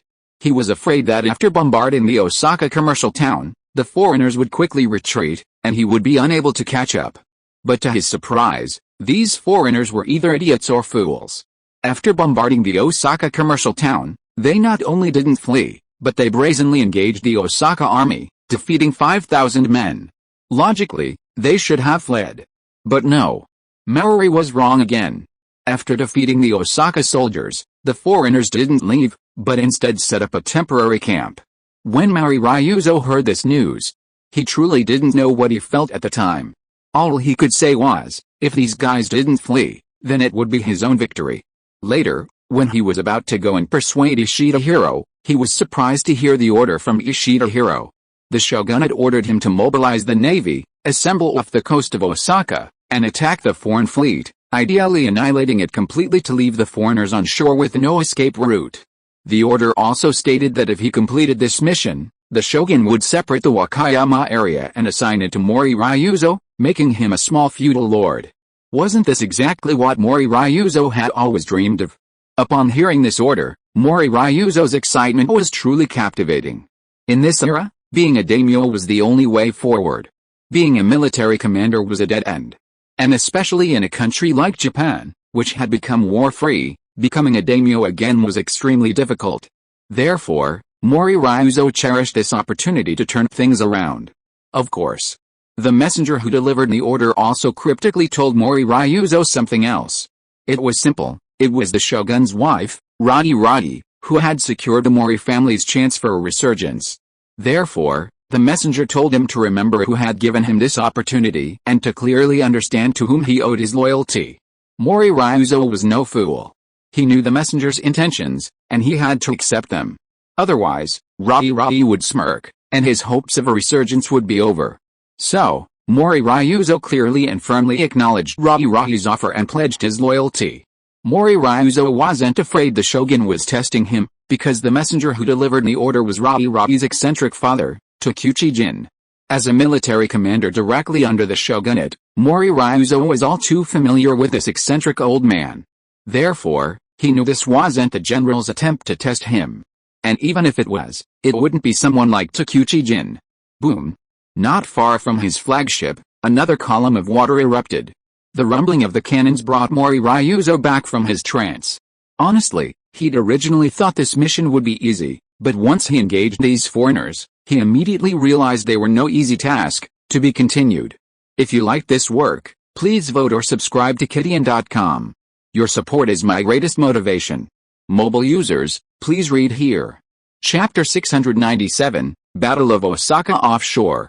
Maruei Ryuzo had initially arrived off the coast of Osaka with over 100 Japanese warships, confident, intending to annihilate the foreigners in one fell swoop. However, when the foreign warships emerged from the sea, Maruei's heart froze. The massive hulls and the densely packed gun ports on their sides made it clear to Maruei that he had encountered a formidable foe.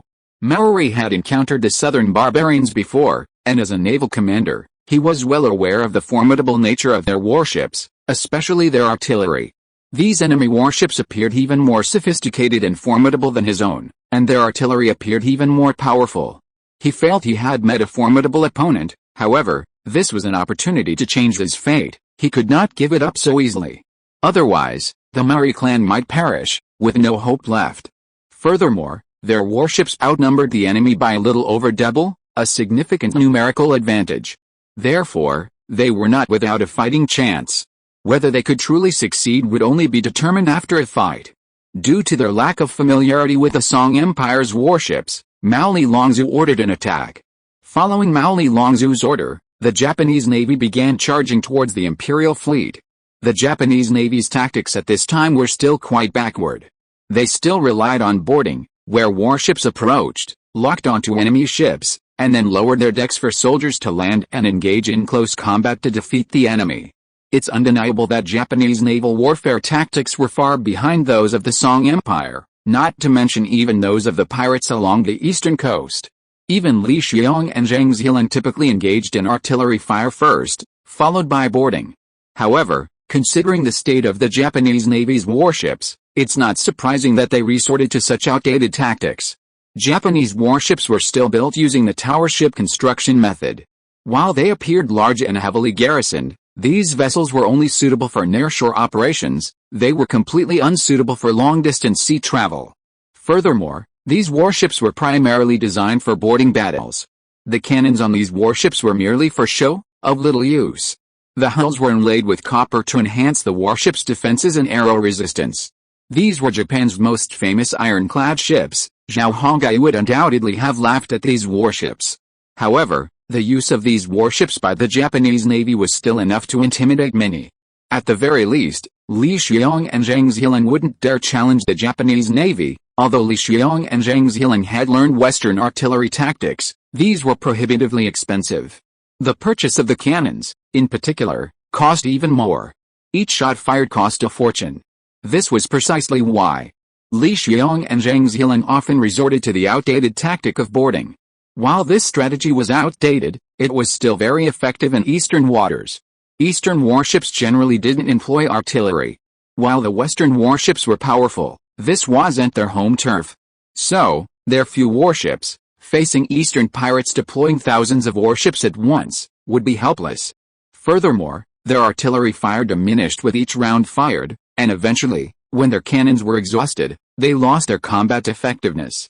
Under such circumstances, the Westerners in the East could only be bullied. Mao Longzhu also considered that these foreigners would undoubtedly encounter similar situations. Furthermore, they had bombarded the Osaka commercial district. Would their bombardment of the Osaka commercial district have consumed any artillery? How many cannons would it have taken to destroy the Osaka commercial district? Therefore, Mao Longzhu concluded that his enemy's artillery was definitely running low. Under these circumstances, they could still engage the enemy. Furthermore, their ironclad ships were nearly as tall as the enemy's warships. Soldiers could easily land aboard, and once they charged, the enemy was doomed to failure. However, from a considerable distance, the enemy swung their ships sideways and fired their cannons at them. Imagine, with over 50 warships lying across the sea, it would have been quite a spectacle. The Song Empire's modified Dutch dual-purpose merchant warships had over 90 guns. Excluding the 2 cannons at the bow and stern, each side of the warships had over 40 guns, with over 50 warships sideways. A single salvo would have been over 2,000 rounds. Furthermore, the technology used to build these cannons was far ahead of its time. In terms of range, the cannons on European warships couldn't even reach such distances. So, before Mao Longzhu's warships could reach Zhao Hongai and his men, they came under heavy bombardment. However, Due to the distance, Mao Longzhao's warship's artillery was completely unable to reach the enemy. Although the Japanese Navy, under Mao Longzhao's orders, retaliated sporadically, their shells fell into the sea before reaching half their range. Remember, these cannons were purchased from the southern barbarians, or Westerners, and were extremely sophisticated. Yet, their firing range was only half that of the enemy, or even less. Holy crap! How could this be? It's completely unscientific, isn't it? A single salvo, over 2,000 rounds rained down, like a torrential downpour. Furthermore, the Imperial fleet's artillery was highly accurate, and a single salvo destroyed 5 or 6 Japanese warships. And that was just one salvo. If they had attacked a few more times, would the Japanese still have a navy? This battle would be a farce. After Mao Longzhao discovered that 5 or 6 of his warships had been sunk, his heart immediately began to bleed, the pain unbearable. Unfortunately, the battle had already begun, and retreating was impossible. Especially since naval warfare was different from land warfare, retreating often meant total annihilation. The enemy would never miss such a good opportunity, they would pursue and sink each ship one by one. Therefore, retreating from a naval battle was not an option, even if all the warships were destroyed. Besides, the battle had just begun, and the final outcome was still unknown. So, Mao Longzhao ordered the warships to advance at full speed, striving to close in on the enemy and engage in boarding. In his view, as long as they could get close, victory or defeat was certain. Mao Longzhao was also deeply impressed by the Imperial warship's artillery. After experiencing such a salvo, how could he not understand the formidable power of the Imperial fleet's artillery? The long range. The variety of guns. This was beyond his own ability to compare. Therefore, he could not engage in an artillery duel. Strictly speaking, Maori Ryuzo was actually a very capable naval commander. After a bombardment by the Imperial fleet, he immediately analyzed the strengths and weaknesses of both sides. For a commander to achieve this, he was actually quite capable. However, Maori Ryuzo didn't realize that the enemies he faced were no ordinary foes. Thus, his fate was doomed to tragedy. No matter how hard he tried, could he really defeat a cheating enemy? Everyone, try your best. The enemy can't have that many artillery pieces. Don't be afraid. They bombarded the Osaka commercial district, so they must have used a lot of artillery. And they can't have supplies here. I don't think they can repeat bombardments like the one just now. Maori Ryuzo feared that the Lord would be frightened by the enemy's bombardment. So, he took the opportunity to encourage everyone and analyze the pros and cons. Maori Ryuzo was extremely intelligent. Moreover, those who could serve in the Navy in the 16th century, whether soldiers or commanders, were generally courageous and fierce. This was common in Europe and the East. You have to understand that life at sea for naval soldiers in the 16th century was not as easy as it would be in later generations. Their living conditions were extremely harsh, and the conditions were poor. A career in the Navy was impossible without a strong will and exceptional endurance. Furthermore, any battles in the Navy typically took place at sea. And naval combat was unlike land combat. In a land battle, if you were defeated, you could still run. But in a sea battle, you couldn't even run. Falling overboard, for example, was essentially a death sentence. Unlike land battles, naval combat wasn't as swift and decisive. Often, battles at sea could last for days. Who would care if you fell overboard? Furthermore, injuries were a significant problem in sea combat. Ships had limited supplies, typically consisting of food and weapons. Medicine was a luxury, and even if available, it wouldn't be available to ordinary soldiers. Therefore, it was absolutely impossible for naval soldiers to possess exceptional endurance. If this were a land battle, the army's morale would have been completely destroyed by the previous round of bombardment, let alone anything else. However, the Navy soldiers, although their faces were a little pale, still stood firmly at their posts, without much emotional fluctuation. From this point alone, it can be seen that the Navy is much stronger than the Army's soldiers in terms of psychological quality. At Mao Longzhao's command, the messenger waved 2 small Japanese gourd fans back and forth on the top of the ship, and many oars were extended from the surrounding warships and under the flagship. It turns out that this Japanese ironclad ship needs oars to accelerate. To be continued. If you like this work, you are welcome to vote and monthly vote. Your support is my greatest motivation. Mobile users, please go to read. Chapter 698, Battle of Osaka Offshore. Wow. Emma couldn't help but laugh when she saw the opposing warships actually extending their wooden oars. After being with Zhao Hongyu for so long, the little girl's standards had long since improved. She was no longer the naive Indian girl she once was. Hence her reaction. Like Emma, Sarah, standing beside her, couldn't help but shake her head. It looks like we're a sure winner in this naval battle. In fact, we don't even need to command anything, we can just let those captains do their best. If we can't even defeat such an opponent, we and those captains are truly doomed. Sarah's words weren't out of self-importance. Rather, she knew the true power of the Song Empire's warships. Coming from a European region with centuries of maritime development, she certainly understood the differences between warships. The Song Empire's warships were far ahead of their time. And yet, the enemy they encountered today was still using the outdated technology of the Roman era in their naval battles. With such an enemy, such outdated technology and tactics, how could the Imperial fleet, equipped with modern warships, fail to defeat them? Even the most elite European fleets of the era would be defeated against the Imperial fleet. Aren't the Dutch and Spanish and the Caribbean exemplary examples? Emma looked back at Sarah, her words echoing hers. Emma, now a young woman, was wearing European-style women's full-body armor, exquisitely crafted. This armor had been custom-made in a virtual universe by Zhao Hongyu, out of pure gusto. Utilizing modern technology, this armor was incomparable to the armor of this era. Sarah, meanwhile, wore a women's half-body armor, paired with a dark blue dress, her hair tied back. She had a touch of the mature demeanor of my king, and it would have been even more so if she had carried a large sword. All of this was Zhao Hongyu's mischievous prank. But Sarah and Emma were quite pleased with their respective outfits. Emma was pleased with the armor's defensive power. Sarah, on the other hand, was pleased with its aristocratic aura. How could they know the little thoughts of their men? In fact, Zhao Hongyu had only conducted a small OS experiment on them. Now it seemed that it was quite successful. Order. Captains of each ship, open fire and attack on your own, and avoid boarding battles with the enemy. Sarah gave the order on behalf of Emma. The flag bearer waved the signal flag, conveying the order. Upon receiving the order, the captains of each warship immediately ordered their warships to leave the fleet. Suddenly, all the warships heading towards the Song Empire fleet at sea began to move.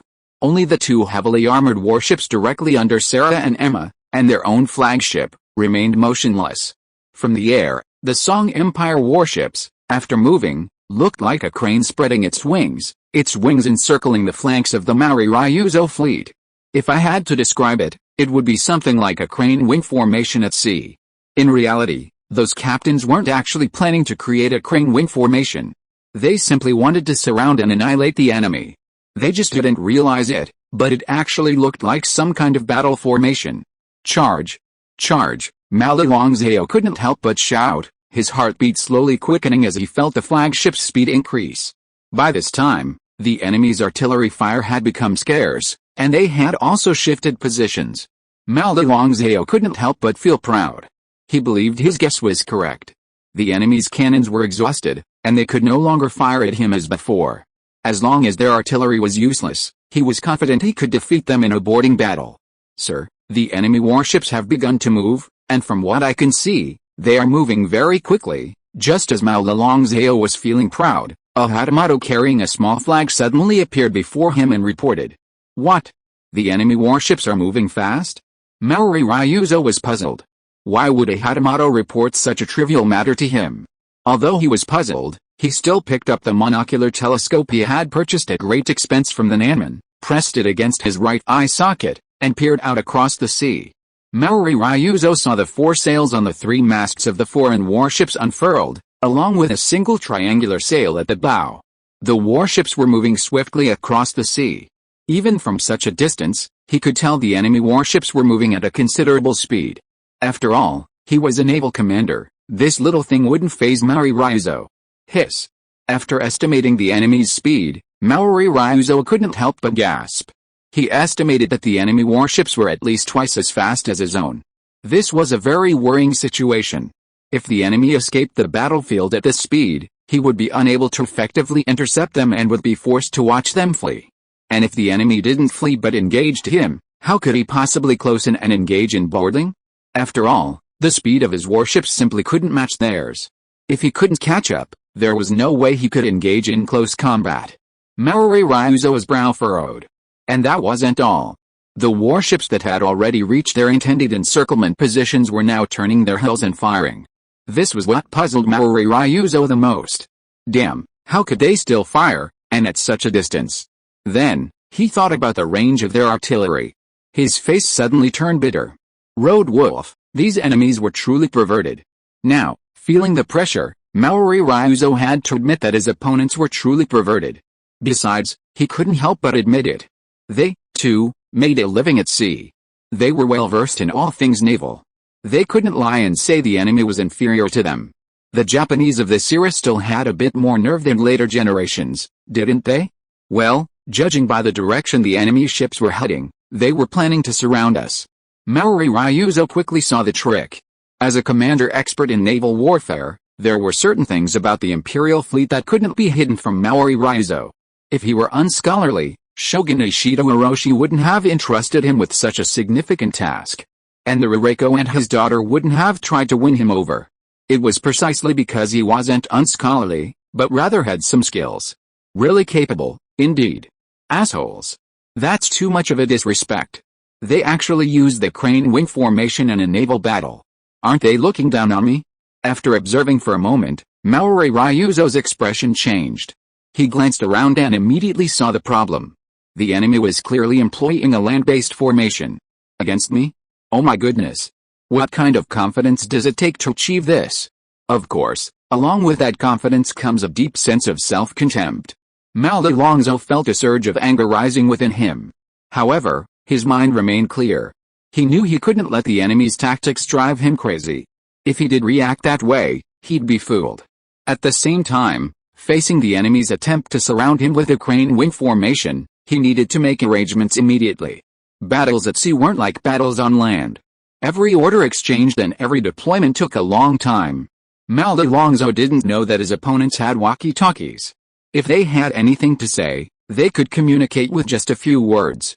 This was why the captains of the Imperial fleet confidently deployed the crane wing formation to encircle Mao Longzhou's fleet. They had advanced instant messaging. Now, Maori Ryuzo wanted to escape the precarious situation of being surrounded. He had few options. He could either charge forward and break out of the impending encirclement. Alternatively, he could attack the fleet and charge in one direction. Regardless, he had to break out of the impending encirclement. He had no other options. If he didn't, once the encirclement formed, he would be trapped in the center, surrounded and bombarded. More and more Imperial fleets arrived at their designated positions and began swerving to fire at the advancing Maori fleet. This situation increased the pressure on Maori's fleet. Although he ordered his ships to speed up, Maori was surprised to learn that whenever he charged forward, the enemy retreated. Whenever he charged left, the enemy retreated. Furthermore, his ships were not as fast as the enemy's. Consequently, all his plans were ultimately in vain. At this point, Mao Longzhou finally realized he was completely trapped. Because of his opponent's speed, they could easily escape him and flee the battlefield. This advantage also meant that even if he tried to run, the enemy warships could easily catch up. Oh my god. How could he have been caught up with such an enemy? Mao Longzhou, realizing all this, felt like crying. Cannonballs rained down from all around him, some plunging into the sea with a shower of water. Others landed on the surrounding warships, piercing their hulls or breaking their masts. A broken mast was a serious problem for a warship. After all, a warship's voyage relied on its masts and sails. Fortunately, the Japanese ironclad ships, in addition to masts and sails, also had wooden oars. Otherwise, those ships with broken masts would have been completely rendered useless. Even so, the ship's speed slowed down, making it nearly impossible to move. Sky bombs exploded one after another, shattered fragments of cannonballs radiating outward, striking the hulls of the targeted warships. Chains flew sideways, swirling and slashing across the sky. Anything they encountered, whether human or otherwise, was essentially cut in two. The power of the iron chain in the middle was considerable. Besides the bombs and chains, there was also a constant barrage of solid objects. These iron-cast solid objects might not seem very powerful, but if they struck a ship, they could penetrate its wooden decks. This was far more worrying than the loss of dozens of soldiers. After all, warships of this era were made entirely of wood. A pierced hull leaked, and leaks meant the ship would sink. If a ship sank, it was a given that the soldiers aboard would also perish. Damn it. The enemy warships had already formed a siege, and now we couldn't escape. Putting down his telescope, Mao Zhao's face paled as he thought to himself. He felt these enemies were too unpredictable. Although he had made some errors in judgment since the start of the battle, he knew full well that even if he hadn't, he would still be no match for them. First of all, there was the enemy's warships. These warships looked far superior to those of the Nanman. Moreover, their artillery had a range more than double that of the Nanman. Furthermore, their speed was extremely high, making them completely incomparable to his own ironclad ships. Therefore, even if he fought with standard tactics and in an open and honest battle, he would still be no match for them. If he still lost, there was no other outcome. Besides, wasn't he fighting fair and square this time? The same could be said for the enemy. Failure was failure, and he couldn't make excuses. Now he was surrounded, with no way out. The enemy's artillery fire continued, raining down like raindrops. It was only a matter of time before his entire army was annihilated. This was because he simply didn't have the ability to lead his fleet out of the enemy's encirclement. To be honest, the enemy's tactics were a bit crude. Every time he advanced, they retreated. Every time he led his fleet to the left, they also retreated to the left. In short, these guys relied on their speed to maintain distance and advantage over him. Moreover, his fleet was always within the range of the enemy's artillery. At the same time, the enemy's encirclement was complete, and he had no way out. Unless he surrendered. For some reason, such a thought suddenly occurred to Mao Zhao's mind. To be continued. If you like this work, you are welcome to vote or vote on Kidian. Your support is my greatest motivation. Mobile users, please read here. Chapter 699, Surrender? Not accepted. Emma, look, the enemy seems to be raising a white flag. Are they surrendering? The Imperial fleet had formed a circle, surrounding Mao Zedong's navy and raining down artillery fire. Half a day had passed since the battle began, and Mao Zedong's navy had already lost half its warships. The sea was littered with shattered hulls and wood chips, some ships still engulfed in flames, and cries for help could be heard from the sea from time to time. He had failed, completely defeated. This was a duel of unequal strength, with no sign of victory. Mao Zedong was discouraged. He knew these enemies were beyond his reach. Even if he outnumbered the enemy, he could not defeat them. The current result had already proven many things. If he persisted, he would only end up annihilated. So he simply had his men raise the white flag, hoping the enemy would accept his surrender. Survival, who wouldn't want that? Emma and the others didn't want to know what Mao Zedong was feeling at the moment. Upon hearing this, Emma raised her hand to her forehead and looked around. Sure enough, just as Sarah had said, the other side had already unfurled a white flag, signifying surrender. Emma curled her lips, looking deeply disappointed. I really don't understand why a white flag, or that kind of cloth, is used when surrendering. You know, among us Indians, surrendering requires at least the offering of the leader's head to be considered sincere. Sarah smiled wryly after hearing Emma's words. She always felt uncomfortable explaining civilized rules to Emma. After all, this matter couldn't be explained in a few words. Emma's heart and mind were still Indian. There was no way to change that. Although she had gained a lot of experience by following Zhao Hongyu, she was still a little Indian girl, and she couldn't help but think in Indian terms. So, do we accept? Sarah asked. Sarah was well aware of her position. Although she was Zhao Hongyu's wife, she couldn't compare to Emma. Especially at times, she had to prioritize Emma. Sarah was a clever woman.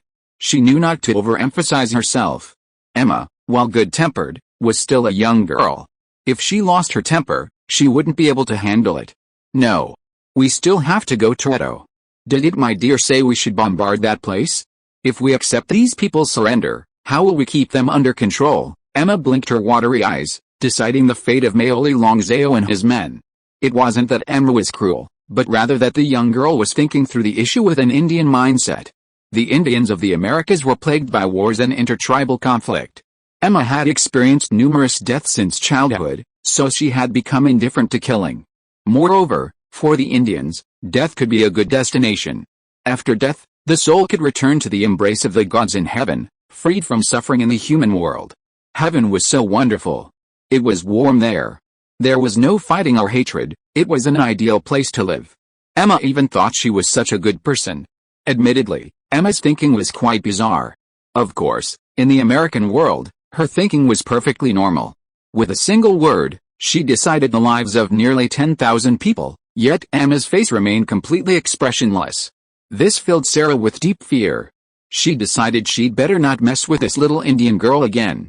Sarah considered Emma a cold-blooded and ruthless person. Little did Sarah know. She had completely wronged Emma. Emma simply had a different mindset from the civilized world.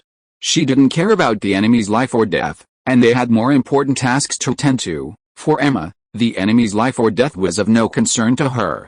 They had just been fighting, and now they were surrendering because they couldn't defeat them. How could that be so easily negotiated? Therefore, she had the right to refuse. A dead enemy is a good enemy, that's the traditional Indian way of thinking. And Emma wasn't wrong to think so. Moreover, Emma cared deeply about Zhao Hongyu. Since she had accepted his assignment and mission to lead the fleet against the enemy, Emma felt that everything must be prioritized, prioritizing the completion of her dear mission. Everything else must take a back seat. As she considered, the enemy's surrender was acceptable, but it would bring numerous problems. First, they would need to be guarded, but that would require manpower. Would they reduce their own forces? That was unacceptable. It would also consume a significant amount of their own manpower and energy. So, it would be better to completely annihilate the enemy, allowing them to focus their full attention on bombarding Edo. Emma's thinking was simple. It wasn't that she was cold-hearted or disregarded human life. She only cared about her dear's goal and the mission she had agreed to. She cared nothing else. The standards and norms of the civilized world simply didn't apply to Emma. She was Native American, and her thinking was that of Native Americans from the American continent. Some pedantic ideas had little place in the young girl's heart. This had its pros and cons at least. It seemed the pros were outweighing the pros. While Emma and Sarah were talking, nearby warships began using walkie-talkies to inquire about their plans for the Japanese Navy's surrendered flagship. Would they accept or reject it? Aside from Emma and Sarah's flagship, the captains of the other warships were all Chinese-born. These Chinese-born, though bred through strange genetic technology, inherited a deep-seated hatred for the Japanese. They did not want to accept the Japanese's surrender. While these Japanese were different from those of later generations and hailed from another time and space, they were still Japanese. Killing the Japanese was exciting and rewarding for the geneticists.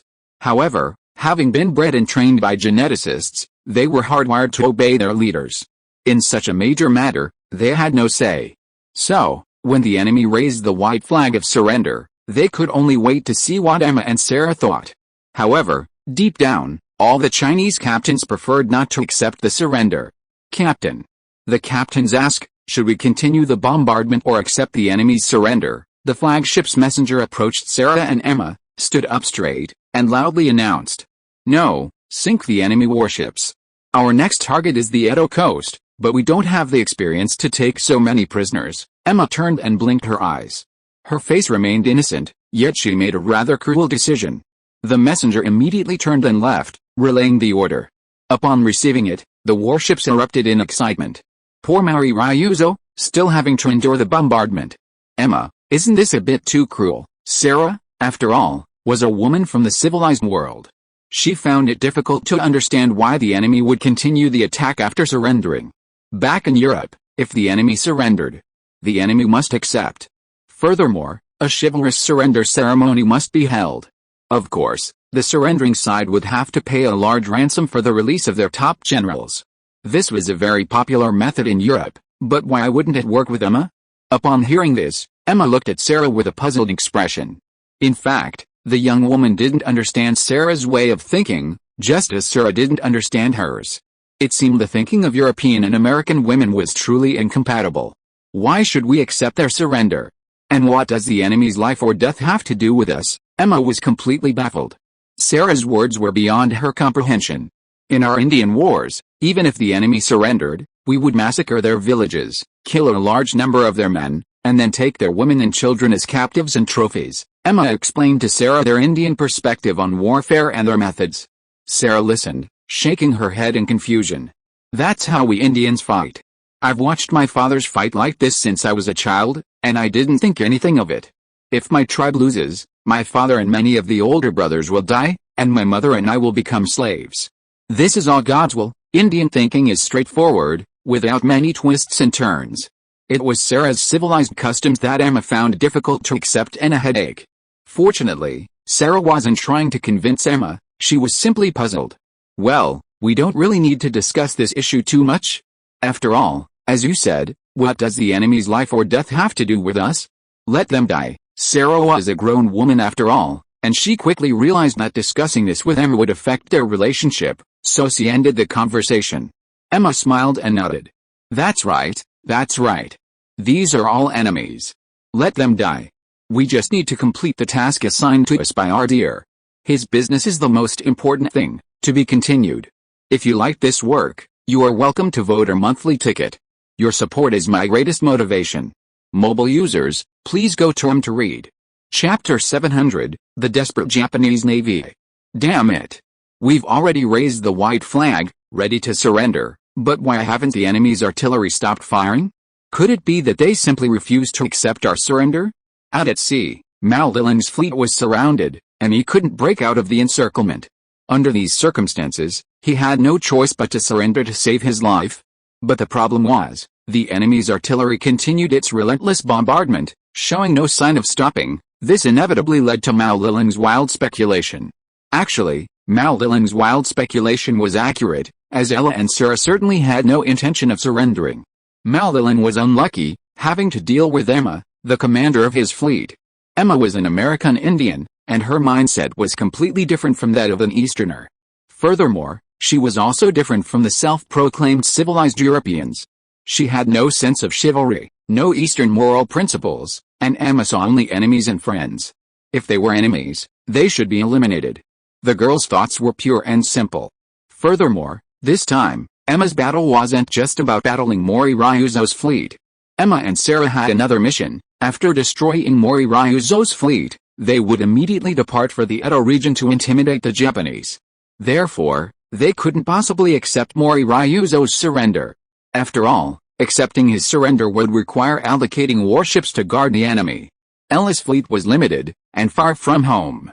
Dividing forces would significantly weaken the fleet, a profoundly irrational move. Although the girl hadn't systematically studied military theory, she understood that the more troops she commanded, the easier it would be to complete the mission assigned to her by her darling. Therefore, she didn't want to divide her forces. With this in mind, it was no surprise that Emma refused to accept Mori Ryuzo's surrender. Sir, the enemy shows no sign of stopping the bombardment. It seems they don't want to accept our surrender. Mao Liling's men stumbled to his side, shouting at him with pained expressions. Boom. In the distance, another ironclad ship was hit. It seemed the gunpowder barrel had been hit, causing a violent explosion. The huge hull instantly erupted in flames, breaking in two.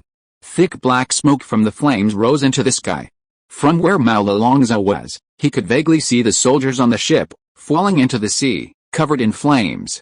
Because the distance was not close, he could not hear the soldiers' screams of pain. But even if he could not hear them, he could imagine how miserable they were. He slowly closed his eyes, his face filled with pain. It was clear to him at this point that the enemy would not accept his surrender. These foreigners were too cruel. They would not give them any chance of survival. However, Mori Ryuzo was a man of open-mindedness. He pondered this question like a human. If he had the upper hand, would he have given these foreigners a chance to survive?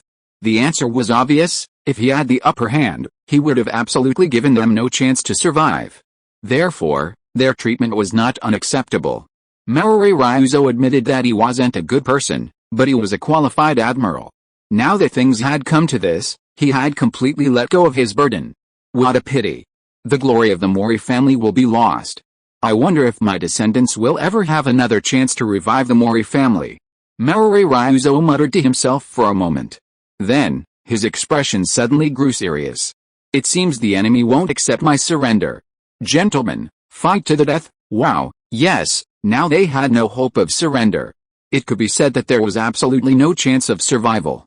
If that was the case, then they had no choice but to fight to the death. They were all going to die anyway, so they might as well fight to the death.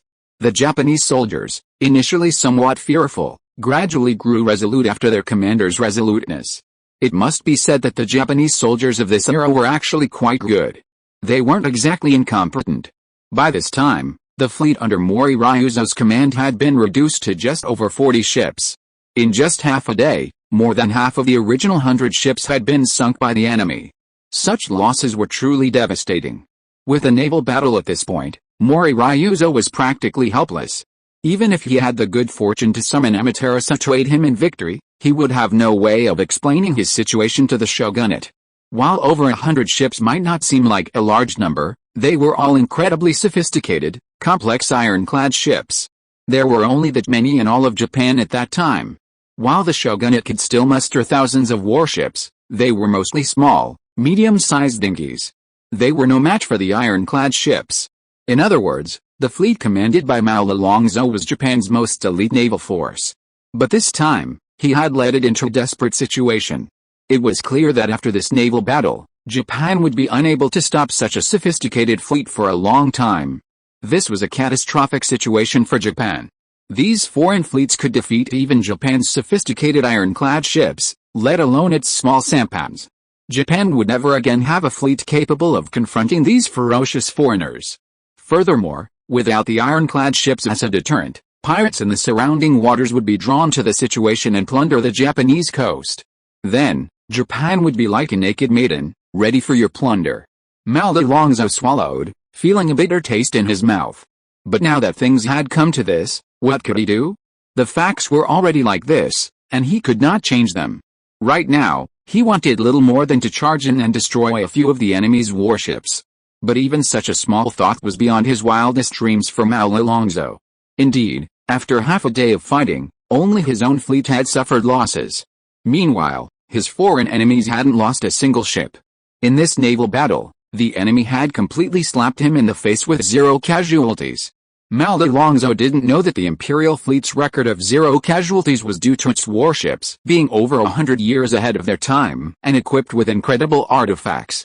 As indigenous to this era, the tactics and warships employed by Mao Lelongzo's fleet were incredibly archaic.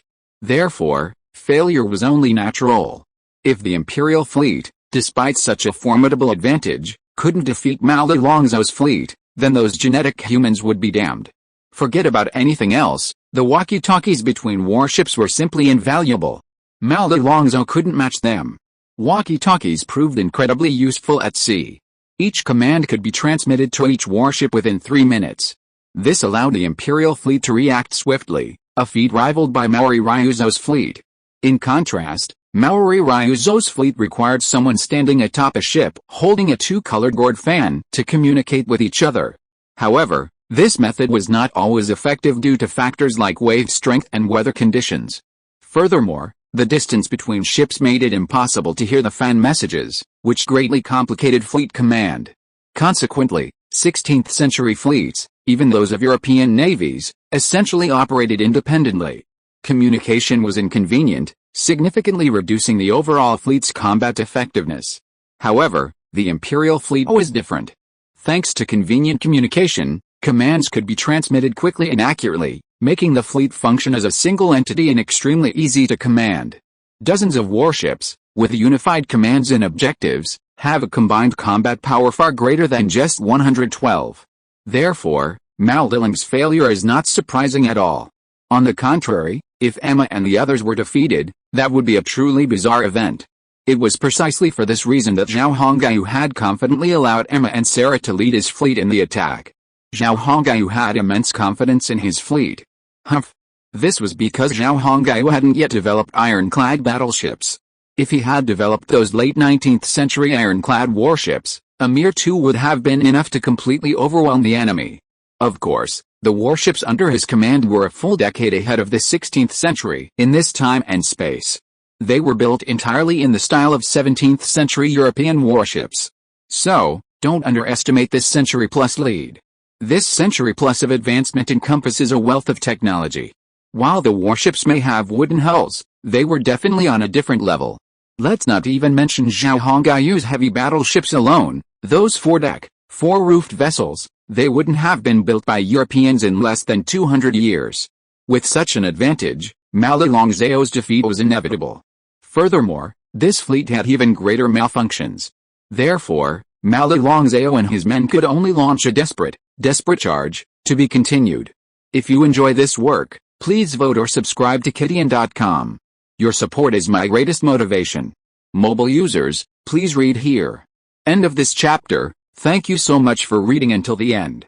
Don't forget to give it a like. Looking for more exclusive content and immediate access?